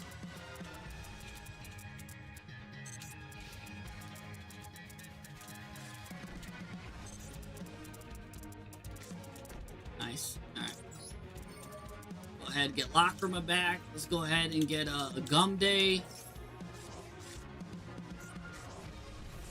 Have a Gum Day. Bring back Rex.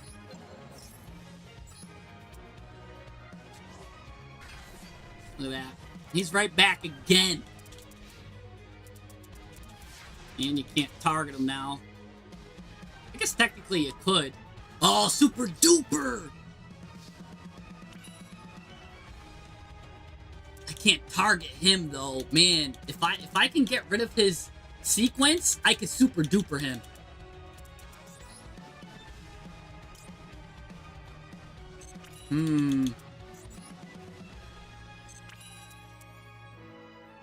Oh. Alright, let's think. Let's get rid of Santa Claus, bring Santa Claus back. He's like, oh no, it's Santa Claus.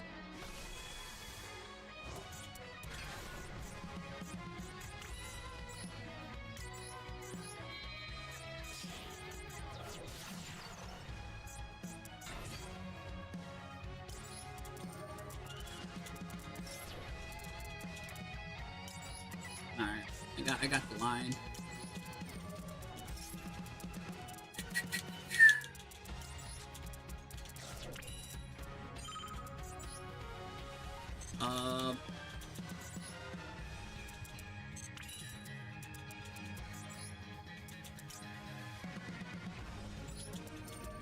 Mutiny here.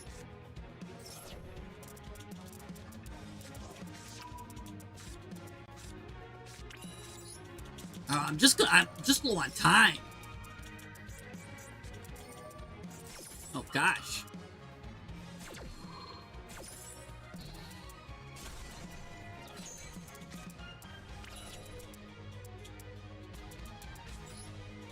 A little annoying.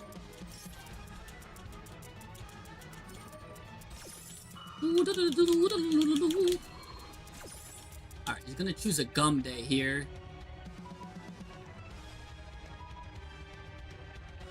Yup. I just gotta get back into another Gum Day, really. Alright. I would have loved to super poly with him. I can't.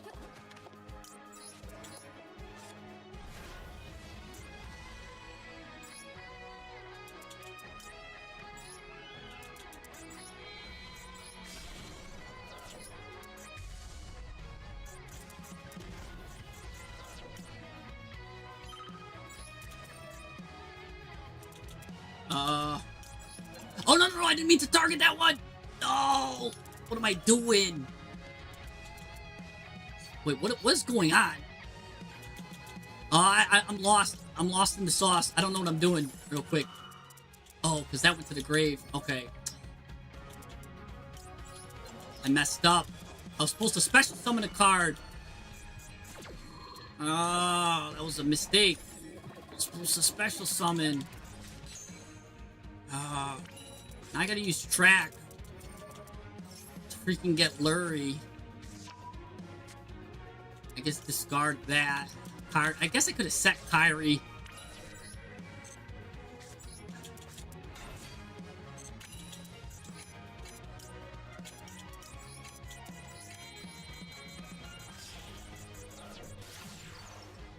I'm out of time, man.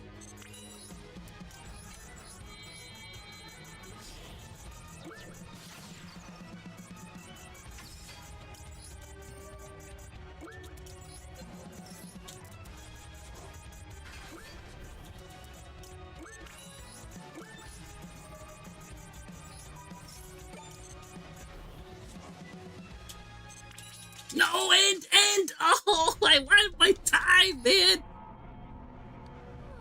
I had it. I messed up my line. I messed up. I had a brain fart, man. Look at all these wins, man. We're supposed to win that one. That's a win. I messed up, man. The time got me. The Time Lord strikes again.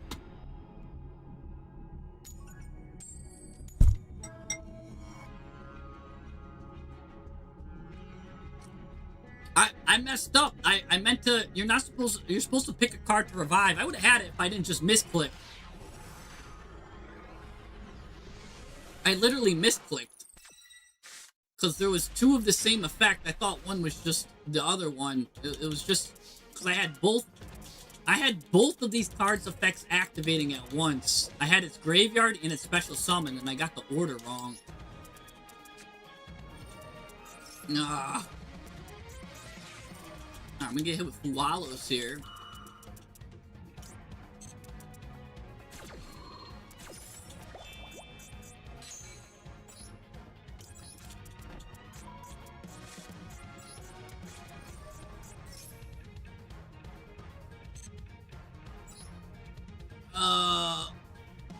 Cards discarded.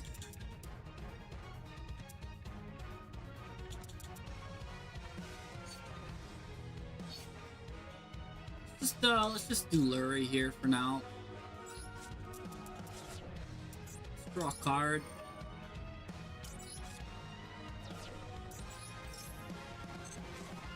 Nice. Card to draw.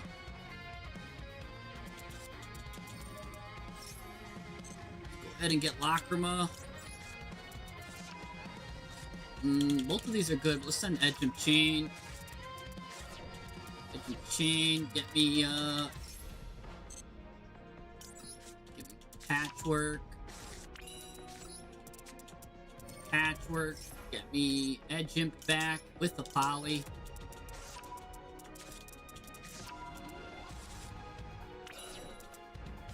Maybe I just,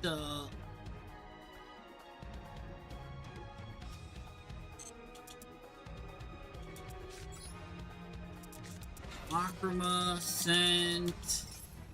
I don't want to give him too much. Maybe I just send Fiendsmith in Paradise.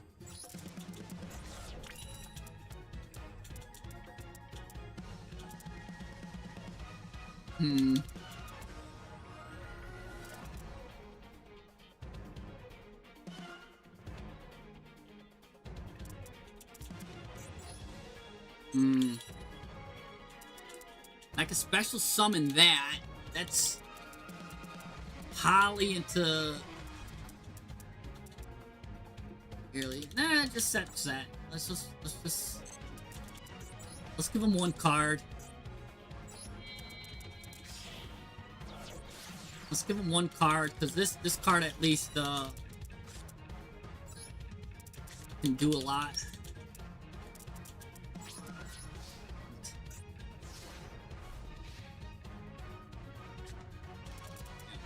Give him one card. Yeah, I did. I lost precious seconds off those misclicks. I still had it. Alright, so he's gonna do that. Let's go ahead and special summon, I guess, now that I can.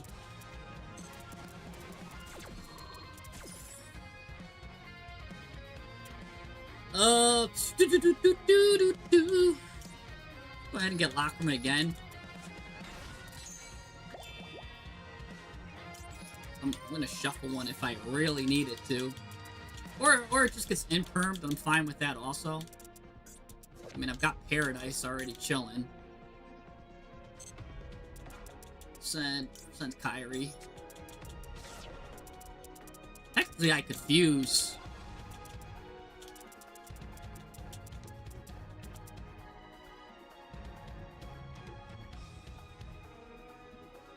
I have protection with Dark Rebo here. Alright, Brilliant Fusion. That's gonna hurt. This is really gonna... I'm gonna lose. This guy's just... He's gonna OTK me. I'm gonna lose. Oh, well, I do have Fiendsmith in Paradise. He's already sending Hollow Core, though. Yeah, you can already negate this. Ooh, wait, wait, wait.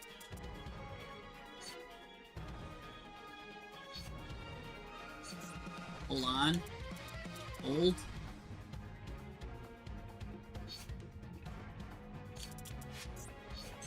Let's see what he does here real quick.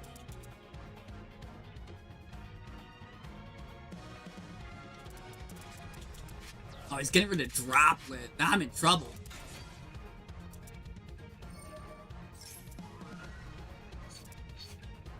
Guess I can get rid of this now, because otherwise he'll be able to activate this. I might as well do this while I still can.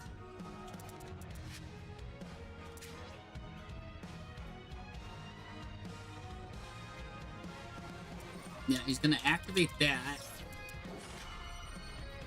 Now he doesn't control a fusion monster anymore.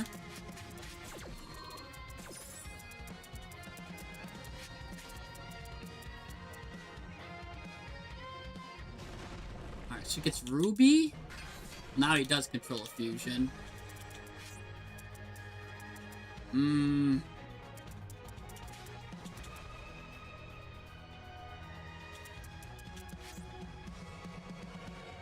So, if he negates me,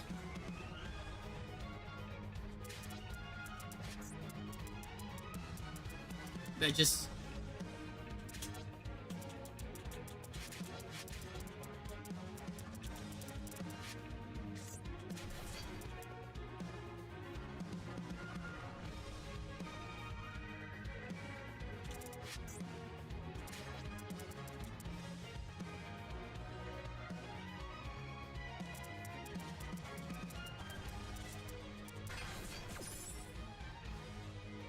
Let's send to the graveyard. I mean, I guess it doesn't matter. If I send this, he's gonna negate it now. I guess I have to make him negate it, because otherwise he's gonna negate Sanct. So I gotta lure that out now. But at least if I have Sanct, it might be good.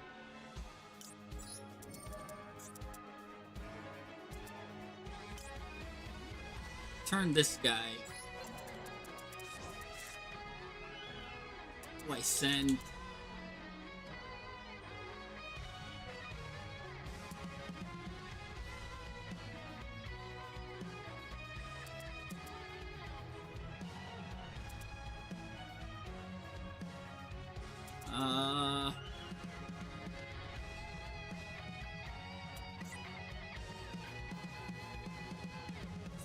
It doesn't matter. He's gonna negate it anyways.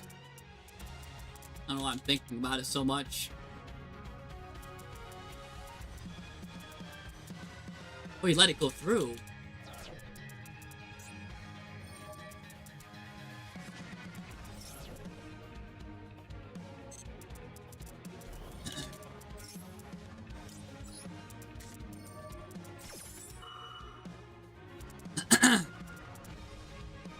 Interesting. It's letting it go through too. Okay, well I guess because it's piercing.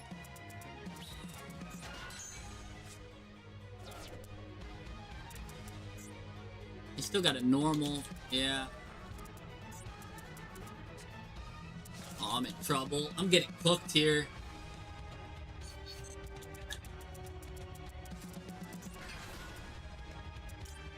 I guess I'll activate this now. Lacrima, target this. You should do Hollow Core now.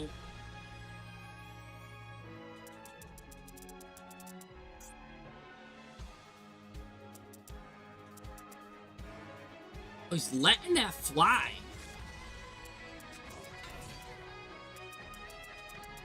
Okay. Now he should stop this, right? Surely.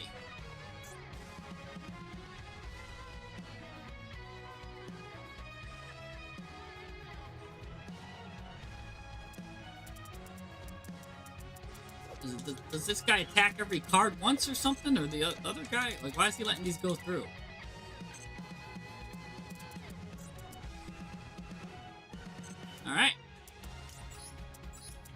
Hopefully I live.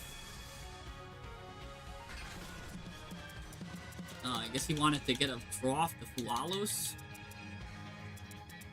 Take that for some survivability. Jeez.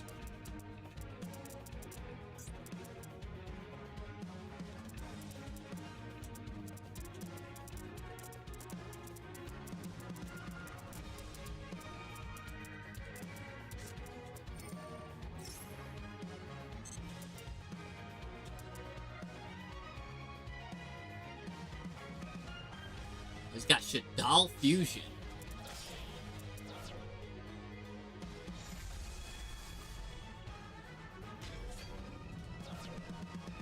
Alright.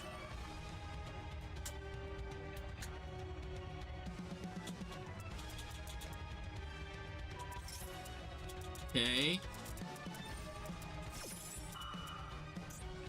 Oh, I'm in trouble. He's still got this.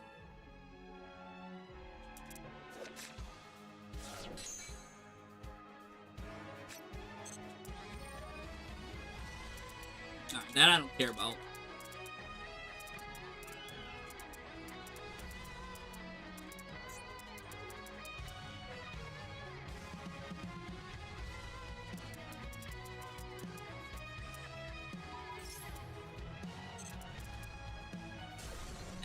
He wanted to send Ruby, but I thought he was gonna go for sure into this guy and just copy Ruby's effects. I guess not.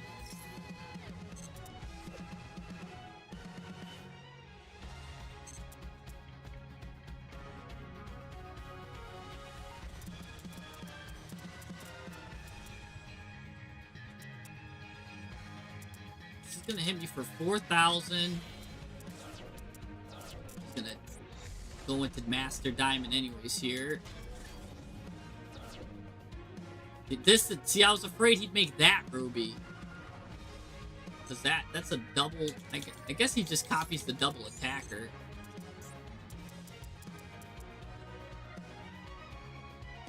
was afraid, yeah, Topaz is deadly. Gonna copy Topaz here.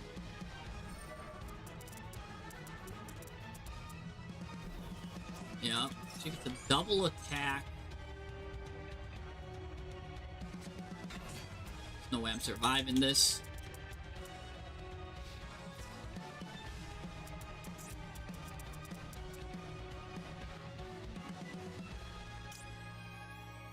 Alright, well, here we go. When a fiend monster is targeted, discard this card. It cannot be destroyed by battle or card effects. Also, alright, he doesn't know I have this. So let's fuse. Let's have him negate that fusion. Yup, negate my fusion. Alright, yes, lose attack. Alright, now.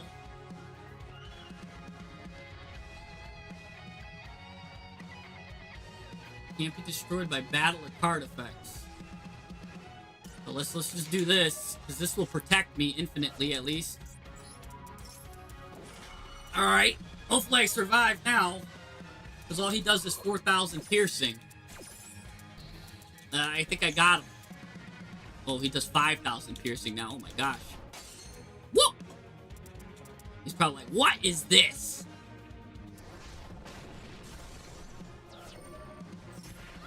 Get a little bit of damage there. Gonna hit me for 5,000.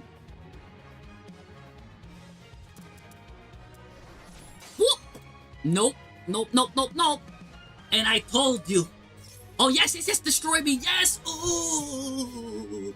Oh, destroy me.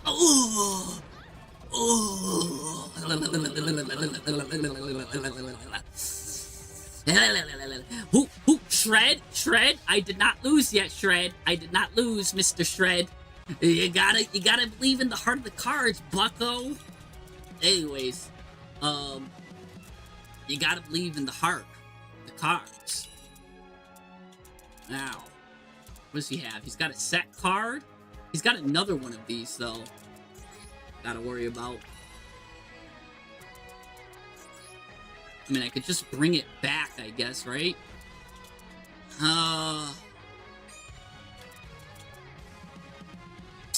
Woo! Alright, let's see. If I Pomerize here, it's 2 Fiends. That's the Duke of Demise. Duke?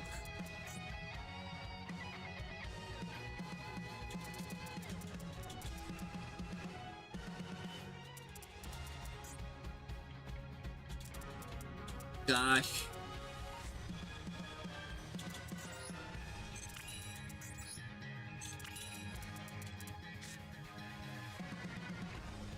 Duke of Demise. What is he doing? Nothing.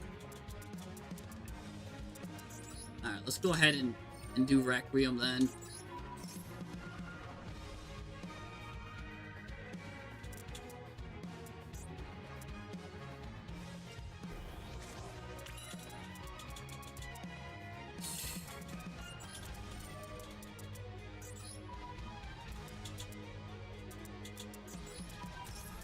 This. Let's see if he... Oh, yes, Droplet! Yes, do Droplet. Now I just gotta worry about 1 negate left.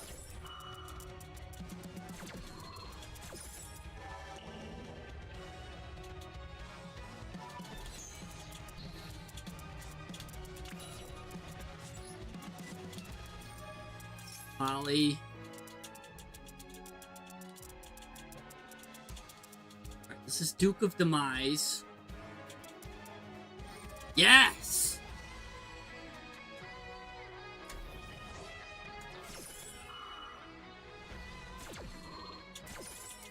On top of that, I get Talents draw 2 if I really need to.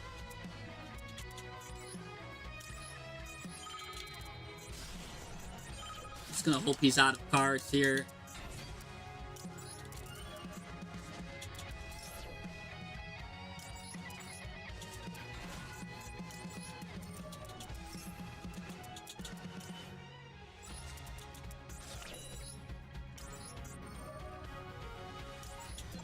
I should have sent the other guy back.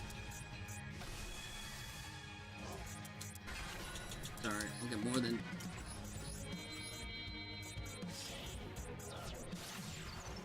my fair share chances to do that right now. Yeah, send it back here.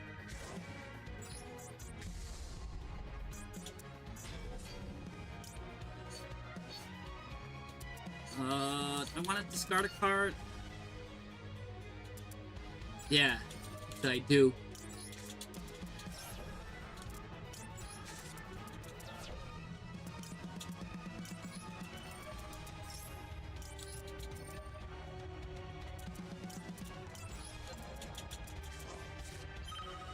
Send this. Gosh.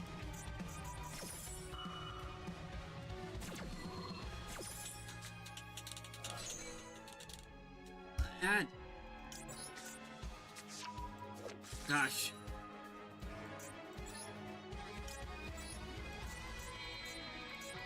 My controller's dying. Come on, controller. Go.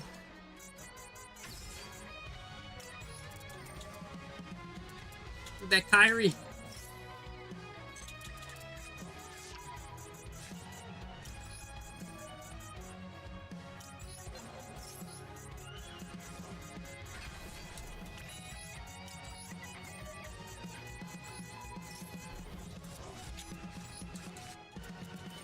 Just draw me 2. I don't have time.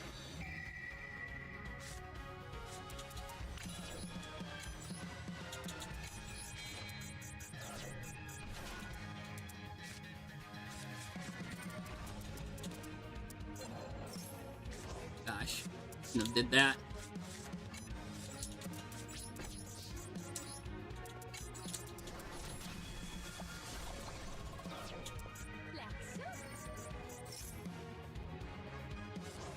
Gosh.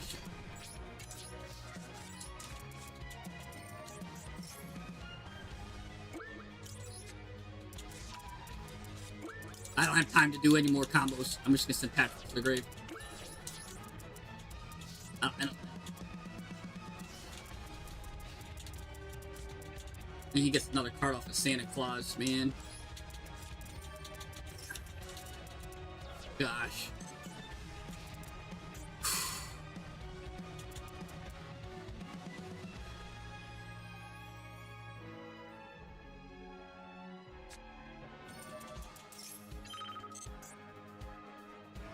Yeah, the Karibo tech is crazy. Guys, I was telling you at the beginning of the stream how crazy the Karibo tech is.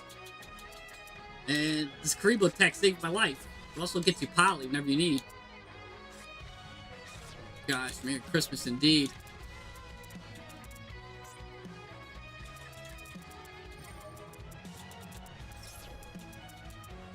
Kind of in trouble here. Yeah, worst enemy is definitely the clock. I don't know what to do. And target a face-up card on the field. Destroy that target.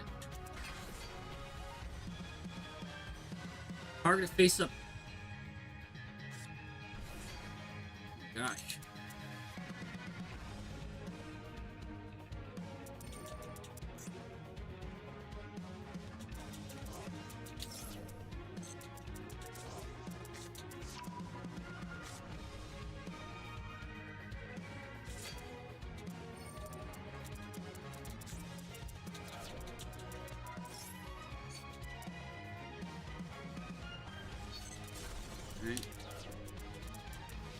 Battle phase. Oh no, guys, he's got me. My goose is cooked.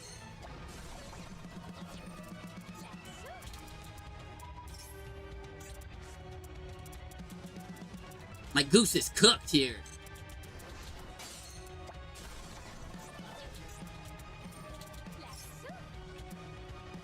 Oh, nice. That's a good combo he's doing here.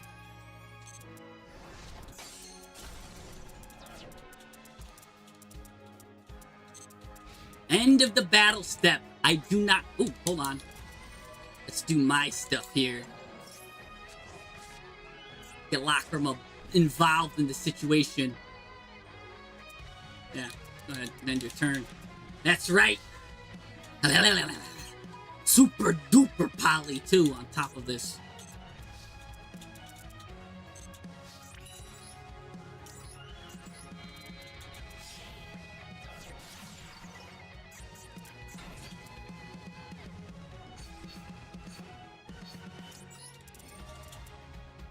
Yeah, definitely get me Kyrie back. Kyrie's like killing it for me.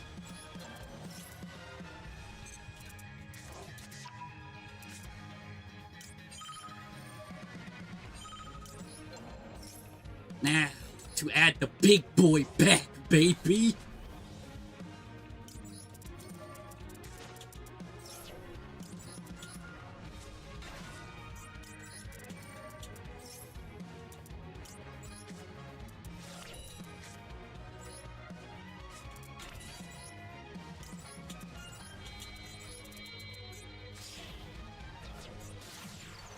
Maybe I just go loose here.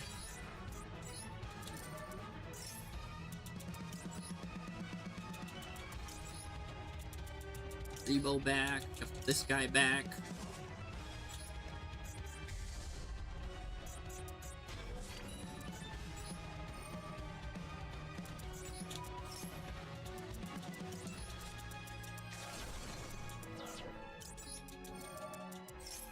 Yo, go ahead and get me the mutiny in the sky, baby. There's a mutiny going on. Somewhere in the sky, somewhere.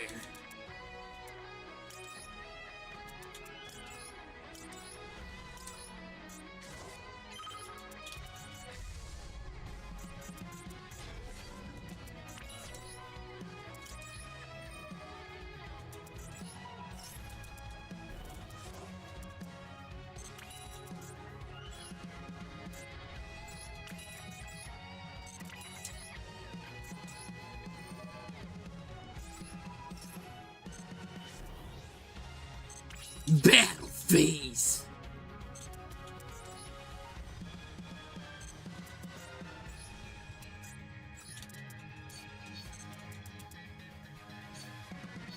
Wait, what am I doing? Did I just do that? I don't know why I did that. I had a brain fart.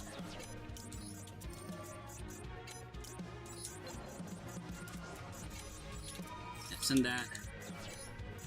Alright, there we go. Just straight up attack that. I was gonna just clear the board and attack with loose, but I had enough damage just to do that anyways.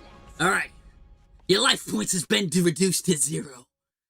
Maybe next time you guys will think twice before you thought. Shred thought I was gonna lose. If your name is Shred, you thought I was gonna lose. He already said GG. He didn't even realize the text I had. So Shred, that's how you do this. Is this Slay the Spire? Oh, does it say I'm playing Slay the Spire right now?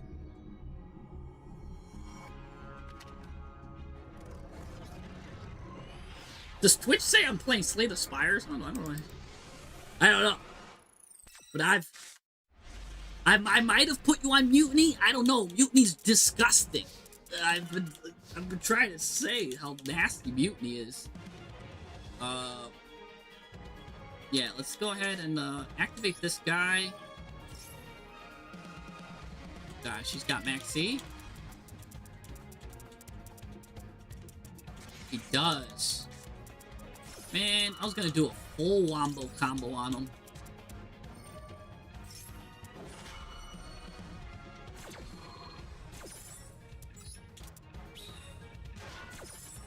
Oh, that hurts then. Now I discard this. I'm also gonna discard Edge Imp Chain. Just because he goes positive. That hurts. He's gonna get a lot of value off of this. I should have just started with Lacrima, I guess, huh?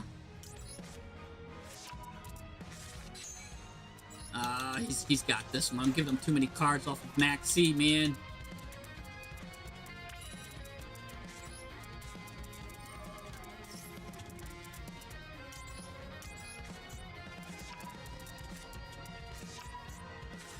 I'm lucky he drolls me right now. He does not. Not lucky. I guess I just sent Kyrie to the grave. Kyrie fuses.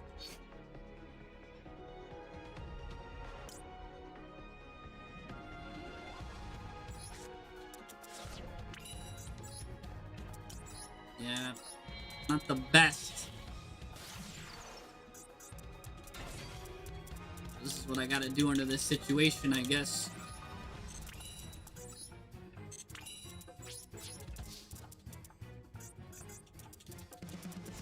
Annoying. Nah, you can't. I wouldn't rely on Diamond Dude at all.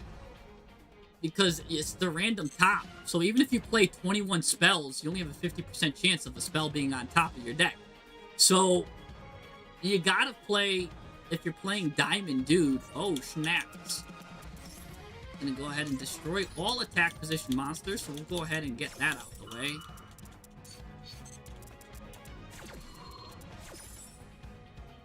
Her. That. Go ahead and get a defensive monster now.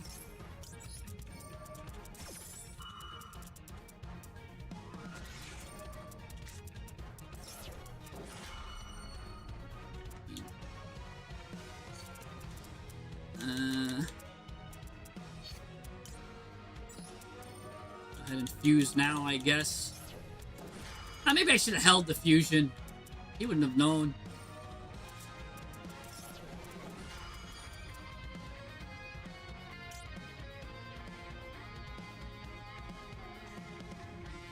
Hold that.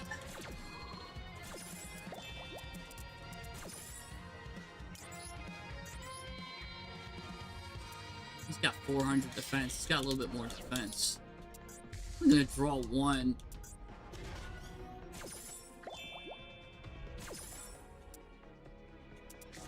Man, he's got a lot of Max C's and stuff.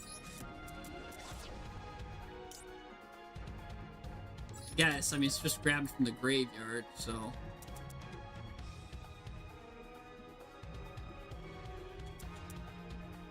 I mean, she does have a good, decent defense. I throw her out here.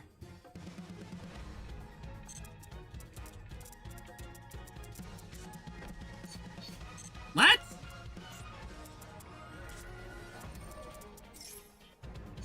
that card wants to be destroyed. Oh, it's a Gem Knight. It's another Gem Knight player, man. Oh my gosh. Of course. Definitely should have held on then. I don't think... I can't stop this one, though.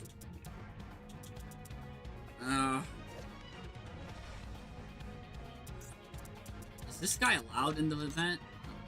Yes, he is. He's allowed too? Alright, Shockmaster's not allowed, of course. Yeah. Technically, he's fusion summoning now. How many gem? He's got one Gem Knight card there. He did not send the what's his face to the grave.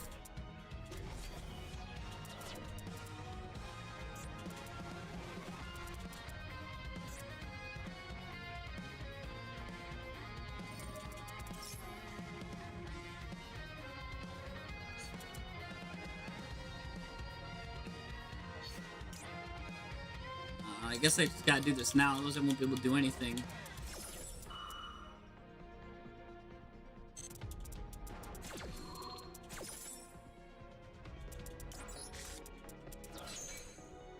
That gives him an additional normal summon anyways. I don't want him to get that. Adding that to his hand.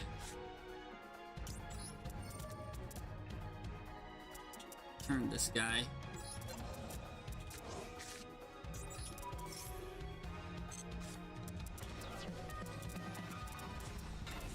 He's still got full combo. Add the Gem Knight guy. Hollow Core. Hollow Core still special summons himself. Or Dispersions. Dispersion adds Hollow Core. Hollow Core.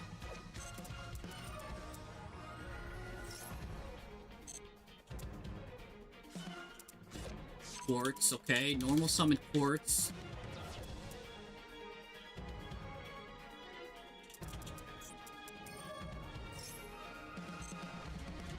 I mean, unless I held out for this Link guy.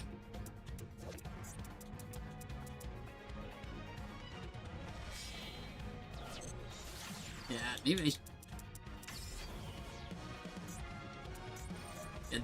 maybe I should have held out for the Link guy here. He still can. Yeah, well, he gets Hollow Core right here. We just lose. Oh, he had Brilliant the whole time.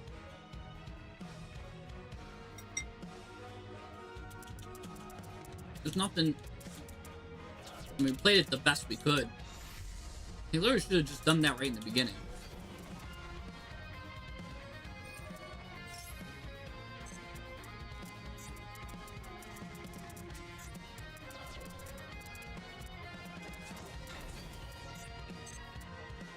Just turn it off. He wins.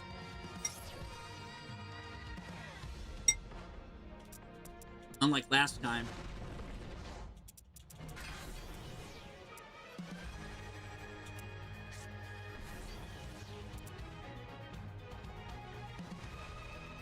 He's got an additional fusion.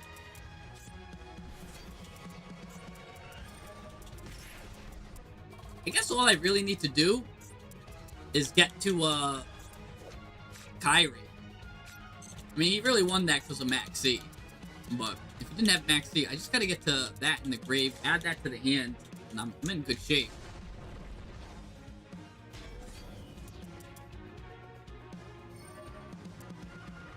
Contribute. Oh, what? Okay. I mean, that's still more than enough to win. Let's start. That's piercing.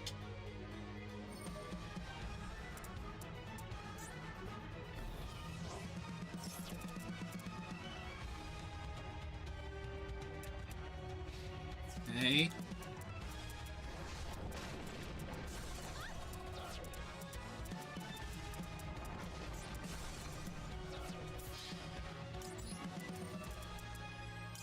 No, that's not gonna matter.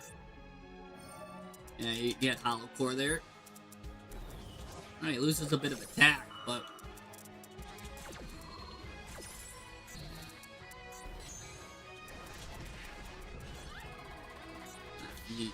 double attacks. Ugh. Yeah, you can't beat that one. If, and a big if I had Kyrie, I would have been good. You can't beat Maxi sometimes. Maxi with 2 Fualos? Ugh. It's hard to overcome.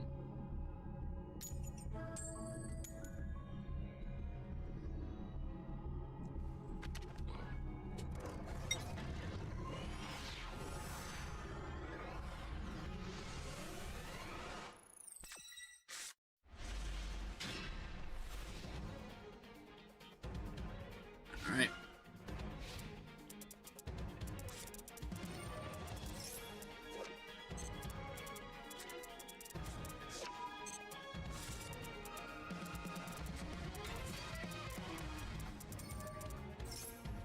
Nice. Santa Claus is good here.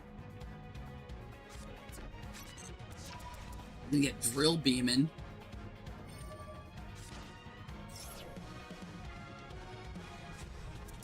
Blue eyes.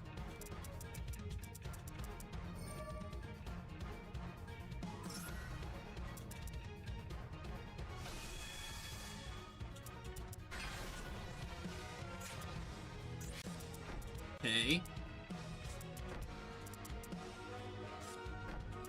Oh, the Xenovator cards look interesting. I do. I think they look really cool. I like them. I like them a lot, honestly. I think they're really cool.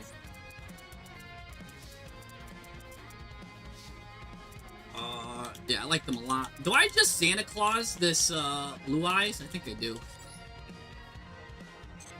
Because he's got Drill Beam, which I can dodge now.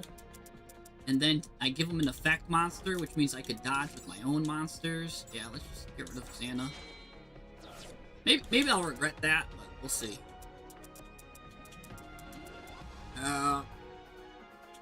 Surely. Now I activate this here.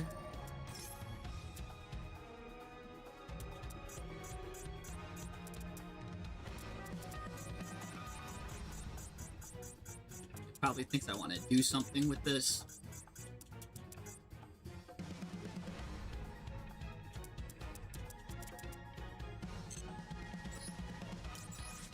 Fabled set stairway.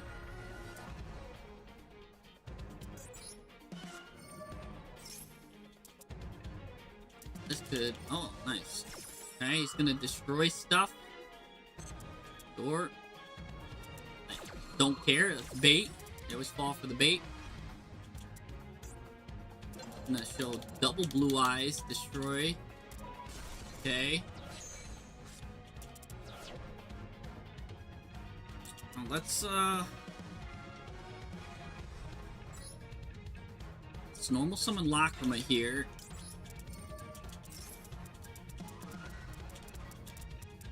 And let that fly.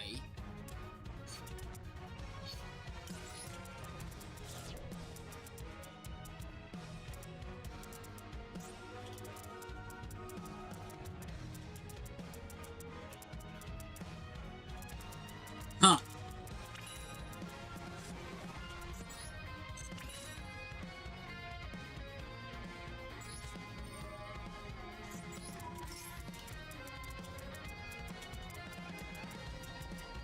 Interesting.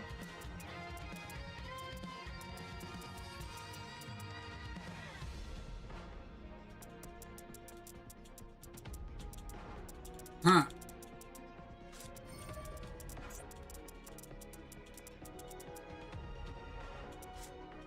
Alright. Can destroy my Lacrima. We'll just send her to the...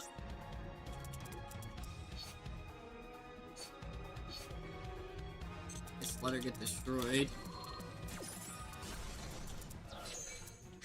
Fine. I'll just send her to the grave with the droplet.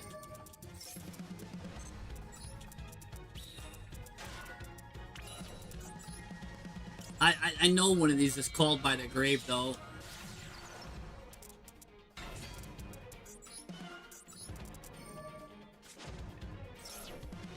It's not called by.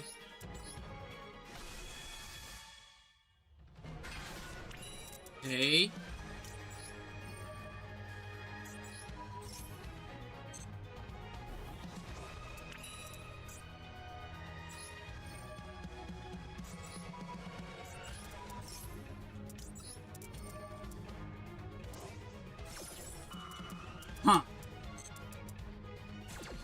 we do this at the same time. So you send both of these to the grave.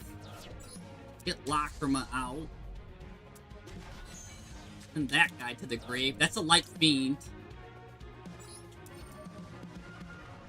Now, just in case he has called by still, we'll grab Santa Claus here.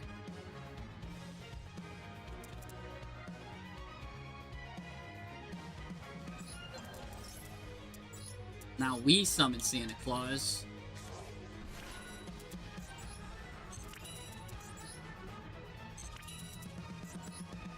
I'm still thinking he's got a negate.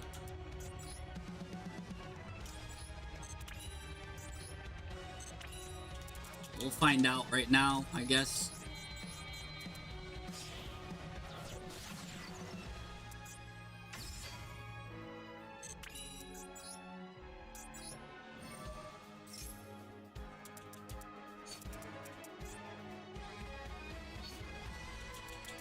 When do I summon?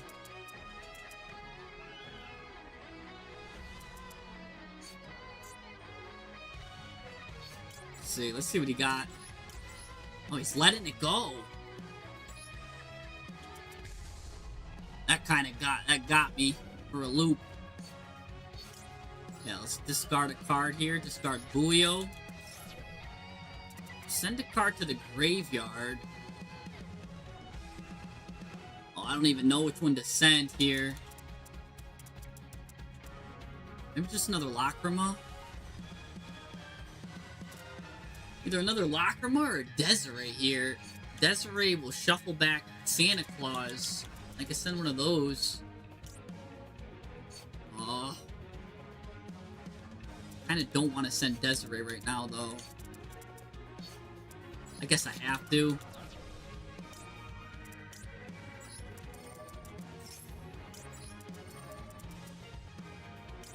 Turn Santa.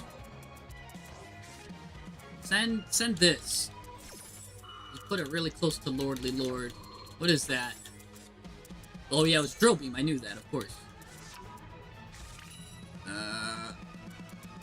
Just had a brain fart there.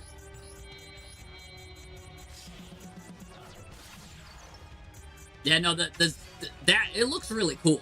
I'm not gonna lie. The Xenovaders, it's really innovating. So it's really cool. The level 1 banishes 1 face down. Level 2 banishes 2 face. It's just a really cool deck. Really well designed, I should say.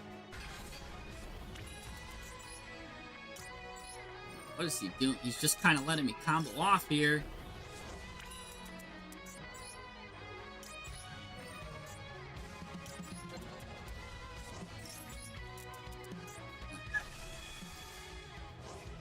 I mean, that's a fiend. That's a fiend. I just go 2 fiends into Duke of Demise.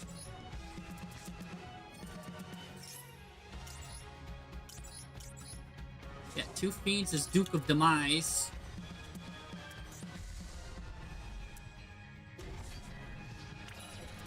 That's more than enough I need. Battle phase.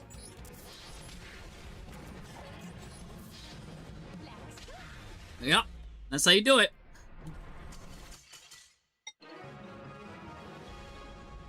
Didn't even need Droplet.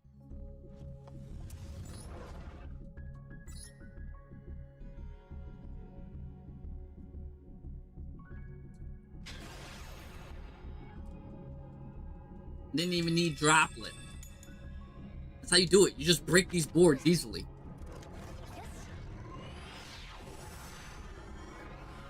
How many negates and interruptions did he have? He had like 5 back rows. Don't matter at the end of the day. Ooh.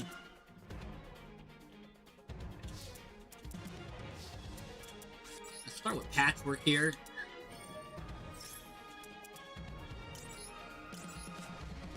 Give me Polly.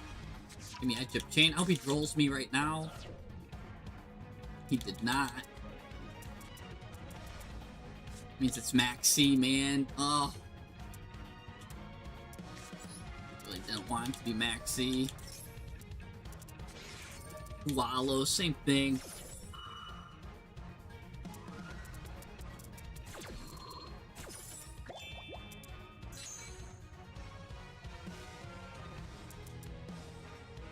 Maybe I send Aerial Eater.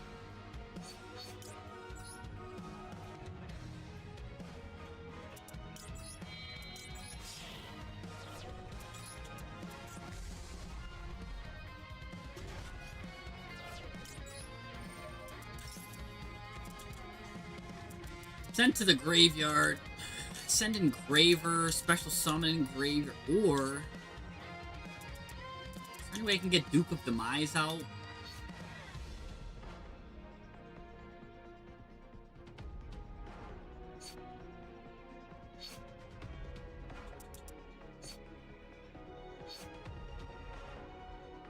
I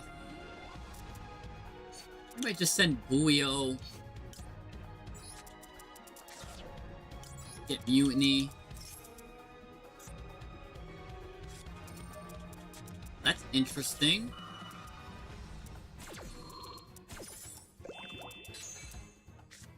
It's a hard through that. That's a Light Fiend, Light Fiend, Light Fiend.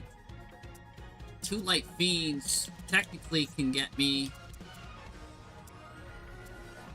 whatever I need.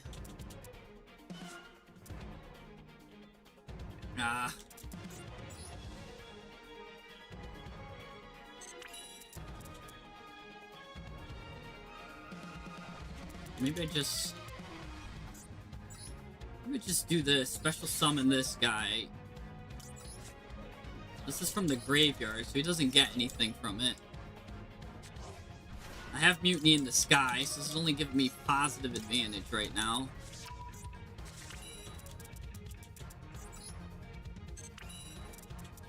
Maybe I go into give him 1 draw off of Fiendsmith here.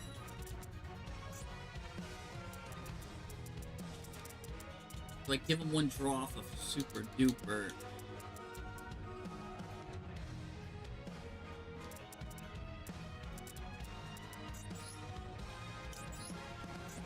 I kind of need Lacrima.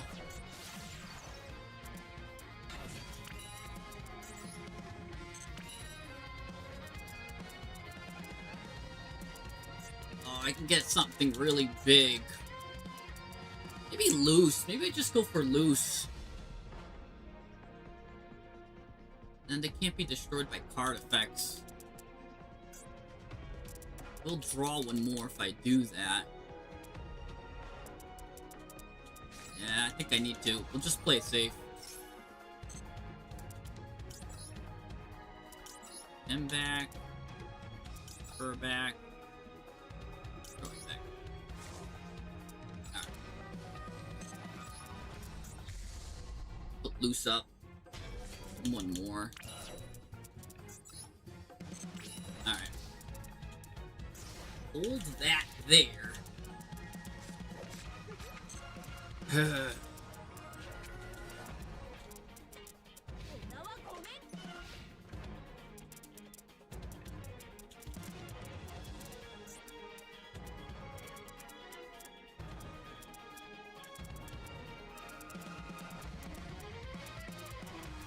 What if I just full comboed and just ended on the towers with 3 cards?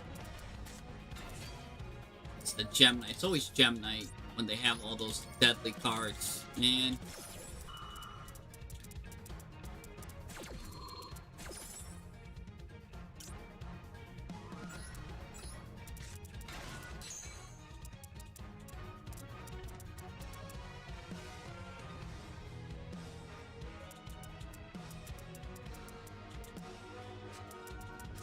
It's always Gem Knight.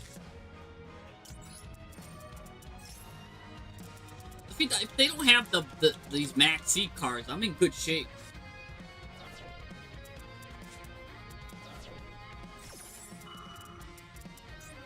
Oh well. That's just the way the cookie crumbles sometimes.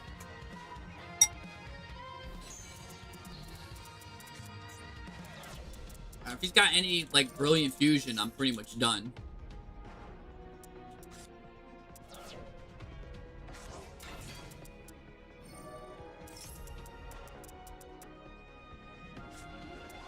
Really, I should just do my whole combo and just be like, alright, whatever. Just do my whole combo. Because that gets me Kyrie. And that's really all you need. Yeah. That's what I gotta do from now on. I'm just gonna... Next time I get Max Seed, I'm gonna do my full combo. That's the third time Gem Knights popped up. Ruining our win streak.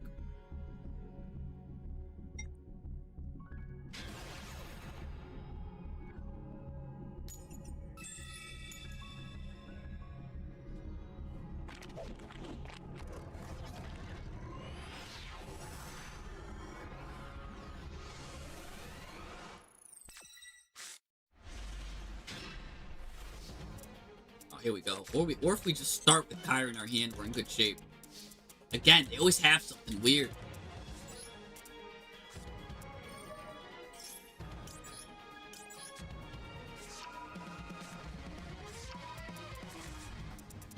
This time, I'm not even gonna poly.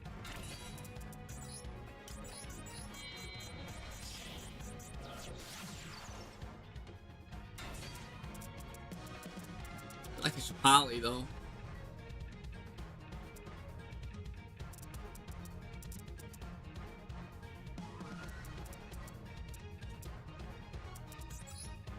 I feel like it's got Ash. Something weird. It's not. Normally here's where I send Kyrie, but I'll just send Engraver, I guess.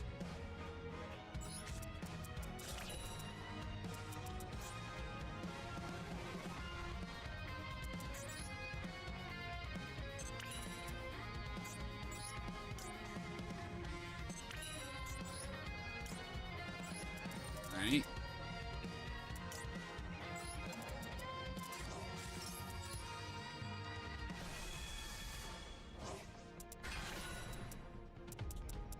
Light Fiend's right there.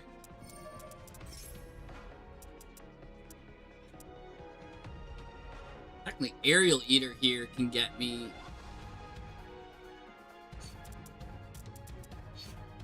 If I go into Aerial Eater, that gets me really what I need. If I get loose.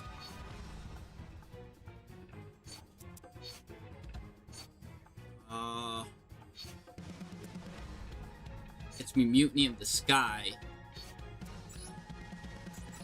Yeah, let me see something here.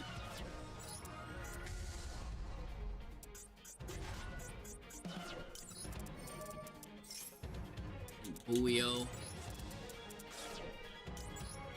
Buio gets me Mutiny.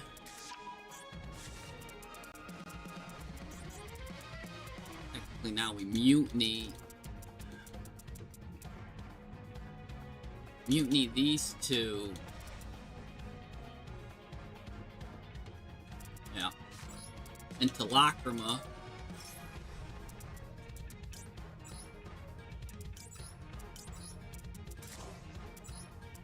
Okay. Lacrima gets Lacrima.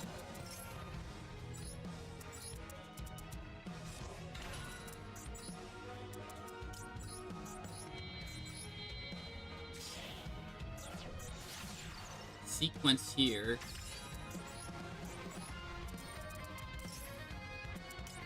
Get Rex.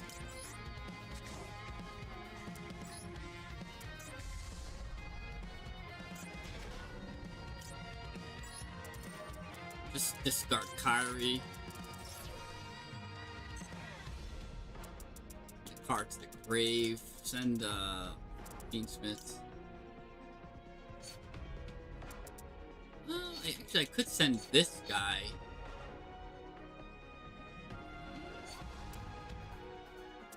This card would add a fright for card. Get a gum dick. Get a. Already did Engraver though. Soul Kiss is good.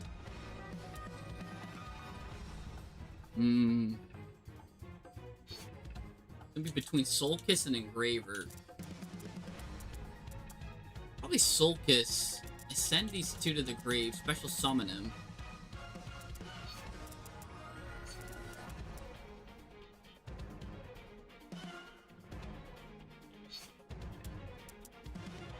just an engraver. I need to think too hard here.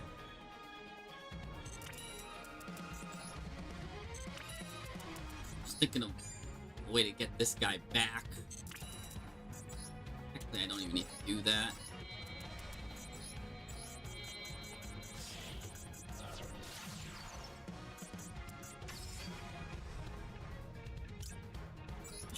Let's just add Kyrie back to the hand, actually.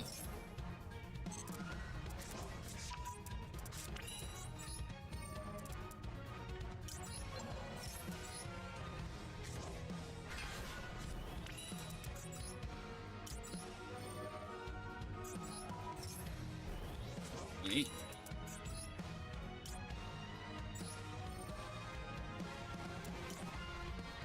Technically, I could send her or him. Send her, though.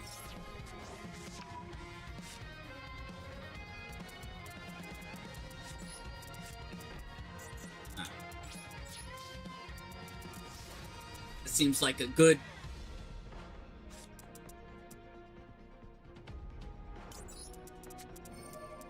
little move for me.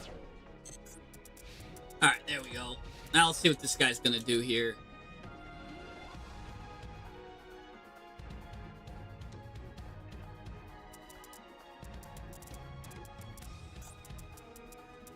Like, even if I droll myself when they hit me with Max C, I don't mind that. Like, jeez.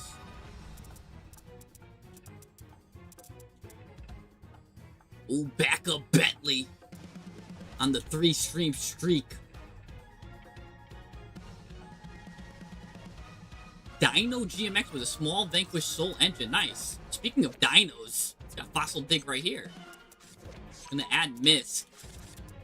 Good, because I don't intend on interacting with you anyways. We're gonna do Droll here. I'm gonna go ahead and Misk anyways. That's fine. I don't plan on messing with you.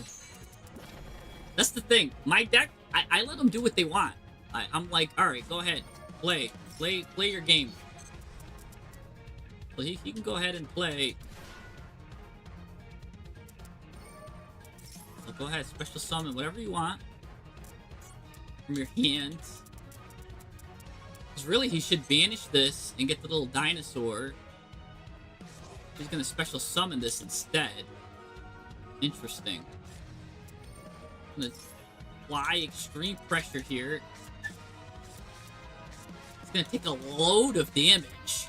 I don't even need to do anything. He just OTK'd himself.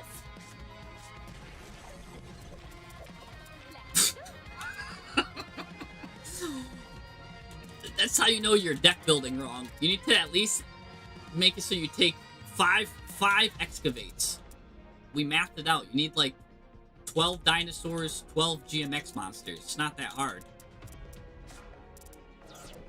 So you don't run into situations like that. Like with the Velox, he literally just self-TK'd.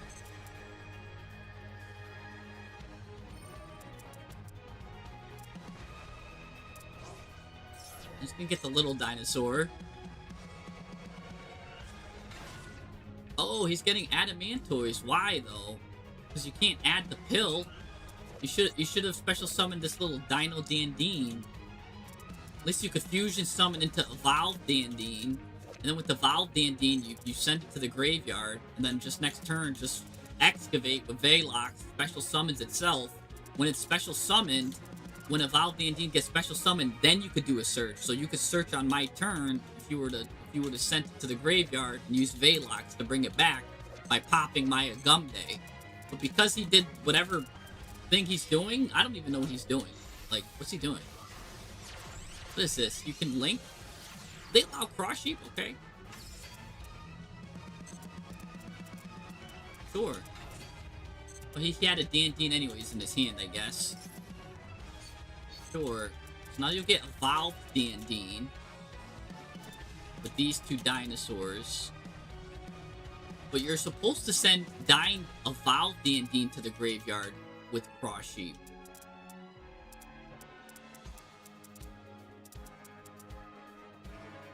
I mean, I guess you get Evolve D&D and just get life points with Velox. I don't even know why he chose Velox. He should have went with, because he has Noma in the grave. He should have went with Alos here. Alos revived Noma. Noma special summon Velox on my turn. Yeah, he messed up his whole combo here. This guy messed up his whole combo. Oh,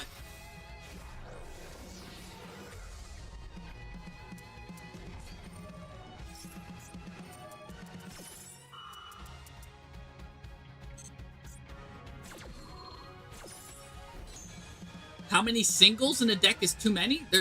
There's no limit. Singles are great. And that means you have a wide variety of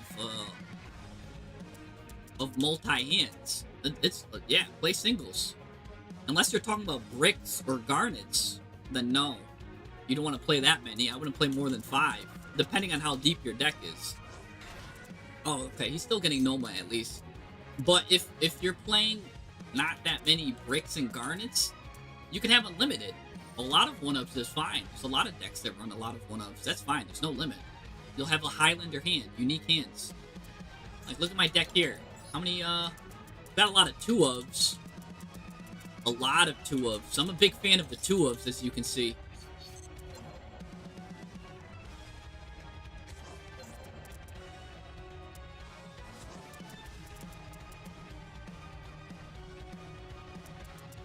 I'm a big fan of a lot of the 2-ofs. Oh, he goes right to the end phase here. Do I even special summon? Do I even use Kyrie? Probably not.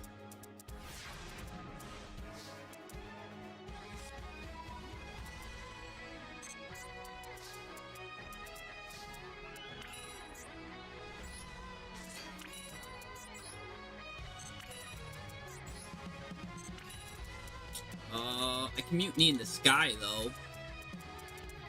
Who like Fiends? Let's just do Sanct.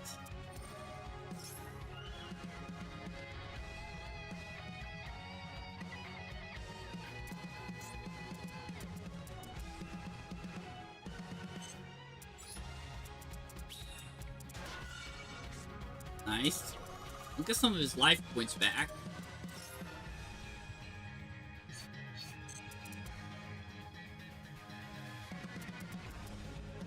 See what he goes into here, because he's already got Velox on the field, and if he goes into Comprex, that's nothing.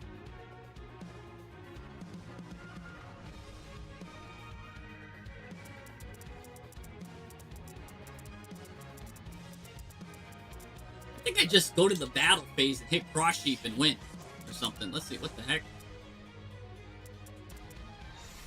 It's 5 monsters. He's going into Comprex. Okay. If this, he can destroy all monsters on the field when he does Velox move. That's fine, but I could go Mutiny into Sky, into Loose, and he can't do anything. So, kind of fine with that still.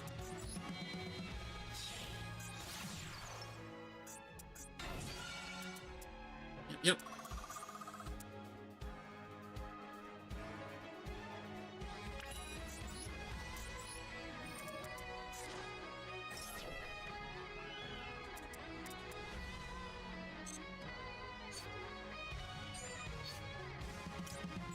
Lacrima. Lacrima, send, I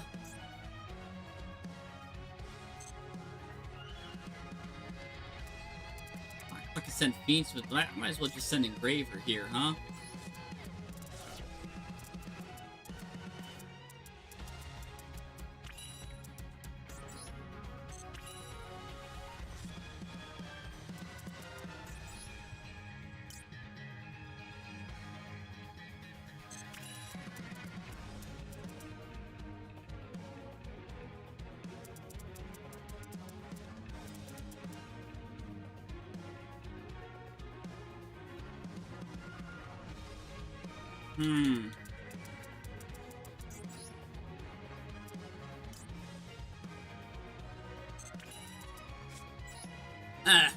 We'll just get a huge body.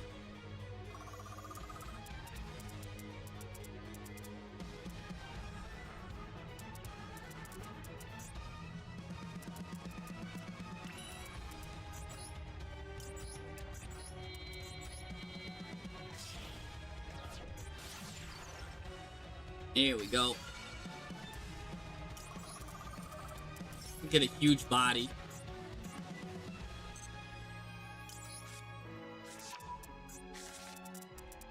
Am I running, I am running Magnum to reliever. There we go. Target sequence, please. Gum Day. Good choice, good choice. Alright, sure. It's a lot of damage you're taking there, buddy.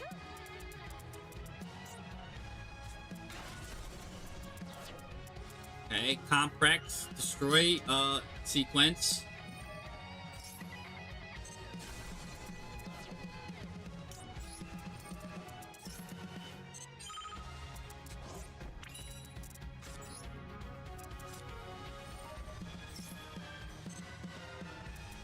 Let's go to loose here.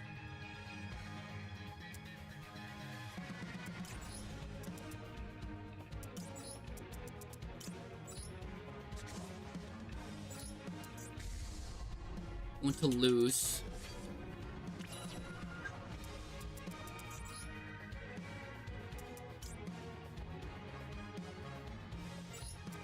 I didn't get engraving.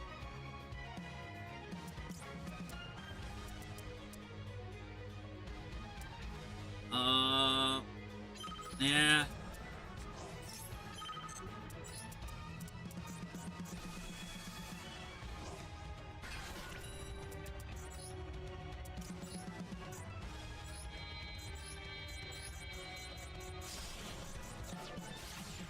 Go back to Gum Day. Gum Day, give me back Kyrie. Gum Day, give me back this. Alright.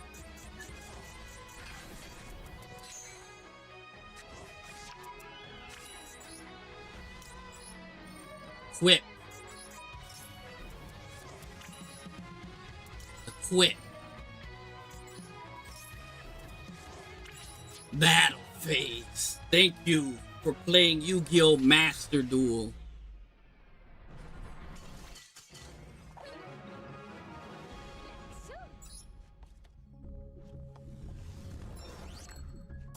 All right, we're gonna call it here because I gotta wake up early tomorrow. So we'll just call it there. I mean, Fiendsmith is crazy. You guys already know. Anyways, yeah, we'll call it here. I'll see you guys next time. I gotta run.